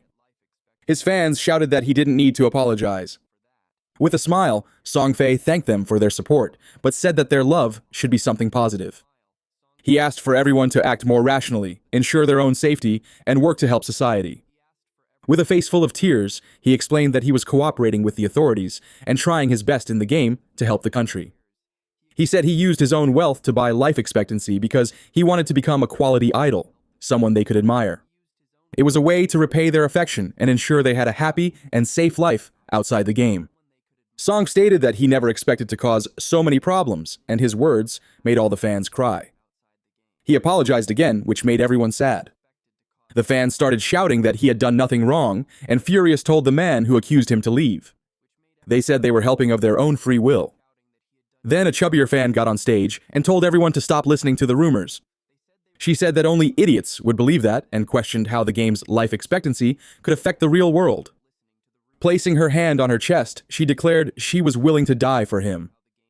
She recounted that, upon leaving the game, she was informed that she had less than a day to live, but she was still perfectly fine. She concluded that even if the rumors were true, whoever was not willing to die for their idol did not deserve to love him. The girl's words excited the other fans, who decided to give all their life expectancy to Song Fei. He was happy with their enthusiasm, extended his hand to the fan on stage, and said it was an honor to be loved by someone like her. While the girl cried, willing to die for him, something flew through the air and went through Song Fei's head. Everyone was in shock. He began to bleed from the mouth, and his hair fell out all at once. Song Fei's body fell on top of the fan, who got scared and fell to the floor, screaming without understanding what was happening. With his death confirmed, his fans panicked. The security guards began to escort Hukbin, but she was screaming, saying she had seen a life expectancy orb around Song Fei's body when he died. She warned that everyone should leave because whoever killed him used a game skill. Horrified, she wondered how the game skills could be used in the real world. She thought about the killer's actions, turning invisible and collecting lifetime, and concluded that the only person capable of that was Shadow. At that moment, a dart also pierced Hukbin's head, killing her instantly and leaving the guards in shock. In the middle of the crowd was Feng. It was already night, and the news reports were announcing the deaths of the celebrity Song Fei and of Dajiang. The news also said that his most devoted fans died beside him after sacrificing all their lifetime. The police investigation revealed that the deaths were caused by supernatural abilities. Fun's sister Xiao and her friend were crying, unable to believe that Song Fei was dead one day after his show. The friend soon realized that the invisibility and the thrown knives must be skills from that game. She wondered if the culprit was Shadow, since he was known for killing inside the game. Xiao was also confused, wondering how the game skills could work in the real world. She remembered Shadow's assassinations and concluded that he could only be song filler. If Shadow could use his skills in reality, she would also find a way. From that moment on, Xiao would have only one goal: to get stronger, no matter the cost. After they got out of the taxi, Xiao's eyes burned with anger. She only wanted to kill Shadow and avenge Song Fei. Meanwhile, Fun was calmly eating noodles in a restaurant. He thought that even though he was invincible in the game, his body in the real world still felt hungry. His cell phone rang with a message from Xiao Ya. She warned that Fat was furious, had blocked Fun's cell phone, and was threatening to fire him without the month's salary if he didn't show up. Fun knew her from his previous life as a member of his guild. She was a good girl, but very delicate, he replied, telling her not to worry about him or the job, and to focus on leveling up in the game. Surprised, Xiao Ya asked if Fun also played, commenting that it was very difficult and was consuming the lifespan of many people. Fun advised her to focus only on agility at the beginning. She agreed, but said that the lifespan sold in the game was expensive. When she asked how much Fun had already earned, he replied, "Not much, as he had already spent almost all of it." Fun knew that Fat was just a pawn. The real problem was his boss, Qian Shiki, the daughter of the Qian Group's president. In his previous life, this woman moved to North America and founded one of the 3 largest guilds there, Alice's Wonderland. This guild always opposed his country and caused endless problems for his own guild, God's Plan. He realized he needed to deal with her before she left the country, as it would be much more difficult later. Fun thought that if Qian Shiki died, Alice's Wonderland might never be created. All the founders had some connection to her, and without that connection, the guild would not be formed. His cell phone rang again. It was a call from Xiao. She seemed surprised that he answered, thinking he might have died in the game. Relieved, she said that she had already earned enough money to buy a house, so he no longer needed to worry about her. Fun decided to continue the conversation and asked if she had anything else to say. She asked him not to bother her anymore and said that she would not look for him either. She also demanded that he not even try to find out where she lived, because from now on, she had cut ties with him. Fun hung up the call and felt happy. He decided it was time to go back to leveling up, as it wouldn't be long until someone reached level 10 and discovered that skills could be transferred to reality. When that happened, the world would no longer know peace. Shortly after, Xiao and her friend also logged into the game. The friend was confused and asked if it wasn't too harsh to cut ties with her brother, advising her to make peace. Xiao Yu stood firm and refused, revealing that she had sold her life expectancy to the Qian Group. She sold it for a total of 2 million, which left her friend in shock. Xiao Yu also mentioned that she had bought a house for them to live in together. She added that she would soon find Shadow, and when that happened, Fun would no longer matter. At that moment, a player passing by caught her attention with a smile. The man handed her the assassin skill book she wanted and reminded her with a cheerful expression not to forget what she had promised. She agreed that as soon as everything was settled, she would attend to his small wishes. Inside, however, she called him a bootlicker and thought that when she found Shadow, no one would care about a useless piece of trash like him. Xiao informed a contact named Wang that she had a control skill book for an assassin and asked him to check if Shadow needed it, as she could deliver it. A smile formed on her face. That bootlicker was still useful for having gotten such a good skill. That book would be her way of connecting with Shadow. She planned to get close to him, stay quietly by his side, heal him, and help him kill enemies to level up. She would make him feel her help little by little so that he would trust her and see her as his other half. But when she became strong enough and he was no longer of any use, she would kill him with her own hands and tear out his eyes, all to avenge her brother, Songfei. To her surprise, Wang replied that Shadow considered the skill to be trash. He didn't need it, and Xiao Yu could keep the book to sell. A while later, Fun also entered the game and heard someone fighting an unusual boss. Following the sound of the battle, Fun saw a man with a shield fighting a multi-armed boss. The man tried to run, but it was in vain. The monster cut him to pieces, and Fun realized that it was a golden Arupod, a level 8 gold-class boss. The boss possessed a level 2 anti-stealth skill, which meant Feng's invisibility would be ineffective against it. Suddenly, the monster started to flee. Feng seized the moment, came out of his hiding place, and attacked with Shadow Strike, dealing thousands of points of damage. He knew his damage bonus for attacking unseen would not work, which would reduce his power. However, the legendary effect of Graceful Release amplified the weak points on the Golden Aeropod's head and heart by 200%. Of the 9 hits from Shadow Strike, 3 struck weak points, tripling the damage and compensating for the loss. It was a truly legendary skill. He needed to thank Xiao for that, as she had helped him find the Temple of Faith. Feng's damage was so high that a single skill reduced the Golden Aeropod's health by 1/6. Next, he attacked with a poisonous throwing knife, which lodged in the monster's head and dealt 1783 points of damage. The poison knife was only silver level, and its damage was already falling behind. Fun still needed to advance his profession to obtain a higher level of invisibility. To his surprise, the monster advanced on him and prepared to attack. Mage panicked upon seeing the scene, but Fun looked confident. The monster attacked him, but he dodged without much effort, leaving Mage and her friend shocked by his speed. They realized he was not just fast, but his reaction was incredible, as if he already knew the boss's attack patterns. This skill was developed in his past life. He learned that a warrior didn't just need to endure blows, but also have agile movements and know how to dodge. That was why he managed to reach the world's top 100 with a common class. Fun attacked the boss with a series of strikes, and the monster's health dropped to less than half. He became invisible and thought that compared to bosses with unavoidable attacks, dealing with the golden arthropod was much easier. The monster tried to flee, but Fang did not allow it. He drew his dagger and slit its throat, receiving a system notification, 64,000 experience points, 7 evolution points, and 497 days of tradable life for killing the level 8 gold-class boss. Fun used the skill and got another 21 evolution points and 497 days of life. In total, the boss yielded him 28 evolution points and almost 2,000 days of tradable life. To his surprise, another window appeared, granting him the assassin's skill, Dark Light Shield. The skill's effect was to convert his dodge rate into a damage reduction shield for 8 seconds. For every 20% of dodge chance, a layer of shield was generated. Combined with his epic skill, which gave 75% dodge, the Black Light Shield could provide 3 layers of protection. With this new skill, he could defeat many bosses without taking damage. Feng spent 6 evolution points and upgraded the Black Light Shield from Platinum class to Epic. The duration increased to 14 seconds and the conversion rate improved. Now, for every 10% of dodge chance, a layer of shield was generated. He was satisfied, as he now had 7 layers of damage reduction shield. With this, he could explore high-level areas in advance. Since he still had 22 evolution points, he decided to also evolve the poisonous throwing knife. He spent 16 points and upgraded it from Silver class to Emerald, more than doubling its damage.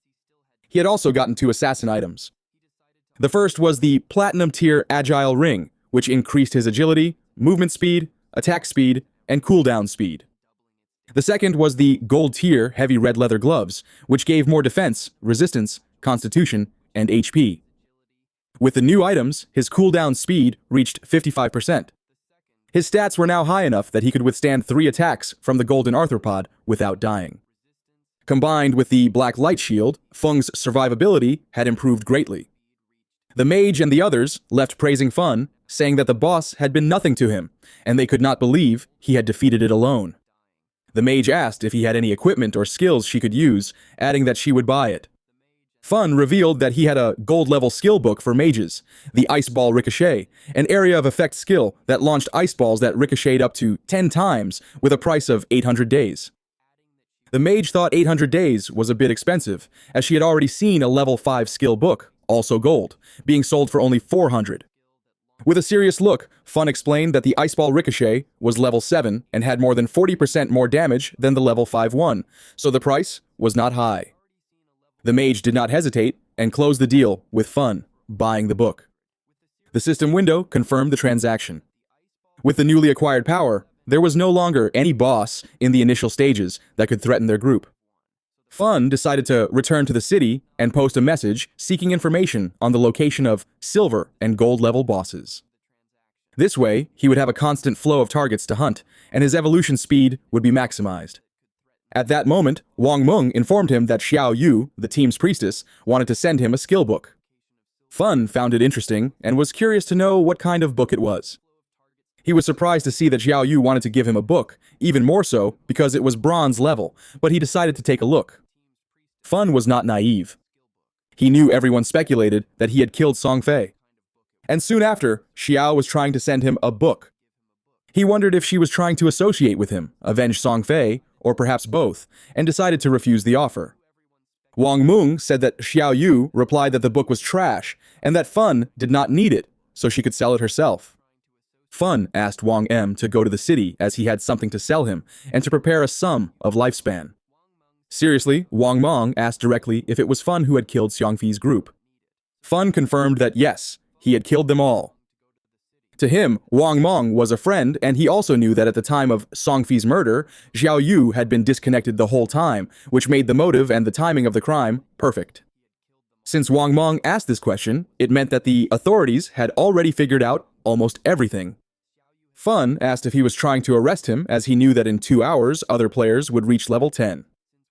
When that happened, the ability to transfer powers to reality would no longer be a secret. He saw this as the perfect opportunity to test how the Daxia government would react. When Fun returned to the starting city, he was met by Yu and his group. Without wasting time, Yu confronted him, asking if he admitted to killing Song Fei. With a calm smile, Fun confirmed. Yu explained that a full investigation was conducted, and the conclusions pointed to Fun as the prime suspect. However, they also discovered the truth.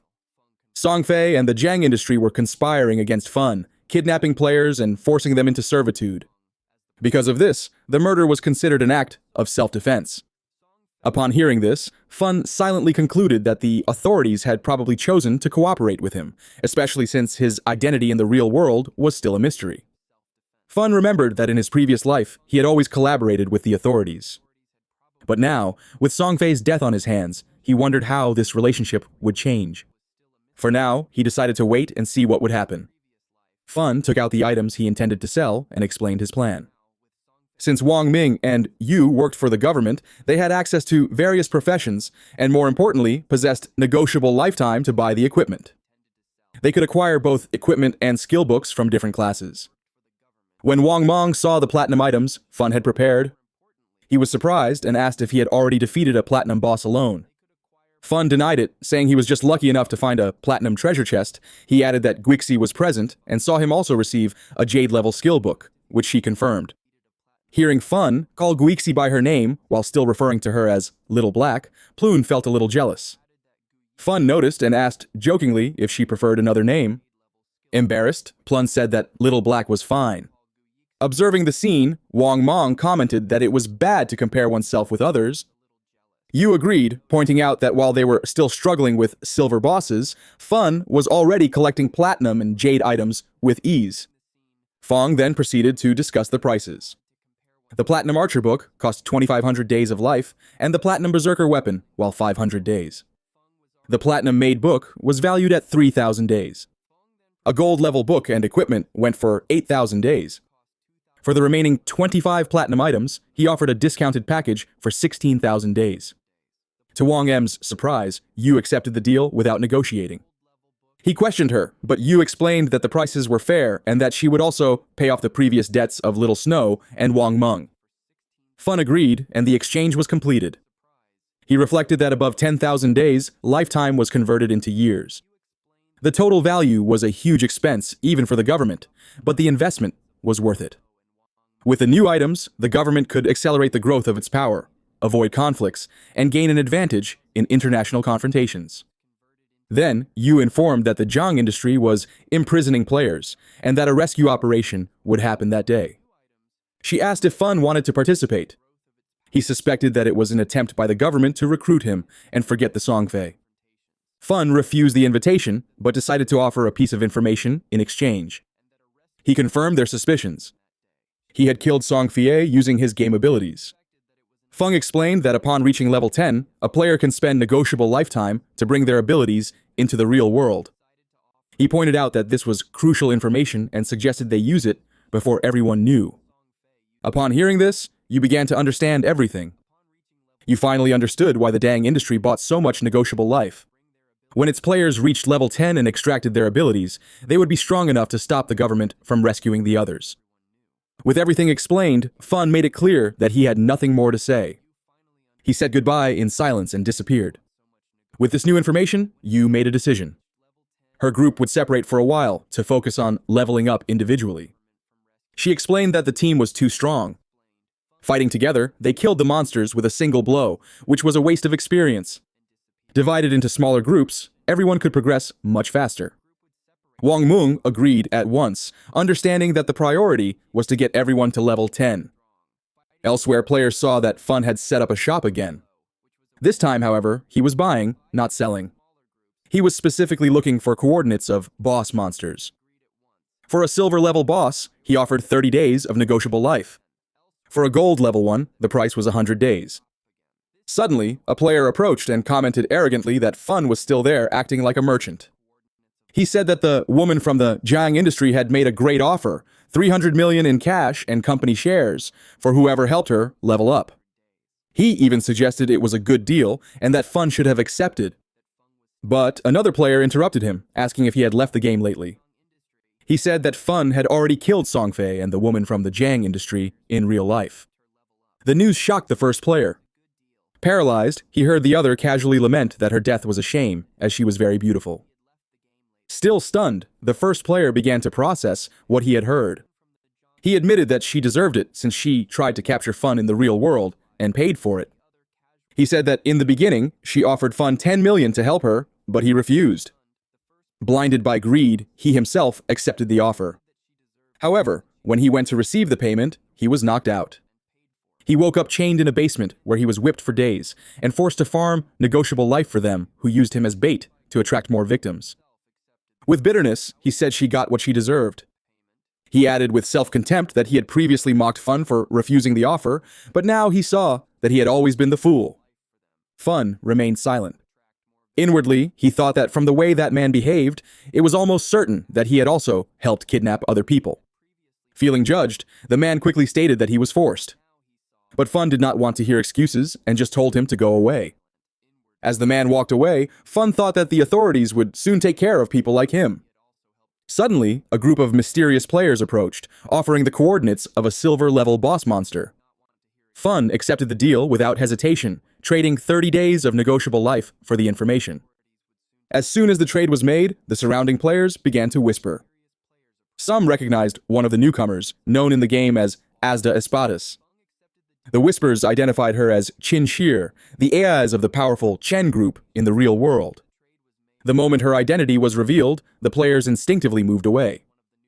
Qin Shi and her group had already killed many players to steal their lives, and everyone feared they would be next. Kenyur, in turn, did not seem to care about her reputation. She scoffed, saying the game was not that impressive. For her, it only took a little money to buy the best equipment and skills, which gave her an advantage at the beginning. Afterward, it was just a matter of hunting players with a lot of negotiable life and taking what she wanted. She complained that the game made her miss a flight to North America, where she was supposed to be partying with her friends. Instead, she was stuck in the city of Axia, unable to even leave the country. She rolled her eyes at two players trembling with fear nearby and mocked them, saying that the local men were weak, including in bed. Then she turned to a foreign teammate named Tony and commented that she preferred men like him. Tony smiled and praised her good taste, saying that people like him were superior, especially in that regard. He even added that as soon as they got out of the game, he would let her prove that superiority. Qian laughed, finding it amusing, and implied that she was looking forward to it. Changing the subject, Qian asked if the rumors about Song Fi's death were true. She admitted she had played with him before, but found him useless, saying he didn't even last a minute. To her, he was trash. Her tone changed to curiosity when she mentioned the rumors that Song Fi was killed by Shadow. Despite her contempt for the local men, she acknowledged that the #1 player in the world deserved attention. With a smile, she commented that if Shadow managed to defeat someone like Song Fi, then killing an ordinary person would not be a problem.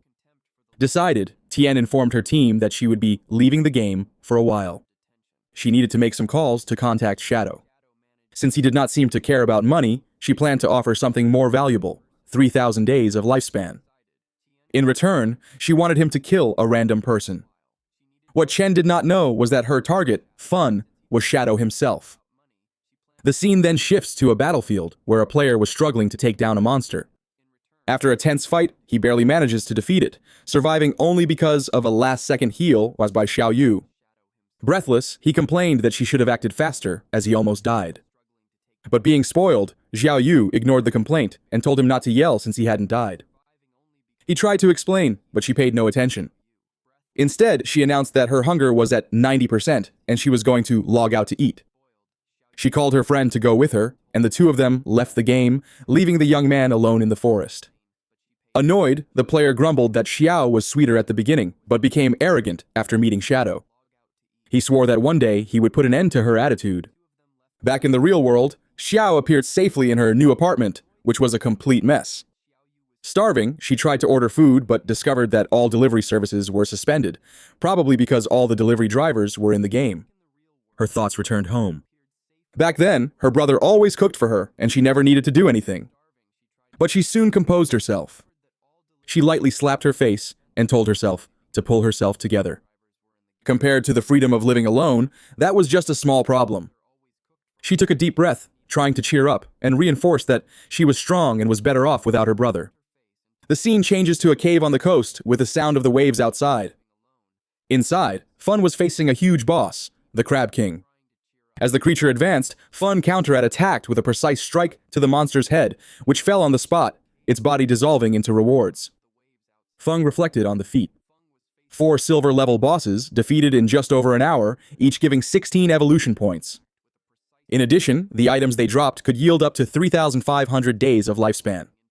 By this point, all his equipment was already gold level or higher. His load reduction skill had gone up from 55% to 75%, and even the instant shadow cut improved with the cooldown dropping from 12 to 8 seconds. He concluded that as there were no platinum-level bosses near the starting cities, the strongest he had defeated so far was gold level.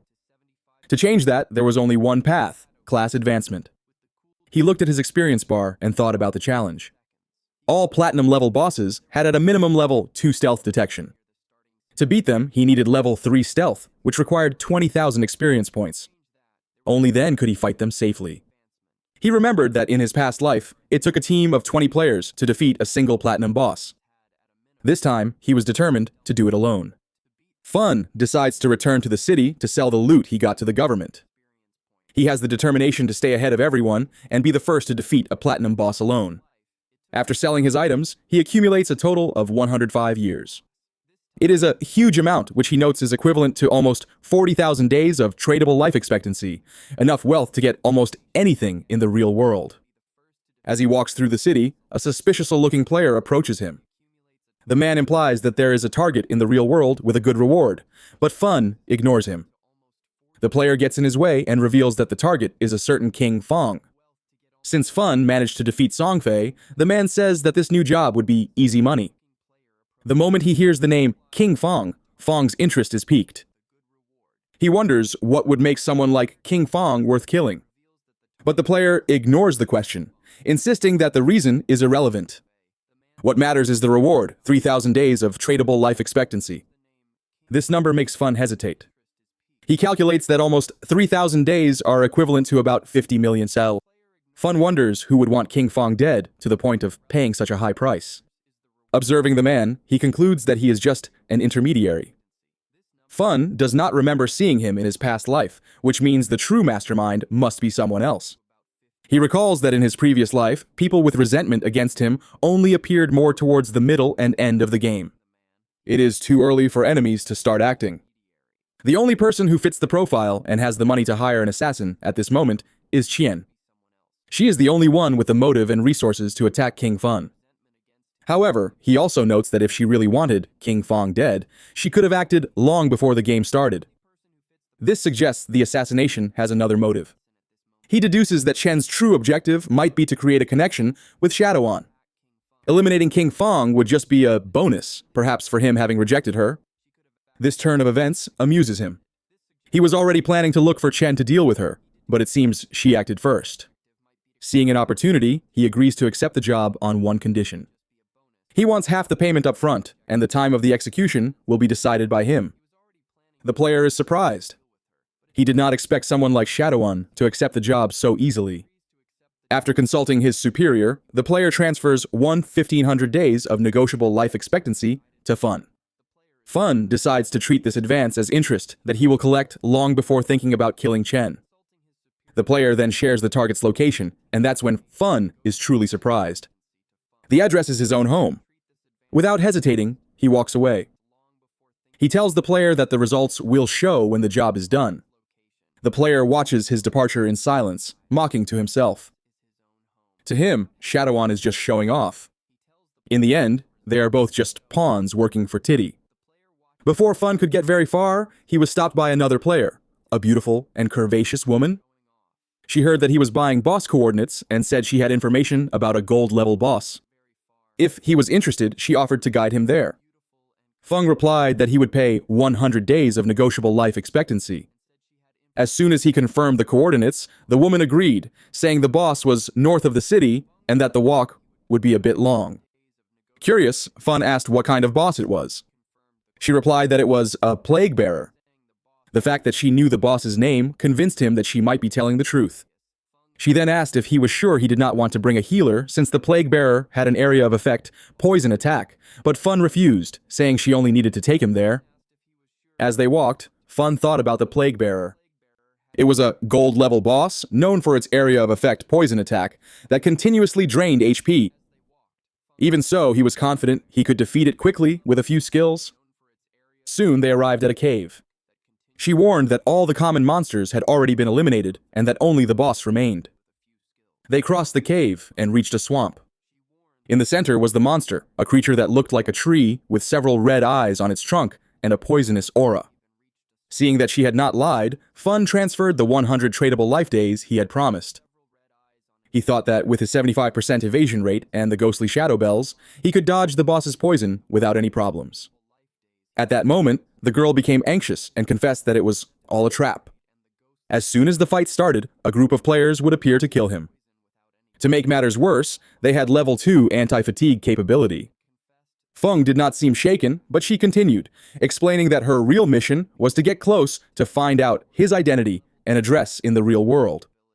This part of the plan bothered him. She said she was being blackmailed in real life and had no other choice, and that she actually wanted the people behind it to die.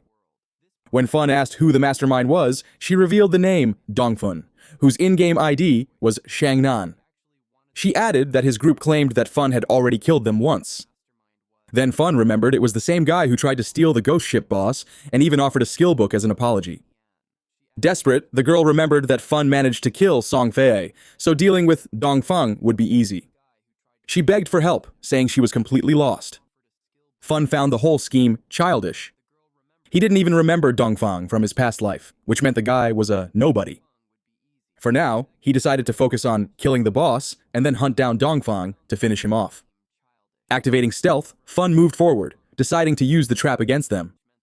He told the girl to let the players arrive as planned, that he would take care of the rest. She tried to stop him, shouting that Dongfang had already brought 3 full teams, 18 players, to face that boss, and they all died in less than 30 seconds.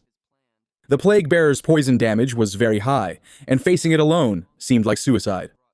But Fun was calm. He jumped into the air and activated a sequence of skills: Blessed Release, Backstab Enhancement, and Throat Cut. He finished with instant shadow slash, delivering a wave of attacks. The damage was so absurd that the boss's health dropped to less than half right away. The girl watched in disbelief. With a single combo, he had dealt more than 80,000 damage to a gold-level boss. She wondered if he was even human. Without stopping, Fun used latent image, became stealthy, and reappeared beside her. He explained that the cooldown for Blessed Release was 25 seconds, but with his 75% reduction, the time dropped to 3 seconds. He said he was not going to kill the boss yet. It was smarter to wait for Dongfang's minions to arrive to eliminate them first. As soon as Fun's skill recharged, Dongfang's men stormed the cave, shouting that they would kill the boss and that anyone who stood in the way would also die. Fun recognized their leader at once. It was the same guy who attacked Little Pum on the ghost ship. The original plan was for the girl to block the attacks and pretend to save him to earn his trust. But seeing how many enemies there were, Fun doubted she could do it. To his surprise, the girl drew a huge golden shield. Fun recognized right away that it was a gold-grade item with a defense so high that almost no one in the game could damage it. At that moment, he figured she got lucky and found a gold-grade chest after finding some ancient god on the map. Back in the fight, Fun used the instant shadow slash and hit the entire group at once. But he was not done. Before the players' bodies fell, he activated the flower upon flower curse. Red flowers sprouted on them, draining their life expectancy. The girl was in shock. She had to admit that this shadow was terrifying. He had finished off an entire group with a single skill. She was left wondering what kind of power created those flowers. The girl realized that betraying Dongfang's plan had saved her life. If she had followed the plan, she could have ended up like Song Fei. To keep in touch, she asked Fang to add Kumam Mika. She promised that if she ever found out Dongfang's real-world location, she would send it to him. Fun agreed, thinking the information could be useful. Satisfied, she said that if he needed special services, he just had to look for her, as it would be free for him. It was then that Fun finally understood what she did for a living. He thought that this probably explained why people always took advantage of her. Turning back to the boss, he activated his skill again and moved forward. With the instant shadow slash, he landed several blows and overpowered the plague bearer. The system confirmed the kill. The level 10 gold-grade boss had been defeated. As a reward, Fun gained a lot of experience, 7 evolution points, and 555 days of tradable life expectancy. He compared this to the small amount of life expectancy he had gained from killing Dongfang's men. The boss's reward was much greater. This made him wonder why players like them did not focus on farming life expectancy instead of looking for fights all the time. He looked at the cliff, curious to know why the girl was still there. She just waved and said she was leaving. With that settled, he focused on the boss's items and used the Hand of Greed to collect his reward. What he found surprised him. It had been a while since he had received a new assassin skill book, and now he had one. The system showed the details. A platinum-grade skill called Darkest Moment. When activated, the blade would explode in a black light, blinding all enemies in an area. The base cooldown was 60 seconds, but with his 75% reduction, it dropped to 3 seconds. The skill required level 10 had a range of 20 meters and a base duration of 10 seconds, which decreased against targets with high spirit. Fun thought about the skill's potential. If he could blind enemies without using stealth, he could use his double damage skills freely. This meant that even if an enemy had anti-stealth skills, he could still attack efficiently. Fun also received a dagger called the Plague Blade. It was an assassin weapon that increased attack by 216 and agility by 42, in addition to adding a 0.3 multiplier to attacks on weak points. The weapon required level 10 to be equipped and had a unique effect. The blade also had a unique effect. All of Fun's attacks now carried a toxin. 3 seconds after impact, it caused additional damage of 50% of the initial attack. Fun saw that he was only 10,000 experience points short of his class progression and decided to get what was missing by killing the monsters in the area with the instant shadow cut. He eliminated them all without difficulty, even those who tried to flee, and finally reached the requirements for the progression. When the process began, a golden energy enveloped him, and the system confirmed the class promotion from Tier 0 to 1. With this, his attributes increased greatly. Strength and Constitution went from 3 to 9, Agility from 8 to 24, and Spirit from 5 to 15. His passive abilities also improved, the duration of stealth doubled, and now he could use other abilities without leaving it. His stealth level also increased by 2, and attacks outside the enemy's sight now dealt triple damage instead of double. Fun realized that the progression had tripled his base attributes. Even more impressive was the ability to activate stealth while already in it, which meant he could stay permanently invisible if he managed his time well. With the triple damage, the shadow profession was already absurd, the strongest in the game. Suddenly, a system notification appeared for Fun, warning that 7 players in the city of Shanghai had reached level 10. Next, another announcement informed that the teleportation portal to the abandoned continent of the gods would open in 10 minutes, but only for players who met certain conditions. Shortly after, a ranking appeared on his interface. At the top was Fung in first place. He was followed by a female player named Grey Rose in second, with Wine Mag and his group in third. The fourth position was occupied by random players. Fun was surprised. He had not expected so many players in Shanghai to have already reached level 10. The strangest thing was that the ranking was full of familiar names. He remembered that, in his past life, the top was dominated by foreign players. It seems that selling so many pieces of equipment and skill books began to cause changes. He wondered how the world would develop from there and became eager to find out. Meanwhile, in the real world, the operation to rescue the players kidnapped by Jiang Industries was going well. The police arrested several of the group's leaders. An officer reported that most of them had been captured, but 3 leaders remained connected to the game with their bodies in a state of immersion. Since they could not move them, the officer asked what to do. The commander ordered them to contact an agent named Yu inside the game. The order was for her to find the suspects and force them to disconnect to be arrested in the real world. He explained the plan. Even if the criminals hid in safe zones, eventually they would have to come out to eat. At that moment, they would be captured. The officer thought about how much they owed to Shadow. He not only gave important information about Jiang Industries, but also warned them about the game's danger. They discussed how the game's abilities could be transferred to the real world.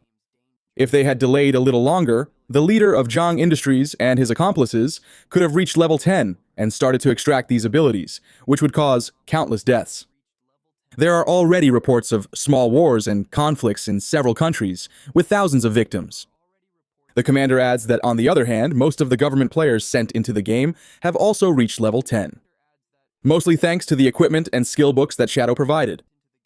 He concludes that Shadow is an essential resource for the country, and that they need to do whatever it takes to ensure he stays on their side. Meanwhile, back in the game, Fun walks toward the teleportation portal. That girl from before contacts him via message, surprised that he is the type to risk himself to protect others. She says she admires him a lot for that. Fun is a little confused by her comment. She explains that the city authorities released an urgent news report. The Duxiank Industry and Song Fei were kidnapping, imprisoning, and killing other players. According to the report, that was why Fun defeated not only Song Fei, but also Zhang Li, the industry's leader. Hearing this, Fun thinks that the authorities are just twisting the story to facilitate future collaborations. He then asks her if she has managed to locate Dongfang in the real world yet. She replies that Dongfang hasn't logged out of the game yet, but promises to let him know as soon as he does. As he approaches the portal, Fun focuses on what matters. His priority now is to get to the abandoned continent of the gods. He notices that many people use the city portal, but no one has managed to access the portal to the continent. No one except him. Fun enters the portal, and the system confirms the transfer. Until that moment, all the starting cities were like beginner areas. Reaching the abandoned continent was the true start of the game. Nearby, some players see the portal activate, but they don't notice anyone inside and don't understand what happened. One of them assumes it must be Shadow, the player famous for using stealth for everything. Another player doubts it, saying he has a level 2 anti-stealth skill and didn't detect anything. Someone then concludes that this just means Shadow's stealth level is already higher than 2. At that same moment, Fun arrives at the abandoned continent of the gods. He recognizes the place from his past life, a vast and isolated area that looks like a forgotten city. Fun comments that the place is strangely similar to Jiang's city. He remembers that when players arrive on the continent for the first time, they appear in the ruins of their respective cities. The geography of these ruins is identical to that of the real-world cities, a mystery that was never solved. But, while Fun is distracted, he is being watched by a pair of glowing red eyes. From the shadows behind him, a creature advances toward him. Noticing the danger, Fun turns around and comes face to face with a frightening, four-eyed worm-like monster. The creature attacks with incredible speed, but he reacts instantly. Fung activates his Ghost Shadow Blur skill, dodging the attack with ease. Without hesitating, he counterattacks with an instant Shadow Slash, and the monster is destroyed in a single blow. The system confirms that he has defeated a level 1 Earth Trembler. Before Fung can breathe, two other monsters advance. He leaps into the air to dodge, activating the Grace of Relief skill. During the fall, he uses Instant Shadow Slash again, and his swift strikes destroy both monsters immediately. As the bodies break down into items, Fun thinks that on the abandoned continent of the gods, there are no safe zones like in the starting cities. Monsters roam everywhere and can attack at any moment. However, if a player finds hidden shelters in the ruins, they can claim them as bases and with enough power, dominate the entire area. Fong then remembers a crucial piece of information. The best shelter in Zhang's upper city was in the northwest, in the same location as the base of his former guild, God Slain. Fun went straight there, wanting to claim the place before others. A few hours later, another group of players arrived on the abandoned continent. It was Wang Mang's group. Plun was surprised by the scenery, while Wang Mang noted that the area looked like the ruins of a modern city. Plun speculated that it could be the remains of the city of Zhanghai, and pointed to a tall tower as proof. Little Hay agreed, saying that the tower structure was identical. Plun started looking for Shadow, as other players had said they saw him teleport there. Little Shrek commented that it would be useless, as he was probably in stealth mode. Suddenly, two Earth Trembler monsters attacked them. Wang Mong moved forward with his shield to block the attack, alerting the group to stay alert. Little Snowy used her spiritual protection to reinforce Wang Mong's defense. The spell combined with the shield allowed him to resist the attack and even cause ricochet damage to the monsters. She healed him afterward, reminding everyone that the monsters there were much stronger than those in the starting city. The group's archer used his binding arrow, which turned into a magic rope, and immobilized the two monsters. The archer celebrated the success. Meanwhile, Plun channeled her power into a huge fireball and launched it at the immobilized monsters. The attack defeated both of them instantly, turning them into items. Plun and the archers celebrated the victory. Wang Mang asked Little Snowy to use her owl to scout the area. She flew over the ruins and reported that there were monsters everywhere and that the recent fight had attracted a horde in their direction. To make matters worse, she didn't find any safe zones nearby. The group became tense. The archer complained that the continent seemed like a survival game. Plun suggested that Little Snowy try to locate Shadow with the owl since he shouldn't be far. However, the search did not find any other players. When they seemed out of options, she noticed something unusual in the northwest. A cluster of loot items glowing in the distance. She realized they could only be from Shadow. With the monsters approaching, Yu told everyone to follow the trail of items. Since the monsters in that direction had already been eliminated, it would be the safest route to reach him. Wang Mung gathered the group, reminding them to maintain formation, as they would have to fight while retreating. In another part of the ruins, Fun was surrounded by earth-shaking monsters. He activated his instantaneous Dark Slash and annihilated them all with a single blow, even without the effect of the Graceful Blessing. Fun saw that his ability alone caused 20 to 30,000 damage, more than enough for those monsters. For him, the place was a paradise for getting lifetime. He finally arrived at his destination, the hideout. Fun knew that beneath those ruins, there was a gigantic underground palace, which was only discovered much later in his past life. He remembered that the palace had more than 1,000 resting rooms and dozens of huge halls. It was the largest hideout in Zhanghai City and had become the base of his old guild, God's Lair. The place was an underground fortress full of mechanical monsters and strong guardian bosses. The larger the hideout, the stronger the protectors. Upon entering there, Fun thought about his past life. After founding God's Lair, he gathered 3 elite squads with 18 well-armed members, all at level 15. Even with all that power, they barely managed to take the place. But this time, it would be different. Fun descended even deeper through the ruins, and the system confirmed that he had arrived at the hideout. The corridors were filled with strange monsters. The system warned him that he had entered the land of pure souls, and Fun became serious. He was going to conquer that place alone. The system informed that if he defeated the area's guardian, the territory would be his. Suddenly, the monsters noticed his presence. Each monster had a different aura and ran in his direction. Without a second thought, Fun drew his plague blade. They were level 12 golden tears, small elemental spirits, but they should not be underestimated. He soon activated his unique skill, Darkest Moment, and left the entire area in darkness. With the monsters blind, Fun used instantaneous Dark Slash, attacking the enemy ranks quickly and brutally. One blow after another, the monsters turned into rewards. Since they could not see him, the stealth attack bonus was activated. Even his normal attacks were enough to eliminate these low-level enemies with a single blow. In a short time, the hall was full of loot. He had killed 15 monsters, but that was just one hall. The Land of Pure Souls had dozens of others in addition to more than 1,000 small rooms. It would be a huge task. Analyzing the situation, Fun calculated that with so many monsters and loot, when he cleared everything, he would have points to evolve his daily hand skill again. He also realized that the Earth Guardian would only appear after he defeated all the smaller monsters from all areas. Meanwhile, somewhere else, 2 players used a teleport and were sent to the abandoned continent of the gods. Upon arriving, they were shocked. The boy looked around in disbelief and asked if that was really the legendary continent. The girl answered that the place looked familiar. In front of them were the ruins of New York with the pieces of the Statue of Liberty. And they were not the only ones. Other players began to notice the same thing. The ruins where they arrived were of real-world cities. The destroyed landscape of Mountain City, the ruins of London, everything was identical. The boy wondered if each group was being sent to the ruins of its own city. The girl went further, questioning if the map of the ruins was the same as the real worlds. While they were thinking about this, a huge shadow appeared over them. They turned around and froze. Giant monsters stared at them. The panic was immediate. The boys shouted to run, but it was already too late. The monsters attacked without mercy, and the 2 were killed instantly. Back in Jangai City, the place was full of loot after a great battle. Wong and his team were hidden nearby, resting. He said to take advantage of the fact that there were no monsters around there.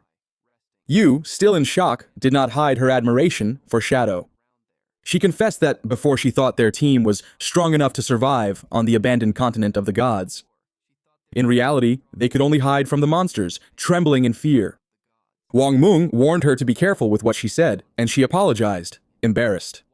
Ira Plan, on the other hand, only thought about the items scattered on the ground. She pointed out that they were very lucky. If Shadow hadn't cleared the area and killed all the monsters, they would surely be dead. Even so, she still had a doubt. What would happen if they died there with no safe zone on the continent? Where would they respawn? While Guishi observed the area with her owl, Wang Mang suggested they postpone the exploration for now.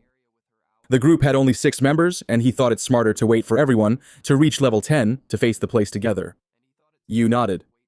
Gichi continued following the trail of items left by Shadow, but she noticed something strange. The trail simply ended, as if Shadow had vanished into thin air. She also saw that many of the items were extremely valuable, some even gold level, and she wanted to take them. Curious, Wang Meng decided to send a message to Shadow, asking if he wanted the items. To him, it made more sense for the group to collect everything and pay him in lifetime points based on the equipment's value. At that moment, Fun was still at the back of the hideout, killing elemental spirits with ease and surrounded by many items. He noticed he had just cleared another small room. There alone, he defeated more than 400 monsters, including 4 bronze bosses and 2 silver ones. This earned him over 80,000 experience points, and his evolution points reached 205. He was only 5 points away from being able to evolve his sand skill again. That's when Wang Mang's message arrived. He explained that they had found many items and asked if they could take them in exchange for lifetime points. Fun was a little surprised that Wang Meng's team was already on the abandoned continent of the gods. He replied for them to wait a bit as he would contact them later.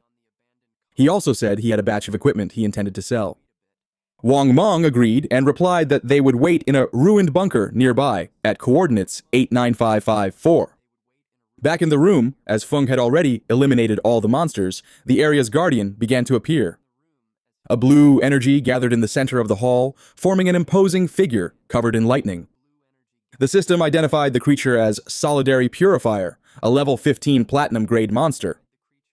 The system also warned that if Feng defeated it, he would become the master of that place, the land of pure souls. Feng remembered something important about the monster.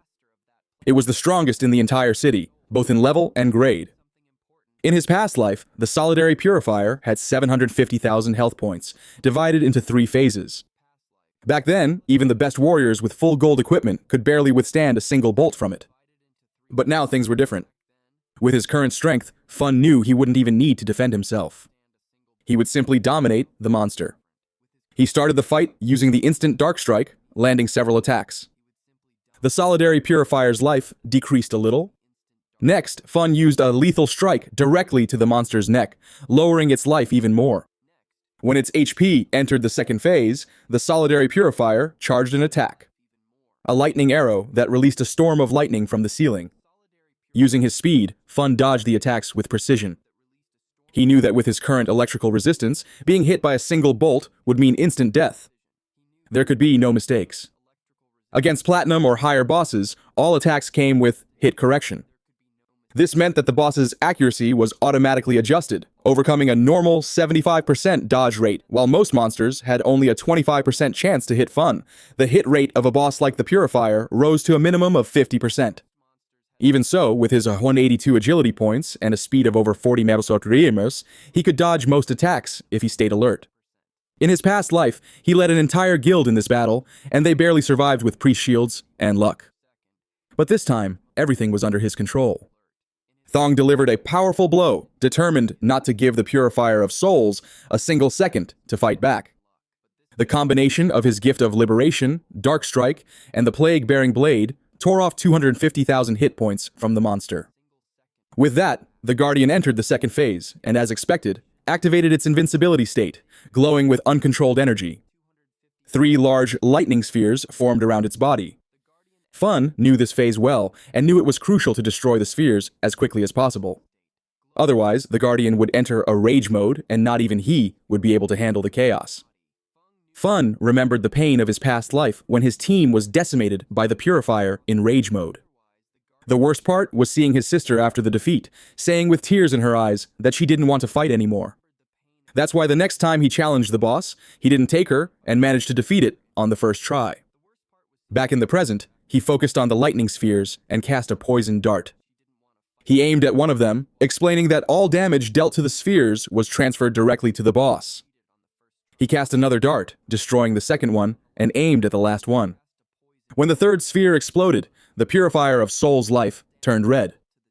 The Guardian roared with rage and began to release a massive explosion of lightning in all directions. This was the third and final phase in which bolts constantly fell across the battlefield. Feng remained calm and focused. In his past life, it took an entire team with electrical resistance, 4 priests, and several healers just to survive this phase. This time, he didn't need any of that. The bolts only hit the ground, so Feng simply launched himself to the ceiling, avoiding the entire damage area. He activated the Dark Light Shield and the gift of liberation. If the storm was on the ground, he would fight in the sky. Using Shadow Cut, Feng attacked quickly, and the boss. After defeating it, he landed on the ground. A system window notified him that he had killed the Platinum-level Soul Purifier. As a reward, he reached level 11, gained 4 points in his main attributes, and 10 free points. In addition, he received 20 evolution points and 15 20 days of tradable lifespan.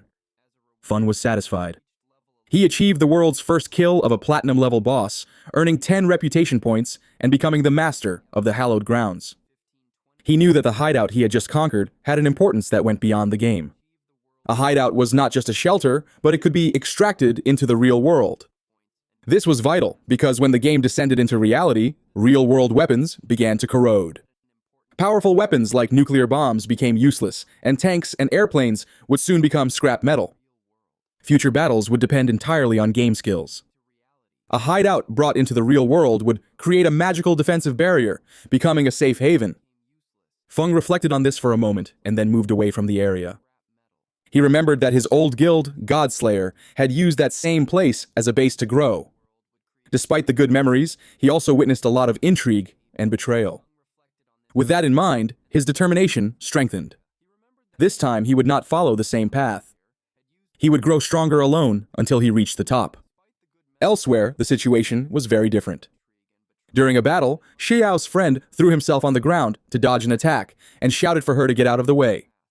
She, however, did not react in time, and the monster's axe split her in half. Xiao Yu reappeared in the city with a system notification. She had died, losing 14 years of non-tradable life and 2 days of tradable life. In shock from having died again, she heard her friend yell at her. Furious, he called her an idiot, questioning how she failed to dodge such an obvious blow. Annoyed, Xiao retorted that he was the tank, and if he didn't hold the boss's attention properly, how was she supposed to dodge the skills? The argument worsened, and he cursed at her again before leaving the party. Xiao Yu's other friend panicked upon seeing that the tank had left, screaming for help as the boss now attacked them. A short time later, this friend also reappeared in the city. Worried, she suggested to Xiao that they focus on smaller monsters to level up, explaining that she was uneasy about not having much lifespan left. Xiao began to think in silence. At that moment, the system announced that the player Shadow from the city of Zhanghe had achieved the world's first kill of a platinum-level boss, earning 10 reputation points. Everyone's attention turned to the system window. No one could believe it. It seemed crazy that someone had killed a platinum boss alone.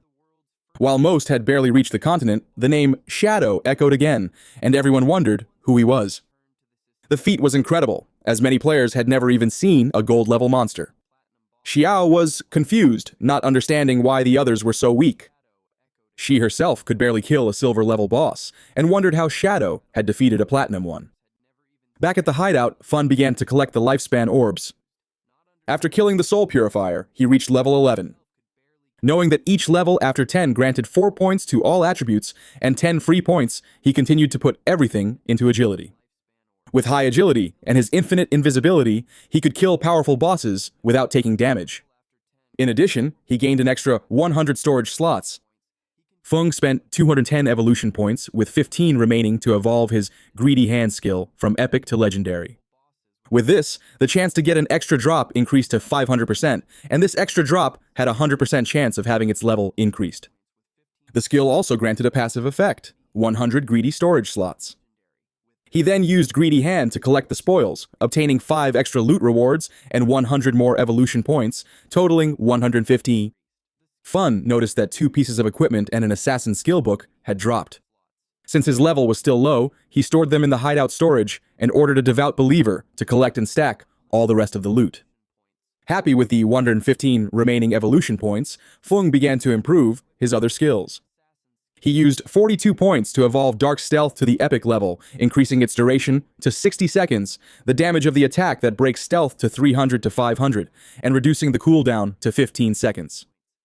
Next, he spent 34 points to take Backstab Enhancement to the epic level, increasing the damage bonus to 75%. Finally, he used 6 points to evolve Darkest Moment to the epic level. The skill now blinded all enemies within a 50 km radius. The base duration of the effect increased to 16 seconds, although it was shorter against targets with high spirit. Finally, he spent 33 evolution points to take Curse of Flourishing to the legendary level. Now, the skill could be used on players' bodies up to 60 seconds after death, gaining new effects. It absorbed 50% of the non-tradable life expectancy remaining in the target, and also what was spread around.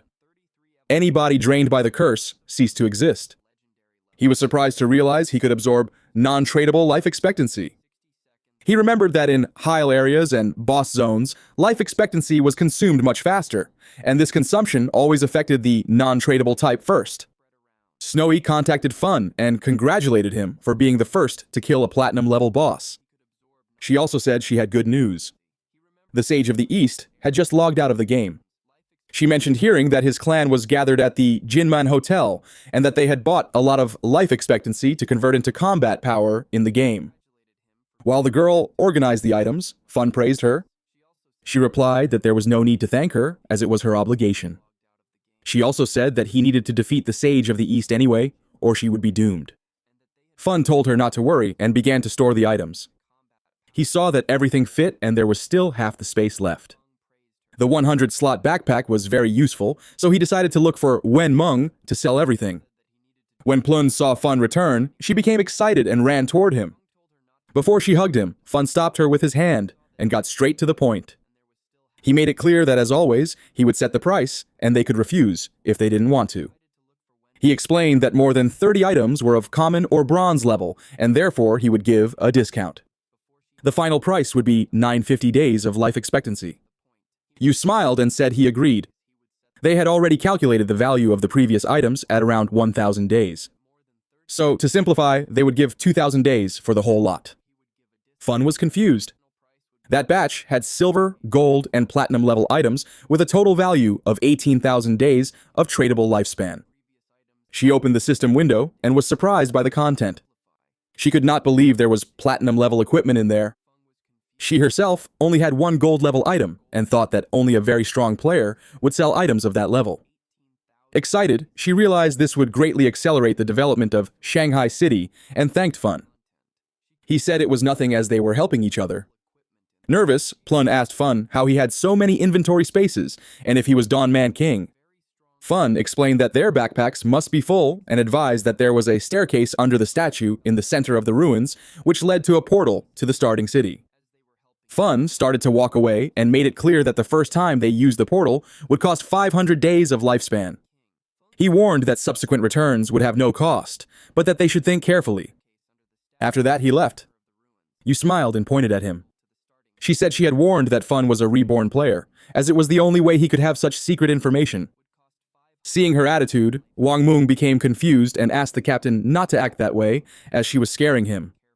She turned red and asked what they would think if she tried something with Fun. As soon as Fun left the area, the system asked if he wanted to use tradable lifespan to extract a skill for the real world. He decided to activate the level synchronization and the class advancement synchronization. The system informed him that he consumed 27,000 days of lifespan and that both synchronizations were complete. Fun was excited as now was the time to extract the skills. He already had Dark Stealth at level 1, but he wanted to increase the level and get other skills. For that, he consumed 1,146 days and brought Dark Stealth to level 10. Afterward, he extracted a series of skills. Rear Guard Improvement for 900 days, Greedy Hand for 1,000, Dark Lightning Strike for 3D200, Ghost Blur for 5,366, Bloom Curse for 1,699, and Black Light Shield for 11,313. With the synchronization complete, he was left with 7,480 days of lifespan. Then it was the equipment's turn. He spent 3,600 days to extract the concealment boots and another 3,394 for the devotee's pendant, both gold level. Fun realized that the pendant not only reduced cooldown time, but also summoned a follower that would be practically invincible in the real world. After spending almost everything, only 486 days were left. But now his strength in the real world was almost at the same level as in the game. He knew he still needed to gain more lifespan to ensure full synchronization on the next logout. Several minutes later, Fun woke up in the real world. He thought that since his enemies knew his address, the safest thing would be to leave there for a while. He knew that to extract the sanctuary of soul purification, he would need more than 300 years of lifespan. So, for now, he would have to find a temporary place. Fun decided to use Greedy Hand and absorbed everything that was in his room. The skill storage space was very useful and stored all his things without any problems. He jumped out the window, picked up his phone, and saw that Dongfang Xian was at the Junan Hotel, about 15 kilometers away. After becoming invisible, he descended from the apartment to the ground. Fun calculated that with his speed, he would get there in 10 minutes and began to move quickly through the night. Several minutes later, he arrived at the hotel. Inside, several men were having dinner. One of them was commenting that the game skills and life expectancy could affect the real world, which was a great opportunity for the Dongfang family. He praised Cheyenne for creating a faction in the game and can reply that it was just his duty. The grandfather, excited, said he was satisfied with Cheyenne's progress. He explained that they bought a lot of life expectancy to get equipment and skills. The plan was to have the main family members reach level 10 as quickly as possible to gain an advantage and expand their influence in the real world. With that, the Dongfang family would become a power, and the dream of creating a dynasty would no longer be impossible. Xian stared at his grandfather in silence. In his mind, he despised the old man who even near death still clung to power and dreamed of immortality. Can's plan was to capture Shadow, force him to reveal his secrets, and use him to gain life expectancy. As soon as he became number 1 in the rankings, he would ensure that everyone else died. The grandfather then asked how the plan to deal with Shadow was going. Xian assured him there was nothing to worry about, as he already had a reliable woman to find out his identity. The grandfather insisted they capture him alive so he would work for the family, which would bring enormous benefits. Outside, Fun had already killed the guards watching the hotel entrance. He heard when they toasted together. Long live the Dongfang family. Fun did not expect these noble families to be acting so quickly. He knew his skills would not guarantee 100% protection. Besides, he had not extracted any armor to the real world. If a bullet hit him in the heart or head, it would be instant death. To be more cautious, Fun used his pendant and summoned a follower, a faithful devotee with claws for close combat and green flames for ranged attacks. He gave the creature the order to enter and leave no one alive. Fing knew that being a silver-level boss, the faithful devotee was resilient and could withstand a lot of damage, even from firearms. Taking advantage of the distraction, the creature opened the door with a roar. Everyone panicked, not understanding where that monster had come from. The monster advanced on them with its eyes glowing. Xian stood up serious and pointed at the creature, ordering the guards to shoot. He did not believe that was a monster from the game and ordered them to open fire immediately. The bullets hit the devotee's head, but they had almost no effect. With a swing of its arm, it killed one of the guards and thrust its claw into another's chest. While the monster attacked the guests, Xian was sweating from fear. The creature then went for his grandfather, who screamed for help. Instead of doing something, Xian ran to escape without looking back. He just needed to escape and get into the game to be safe. Xian thought that if he could reach level 10 and extract his abilities, he would be safe from any threat. But upon arriving at the hotel entrance, he saw Feng standing there. Before he could react, Fun attacked him, and Xian's head flew through the air. While the blood gushed, Fun turned his back and walked away. Xian's eyes showed pure confusion as flowers sprouted from his body. Fun began to absorb them, and the system reported the gain. 27,000 days of exchangeable life expectancy and 482 years of non-exchangeable. It was a great haul. As Zeon's body transformed completely into flowers, Fun confirmed that the blooming curse ability had been extremely useful. The ability not only erased all the bodies and traces of blood, but also extracted all of Xian's life expectancy. With that, his non-exchangeable life accumulated 227 years, which would relieve the pressure when entering the rage zones in the future. Soon after, someone from the hotel heard the gunshots and screams and called the police. Several police officers rushed to the Dongfang family's meeting room, expecting to find a shootout scene. When they arrived, they were shocked. The place was a complete mess, indicating a violent fight. But there wasn't a single body.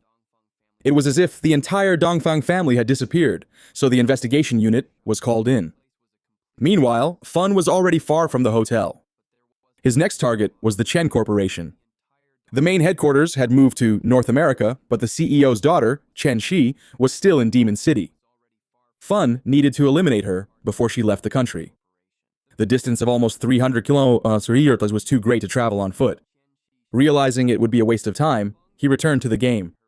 He remembered that there were still some silver and gold level bosses to farm in the ruins. As soon as he entered, Captain Yu contacted him excited. She said that Xiai had found the tomb's entrance, but a gold-level vengeful spirit was guarding the place, and her team couldn't defeat it. Surprised, Fun asked how they had found the entrance. Yu explained that on the way back, they took a detour to avoid some monsters and realized someone had gone missing. After searching, they discovered that Xiaoi had fallen into a hole. That was a special place where the team chat didn't work. When they went in to help, a level 12 gold-class boss chased them, but they managed to escape. She said they were already back in Xiao City and gave the coordinates to Fun. He thought that Xiaoi was a true lucky charm. Finding a tomb just by falling into a hole was an incredible coincidence. Fun knew that these tombs were random and very rare events. He asked for the coordinates, and she sent them saying that the tomb was near the ruins of Xiao City. Fun thanked her, and Yu added that if he found something he couldn't use, she would buy it without hesitation. He thought she was quite smart. Upon arriving at the location, Fong's attention was drawn to a well. He was confused, wondering if that was really the entrance. The well was so large that it seemed impossible for someone to fall in by accident. Fun concluded that Xiai was indeed a unique person. Without hesitation, he jumped into the well. A system window appeared, announcing his arrival at the Tomb of Resentment and informing him that long distance communication would be blocked. Fun landed at the bottom and followed a corridor. Soon, a giant monster appeared. The Wailing Spirit, a level 12 gold-class creature. Fun observed it in silence. He had never seen this boss in his previous life, but from its appearance, he deduced that its physical attack was very high and hit a large area. This explained why the others had fled. The equipment Fun sold them did not offer much defense. Fun calculated that even Wang Mang, with his shield and 5,000 health, would lose half his life in a single blow. He knew that if he were hit by the boss's axe, he would die instantly.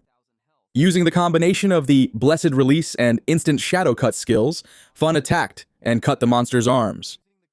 He knew the boss's defense was high and the initial damage would be low, but it didn't matter, because the creature would not resist the continuous damage from Blessed Release. Suddenly, the monster's seed arm exploded. Fun reacted in time and jumped away. He was surprised it was a corpse explosion and recognized that he had been careless. Luckily, his ghostly dodge skill activated automatically, saving him from certain death. Fun remembered that in his past life, a team member had died trying to loot a boss that exploded. Entire teams had been eliminated like this, but this usually happened with Platinum class or higher bosses. He did not expect a Gold class boss to do this. Fun used Greedy Hand to pick up the items. The system notifications appeared. For killing the resentful ghost, he gained 10 days of life and 20 evolution points. As a reward, he also received the Platinum class skill book, Nightring Blade. Thanks to the effect of Greedy Hand, he also obtained another 63 days of life and the leather armor of Resentment, another Platinum class item. He was surprised the equipment and the skill book were exactly what he needed. The Nightring Blade was a Platinum level assassin skill. It imbued the blade with dark power, causing elemental damage to all enemies within a 5mm radius and adding 500 attack points. The cooldown was 7 seconds and the required level to use it was 11. Feng was happy as it was the elemental damage skill he needed. Since his shadow class had more spirit than strength, his magical attack was stronger than his physical one. This explained why an elemental skill suited him so well. Fun understood that he should focus on increasing his spirit to maximize this type of damage. His attributes were 9 strength, 9 constitution, 24 agility, and 15 spirit. Fun decided to use his evolution points to advance the skill to the epic level. He spent 6 points, leaving 36. The Nightring Blade evolved from Platinum to Emerald, Diamond, and finally Epic. The damage radius increased from 5 to 12 mita, and the additional elemental attack rose from 500 to 1300 points. The additional attack power was not that strong, and the total damage did not compare to Shadow Cut, but it was a great skill for eliminating groups of enemies. Shadow Cut had a range of 5 miros, but it was a straight-line skill. The Nightring Blade, on the other hand, was an area of effect skill, much more effective when he was surrounded.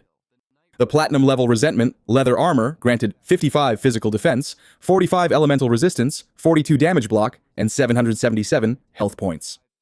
The level requirement was 11. It also had the Resentment effect, which granted 30 attack points after being hit. Fun knew this effect was not a big deal, but the armor's defense and resistances were very high. He decided to replace his old Ghost Fire leather armor. He advanced towards a giant door. If he sold the roughly 20 items he no longer used, he would get more than 10,000 life days. Now that he could enter the tomb, he hoped to find good materials and, with luck, a mount. Meanwhile, somewhere else, a goblin cut and her friend in half. Their group reappeared in the city. One of the boys in the group became furious, grabbed Xiao Yu by the collar, and started shouting. He called her useless, saying she only grew in height, but not in intelligence. He blamed Xiao Yu for the team being eliminated again, and said that because of her, he now only had 2 years of non-negotiable life. He pushed her to the ground and threatened her not to look for him at school, or else he would deal with her. The boy disconnected. The friend approached to help Xiao and invited her to go to her parents' city. She explained that she heard about a support group there that helped people who didn't know how to play. Angrily, Xiao clenched her fists, refused the offer, and disconnected from the game. She told her friend Yan Yan to go alone. Back in her room, still furious, she picked up her cell phone and asked a boy named Hanan if he could help her level up. Hanan accepted, but with one condition: she would have to spend a night with him. He said he wanted to see how the popular girl from school behaved in bed. Xiao Yu became furious, cursed at him, and told him to leave. But suddenly, she changed her attitude. With a smile, she told Hanan that she had actually always liked him, but couldn't accept his confession before because her brother Fun was very controlling. Now that she had cut ties with him, they could finally be together. But he didn't fall for the trap, calling her an idiot and asking if she was trying to kill him from laughing. He pointed out that if she had betrayed her own brother, what wouldn't she do to him later? Finally, he ordered her to leave. She then began to reach out to other people. First, she contacted the young master Hu Xiao, inviting him to her house for company and to help her level up. However, he recognized her and mocked her, boasting that he was now a platinum-level talent with many women before telling her to get lost. Next, she tried her luck with Sister Ma, saying she was bored and waiting for her in the city. The response was just as harsh. He reminded her that everyone knew how she had deceived June and threatened her with his new ability. Sad and desperate, she cursed those men, thinking that none of them could be trusted. She lamented having only 2.5 years of non-negotiable life left, not knowing what to do. With her eyes full of tears, she felt alone. She thought of Qinfeng, remembering that he certainly wouldn't ignore her. He must have a solution, and she needed to find him to confirm it. It was already night when she arrived at Qinfeng's apartment. For a moment, she imagined that upon entering, she would find Qinfeng, apologized with a few kind words, and he would forgive her. Almost immediately, however, she rebelled against the idea. She hadn't done anything wrong. Why should she apologize? She hesitated before knocking, convincing herself that bowing her head was a temporary measure. First, she would feign submission so he would help her. She was sure he would accept, as he was the person who had cared for her the most since childhood. A smile appeared on her face. As soon as she leveled up and solved her life expectancy crisis, she would cut ties with him for good.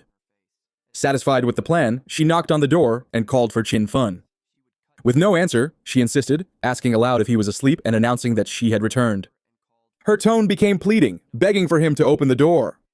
Furious, she kicked and broke down the door, but was shocked. The apartment was empty. The bed, table, clothes, everything was gone. She tried to call Qinfeng, but got no answer. She didn't know where the boy had gone. At that very moment, in the depths of the Tomb of Rancor, Qinfeng was gathering and eliminating all the monsters. Soon after, he reached the end of the tomb. He summoned a devout follower, recalling that he had annihilated over 200 lesser monsters and several bronze and silver-level bosses along the way, which brought him close to reaching level 12. Before him stood the final coffin. He knew that upon opening it, the tomb's ultimate boss would appear, and he hoped it would be platinum level. He began to push the coffin. His attention was fixed on it when something strange happened. A malevolent energy began to enter his body through his eyes and mouth. The system informed him that his devout follower had been annihilated. Qinfeng realized it was the Death Miasma, a gold-level boss.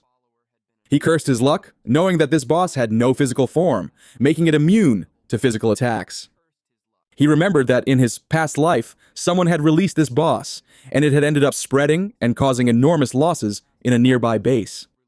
Being possessed by it was a death sentence unless a companion helped to dispel it, or if the person belonged to one of the few classes with invincibility skills. The boy's eyes shone with seriousness, and he decided to use the blade of the Dark Night Ring skill. Shadows swirled around his body, allowing him to see the creature's true body hidden within the toxic fog. Using his dagger, Fun attacked the body, and a system window appeared, informing him that he had killed the Golden Tear, the hidden boss of the toxic fog. Fun knew this boss's strength was clearly above platinum level, even though it was classified as gold grade, with only gold level rewards. Fortunately, the blade of the Dark Night Ring, which he had recently learned, dealt magic damage. The corpse turned into lifetime, and Fun used the greedy hand to get the orb.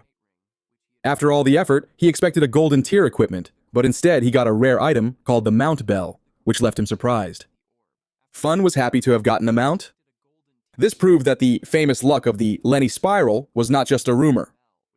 The system described that the Mount Bell, Ghost Knight Wolf, summoned a level 11 creature. It could fight and be ridden, but it required the user to also be level 11. Upon using the item, Fun remembered that the Ghost Knight Wolf was one of the fastest mounts in the early game. The wolf was gold grade level 11, with 148 strength, 155 constitution, 135 spirit, and 191 agility. The mount gained experience with its owner, getting stronger over time. If the bell was traded, the creature's level would return to the initial one. Its skills were great. Charge. When mounted, it increased movement speed by 245%. Night Path. At night, the mount entered stealth mode. Attacking would break the stealth, but it added 120 damage and took 60 seconds to reactivate. Triple Charge. It leaped on a target 3 times, with each hit dealing 267 extra physical damage and a 12-second cooldown. Wolf's Howl. It granted allies attack, defense, and elemental resistance bonuses for 18 seconds with a 60-second cooldown. Fun realized it wasn't just a mount, but a battle companion. The stealth ability in particular was a huge gain. It was already night when Fung, mounted on the wolf, left the ruins towards his next destination.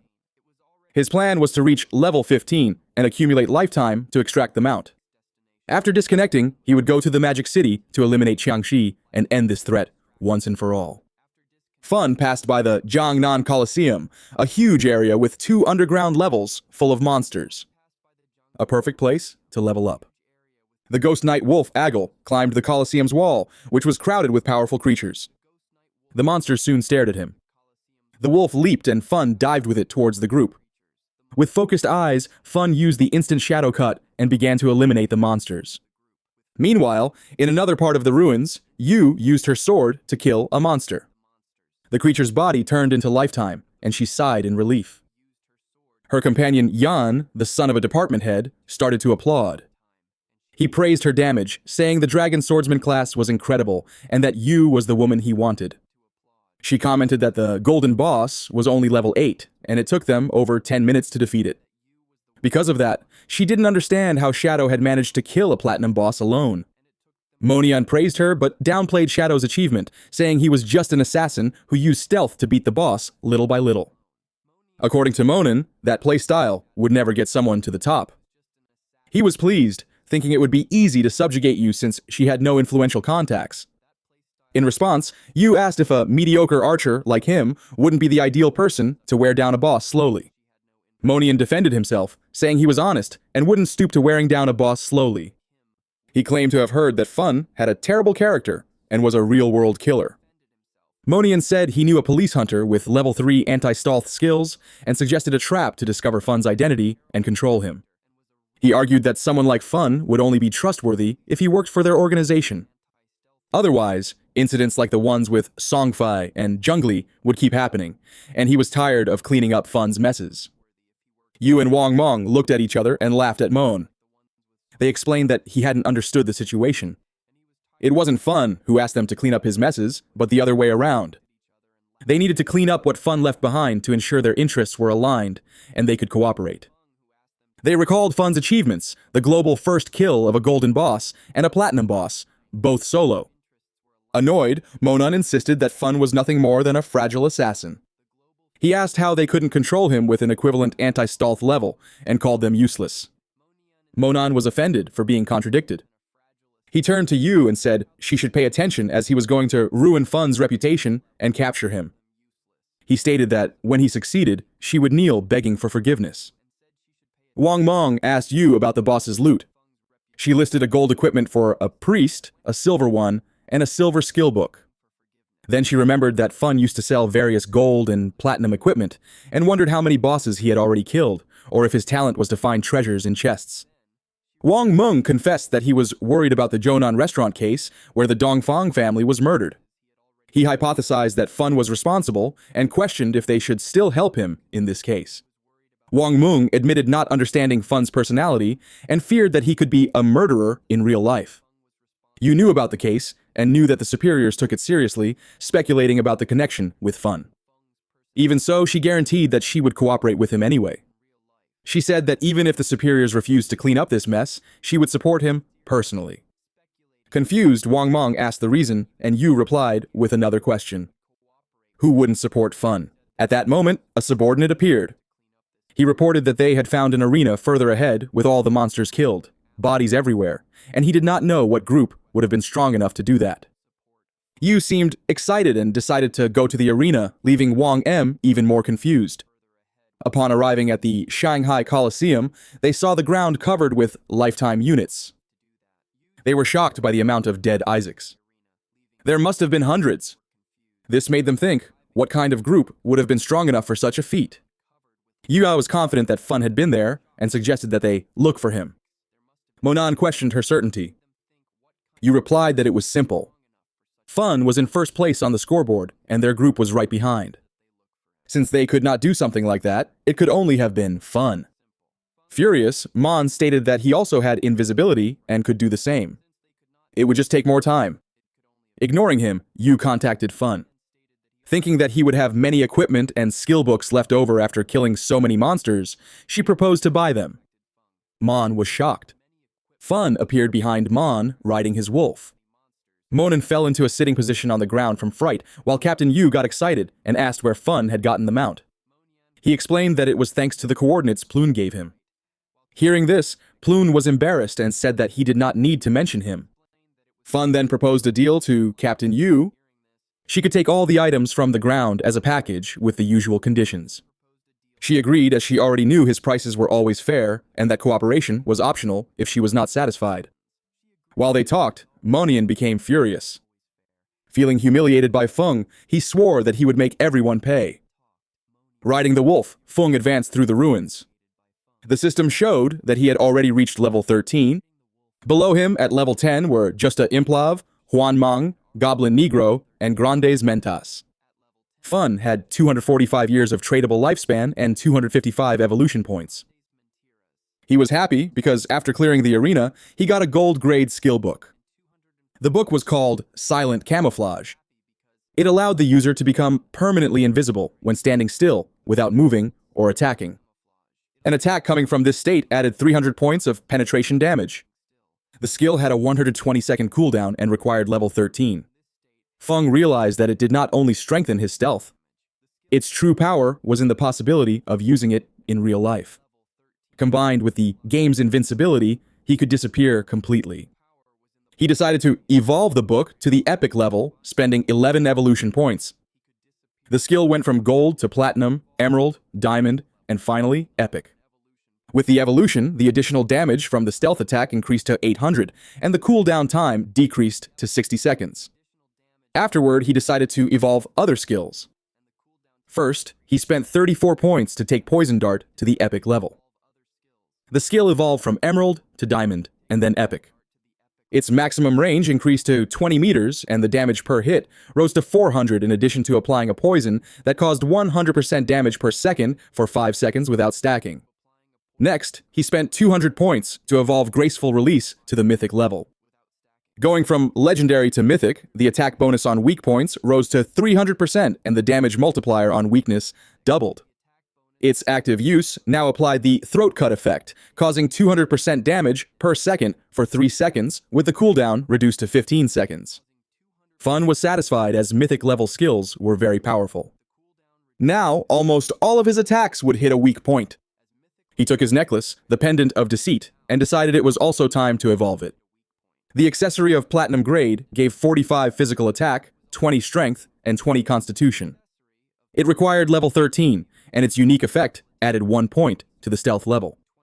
Adding up his skills and equipment, Fun realized that he now had stealth level 4, and that no one in the current stage of the game would be able to detect him. In addition, he had the Golden Tier's Veil of Shadows, an item that granted 5 constitution, 5 spirit, and 32% evasion. With this, his total evasion rate reached 83%.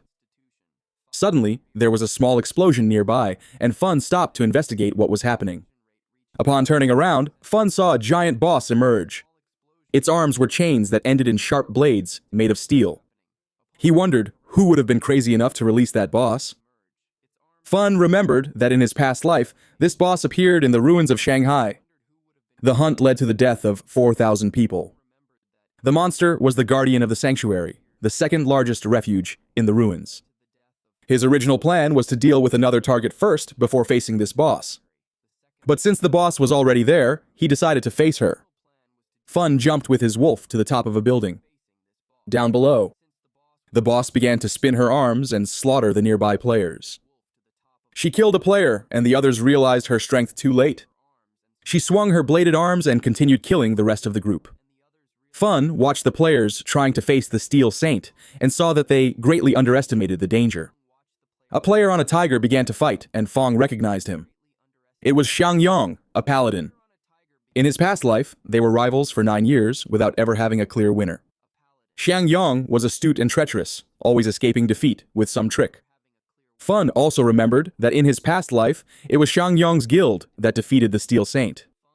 The guild was called Night Sanctuary and controlled the eastern part of the Shanghai ruins, giving rise to the saying, God of the West, Sanctuary of the East. To recruit members, they used a strict contract that promised security, but charged up to 50% of their life expectancy. Most became basically slaves, forced to work for the guild leaders. For Fun, the situation was perfect. He promised himself that this time, Xiangyong would not escape. The boss began to spin her arms, creating a distraction. Fun took advantage, used his invisibility, and landed near her. Without wasting time, he activated his blade and in an instant killed the surrounding players. Engulfed by a red aura, Fun spun quickly, eliminating everyone. Xiangyong was in shock upon recognizing him as Shadow. He asked why he was being attacked, saying there was no problem between them. Fun appeared behind him and replied with a cold gaze, "It's because you don't eat meat." Xiangyong's eyes widened in fear. With an arrogant expression, Fun used Shadow's cut and killed him. Next, he activated the skill curse of the blooming flower. Shortly after, the players reappeared in the city. Xiangyong was furious, not understanding the reason for the attack. One of his subordinates panicked upon seeing that his life expectancy had dropped to 0. Xiangyong realized it was the work of one of Shadow's skills and decided they would go elsewhere to level up and recover what they lost before counterattacking. Xiaoyu was also among them. She was crying, not understanding the reason for the attack, as her life expectancy was almost gone. The system informed Fun that his skill had absorbed 4 days of tradable life and 1 year of non-tradable life from Xiao Yu. Fun was pleased to see that she was part of Xiangyong's group. The small amount of life he absorbed was a sign of her desperation. This meant that she had accepted the guild's slavery contract. For Fun, it was exactly what she deserved. At that moment, the boss attacked Fun, creating a smokescreen. When the smoke cleared, he had already dodged the attack with Phantom Blur. Feng knew that the boss's first phase was not that difficult. She seemed confused by what had happened. The chains on the boss's arms stretched and began to spin, but she seemed confused. Fun watched intently. He knew that her attacks were just repetitive swings with the chains. He appeared over the boss and combined the Blessed Blade with the Plague Blade. After the impact, the first skill activated Throat Cut, which caused an explosion of damage.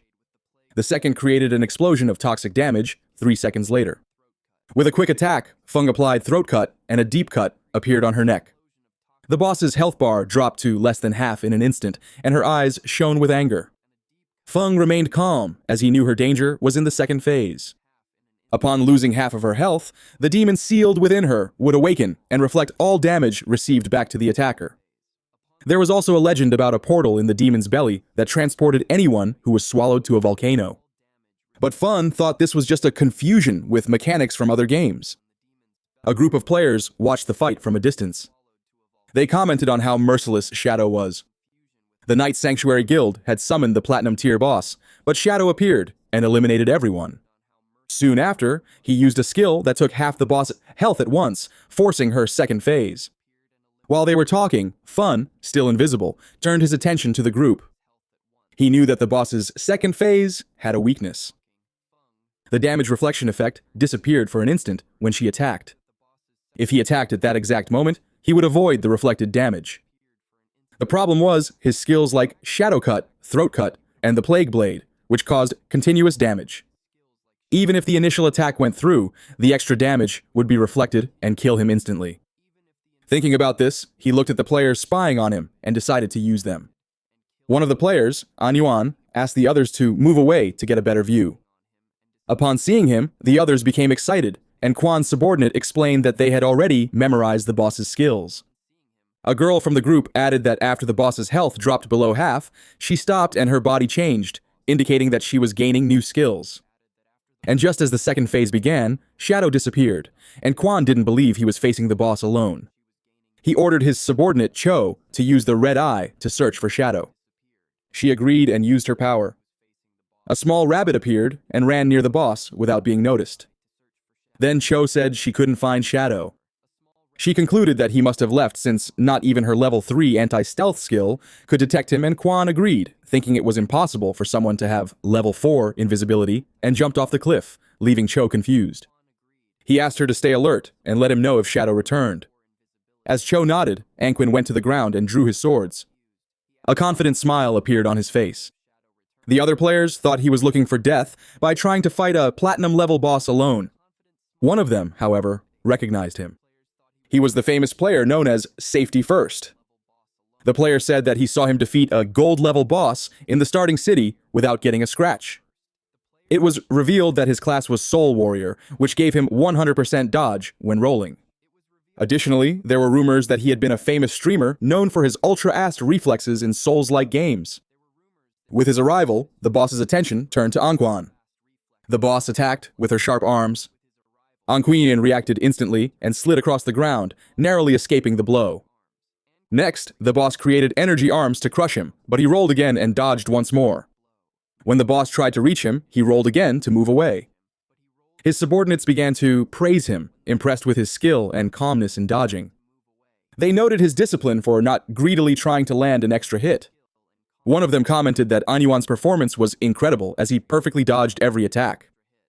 They also saw multiple cutting effects on the boss's body, which made them question the power of the Soul Warrior class. The black-haired woman explained that by rolling, Anquin activated his class's passive counterattack. Each perfect dodge also dealt damage, slowly diminishing the boss's health. With a smile, Cho added that the dodge was just the basics. Anquin's true strength was in his offense. His attacks turned defense into a continuous attack that ended fights quickly.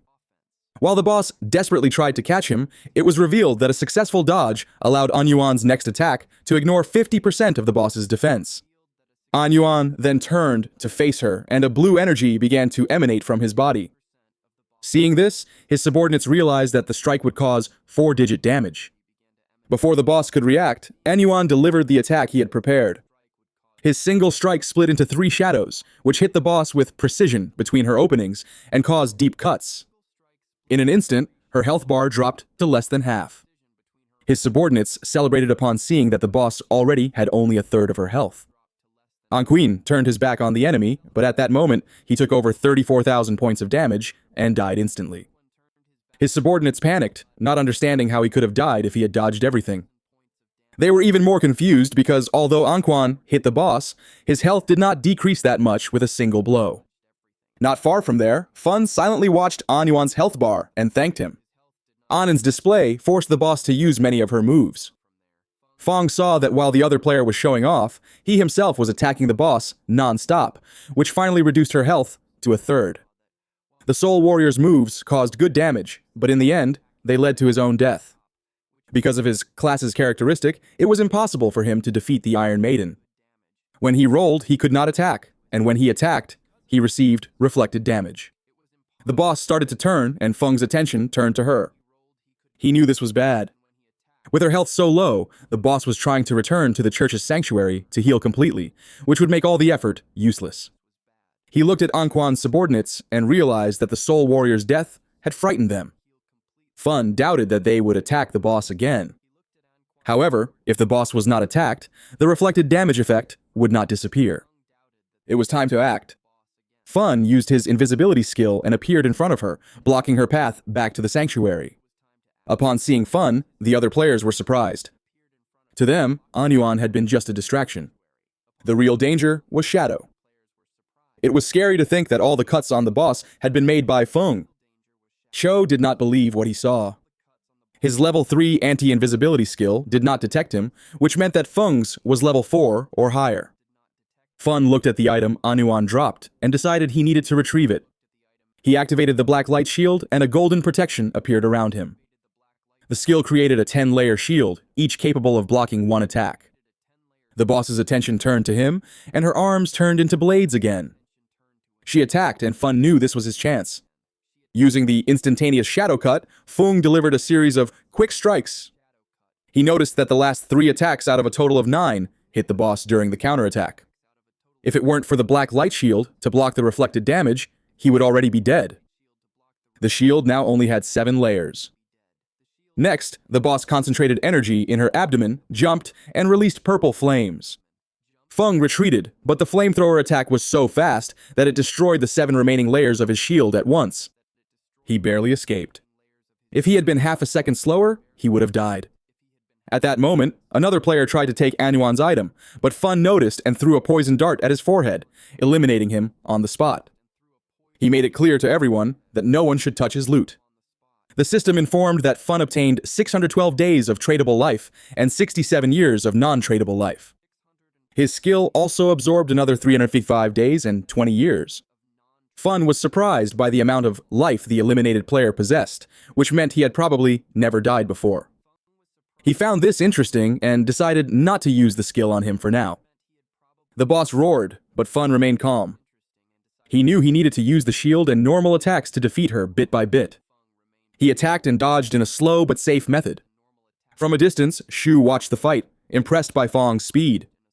Before, she didn't understand how he had gotten the first eliminations. But now, seeing him fight, she no longer had any doubts about his power. Feng decided it was time to end it. He advanced and cut the boss with impressive speed. The system confirmed the death of the Steel Maiden, giving him 48,000 experience points, 120 evolution points, and the Sanctuary Key. The other players could not believe it. Fun had defeated the boss alone, which explained why he was first in the ranking.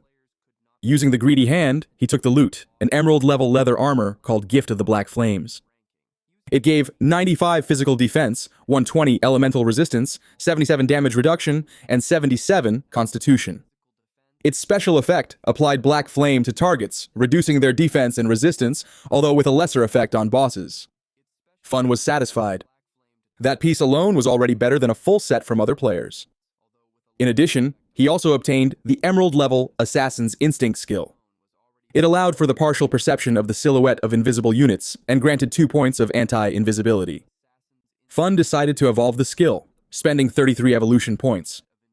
The skill jumped through the Emerald, Diamond, and Epic levels until it reached Legendary. With this, the anti-invisibility bonus increased to 5 points. The Legendary effect also added the ability to detect the target's weak points, increasing critical hit damage by 50%. Added to his Lethal Grace passive, the total bonus reached 350%. Now, he could hit enemies' weak points even with his eyes closed. Feng still had 97 evolution points and decided to use 80 of them to evolve the Blur and Ghostly skill. It went from the Epic to the Legendary level, which increased his passive evasion from 75% to 85%, and granted total immunity to damage whenever the evasion was activated. At that moment, Captain Yu and the others appeared. She greeted Fun and asked if he had gotten any good items. Surprised, she commented that she hadn't seen the ranking and didn't expect him to have reached level 13 in a single night, saying it was crazy. Wang Ming added that they had spent the whole night hunting and had barely reached the middle of level 11, pointing out that Fun's speed was unreal. Captain Yu slapped Wang Meng on the head to get him to stop talking nonsense. Fun, a little confused, explained that he had gotten some items to sell, valued at 45,000 days of life expectancy. With a serious expression, she transferred the amount to him. Fun then said he had another good item for sale and asked if she knew about the hideouts. Captain Yu smiled and confirmed. She explained that since the ruins of Shanghai City had no safe zones, players used hideouts as bases to store supplies and activate defense barriers. Fun knew she was probably referring to the small hideout left by the Golden Boss. She confirmed, saying that the officials from Jinhai City had not yet found any. Since she already understood the value of a hideout, Fun took a golden key from his inventory. He revealed that it was the key to the sanctuary left by the boss he had just defeated. He informed them that the hideout covered more than $800 mu and proposed that they go back to discuss the price they could offer. Captain Yu and Wang Meng were in shock. They knew that a larger hideout meant stronger defenses and better infrastructure. One of 800 Meu was enough for each official from Zanhai City to have their own room. Curious, she asked how much he planned to sell such a large hideout for. Fong said he preferred to discuss the price later to see what they could offer. He knew that in his previous life, that hideout could be sold to the government for 2,000 years of life expectancy. With the sale of the hideout and the life he already had, Fun would have enough to take all his equipment, skills, and levels to the real world. Nervous, Captain Yu accepted the proposal and assured him she would speak with her superiors immediately. Then she said she needed help with something else. She explained that 7 gold-level bosses had appeared together in Black Moon Village and had already killed many people. Because of that, they were offering 10 years of life if he helped eliminate them. Upon hearing this, Fun commented that 7 gold bosses didn't seem to be a big problem. He thought that even in a group, the official forces would manage to eliminate them over time. So, if they were asking for his help, it was because there was something wrong with the bosses. Impressed with his deduction, she agreed. She confirmed he was right and explained that they had managed to isolate and kill one of the 7 bosses, but it resurrected. Even worse, the attributes of all 7 suddenly skyrocketed, annihilating the entire team. Fun was surprised. He remembered that there were group bosses capable of resurrecting and suspected they might be puppets of the cursed slate, one of the slates of the ancient gods. If that was the case, he couldn't let the opportunity pass. Fun decided to go right away and asked Captain Yu for the coordinates, who wished him good luck. He thought the captain was quite honest. The loot from the 7 gold bosses would be worth about 40 or 50 years of life, and she still offered another 10 years as a reward. It was a very generous offer. Riding the ghost Night Wolf King, Fun was crossing the ruins. As he passed by a statue, he saw something surprising. A group of players assaulting a girl nearby. It was Huan Maggie, Fun's sister. One of the women slapped her face hard, accusing her of being and of trying to seduce the guild leader. With her face full of bruises, Huan Maggie was crying with rage. The woman warned her to stay away from the leader or she would have her face destroyed, and they continued assaulting her. Fun, watching from the top of a building, realized that his sister had gotten into an internal guild fight.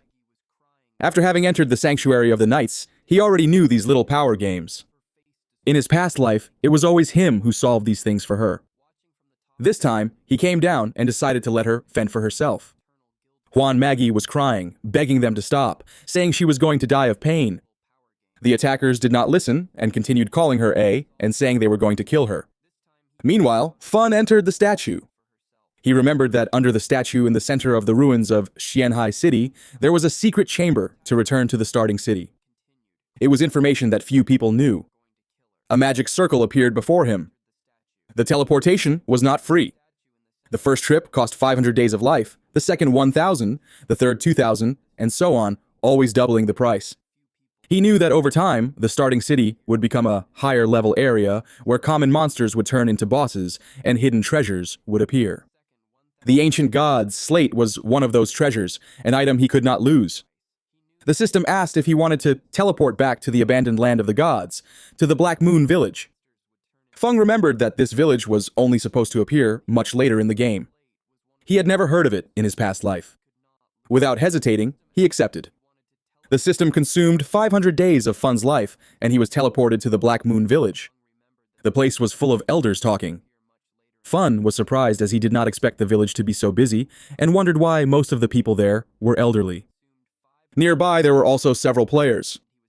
A player was helping an old lady stand up. Relieved to be back in the safe zone, they reminded her that, as agreed, they had taken her to level 3.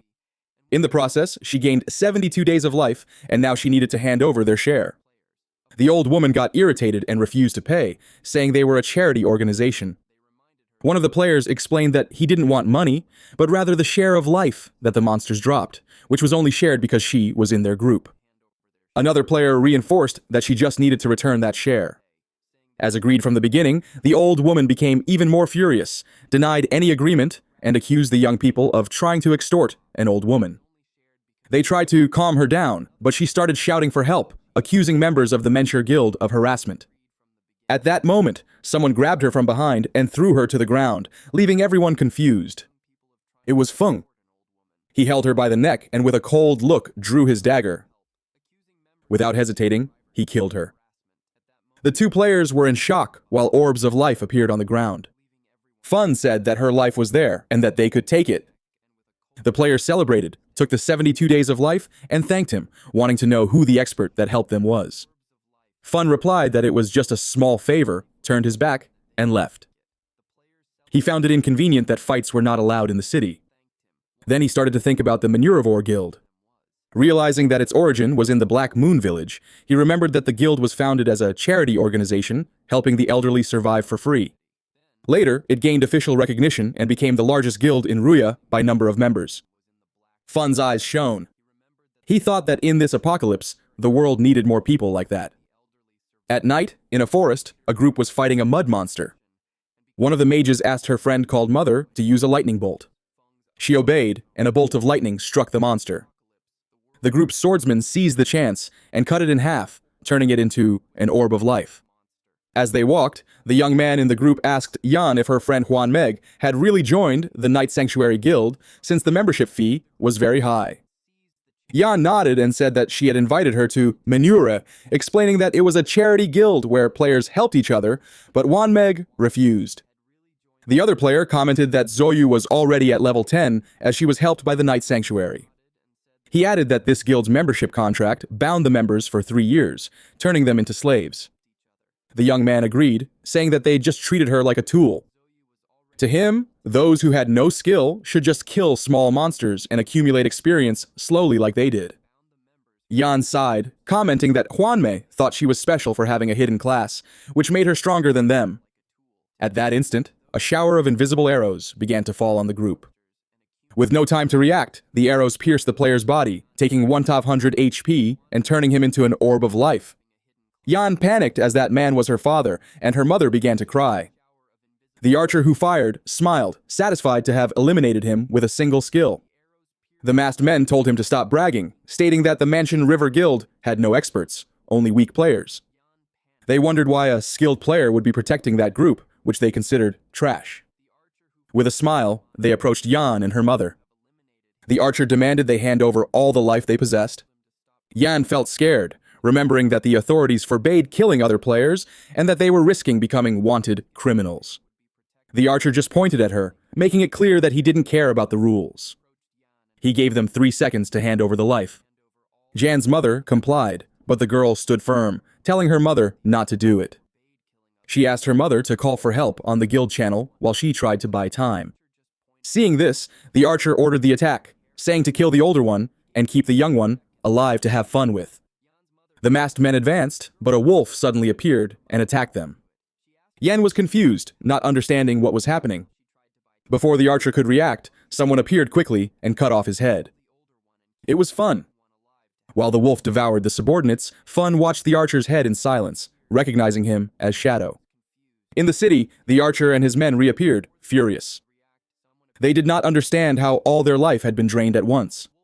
Shocked, they began to run to the forest, needing to kill monsters to recover a little life before they died. At that moment, a strange energy appeared, and a sword made of it descended upon them, immobilizing them. 2 priests approached. One of them, holding a book, informed that they were official bounty hunters, and that according to the law, they were under arrest. The other priest stared at them seriously, warning that if they resisted, their lives would be ended right there. Back in the forest, Yan thanked Fun, saying that without him, she and her mother would have been lost. Fun looked at the ground, thinking about how good Yan was. Besides being kind and brave, she was completely different from Xiao Yu, and he did not understand how the two had become best friends. After that, Fun disappeared without a trace. Yan and her mother were confused. Yan picked up the life orb, not knowing if it was her father's. Her mother asked where their savior had gone, and Yan answered that she did not know. The only thing she knew was about the attacker. He was Shadow, the #1 boss of the world, Shadow. In another part of the forest, a group of players was waiting for Shadow. They commented that it had already been half an hour since he should have arrived, and wondered what he was doing. One of them doubted that Shadow could defeat the bosses of the area since they could revive infinitely. Invisible, Fun passed by them and continued on his way. Feng knew how the ancient god's slate worked. It added a positive and a negative effect to the equipment, and could even alter the class traits. The 7th player in the world ranking had already used 7 of them to destroy a legendary boss. He observed the stationary monsters. The bosses created by the slate had unique mechanics. Some were invisible and very stealthy, eliminating players before they could react. Others were controlled by a hidden summoner. According to the information, if one of them died, they all revived with a stackable fury bonus. The question was whether they would still revive if they were eliminated at the same time. It was worth testing. Fun decided to do a test. He equipped the follower's pendant and summoned one of them. The creature ran to attack the bosses and suffered more than 400 points of damage. One of the bosses looked in the direction of the attack, and an instant later, the follower exploded, completely ignored by the monsters. Fung analyzed the situation. The bosses were level 10 with no damage reflection, and with attributes only twice as high as those of normal bosses of the golden tier category. He then used the Shadow Ring Blade, a red energy spread, and Fun used the gift of the poisonous. The bosses' bodies disappeared without leaving any items, which left him confused. Soon after, they began to merge into a single giant and much more powerful monster. The boss advanced against Fun. He was on alert, confirming that the simultaneous elimination was the right way for the next phase. It was then that he noticed that the giant monster's body was covered in symbols. Fun dodged the attack and recognized the symbols as the writing of the ancient gods. He deciphered loose words like disaster, sky, god, and ancient, and managed to reorganize them to discover the boss's name. Was the calamity ancient god? As the monster approached, Fun still did not know how he should proceed. He then thought if he should attack the parts of the boss's body in the order of the characters of its name. All his investment in studying the writing of the ancient gods had been for moments like that. Fun slid and attacked the symbol on the monster's leg, then the one on the arm, and lastly, the one on the chest. Poison dripped from the boss's body, which roared in pain as it fell apart and fell into the water. Fun remained alert, watching what would happen next. Coffins emerged from the water, and what was left of the boss began to float and transform. Soon, several smaller monsters came out of its body, roaring. Fun noticed that the inscriptions on the coffins corresponded to each of the monsters. He understood the mechanic. He needed to defeat them near their respective coffins. The ancient god's slate was already visible, indicating that that was the final phase. The monsters advanced on him and he prepared for combat.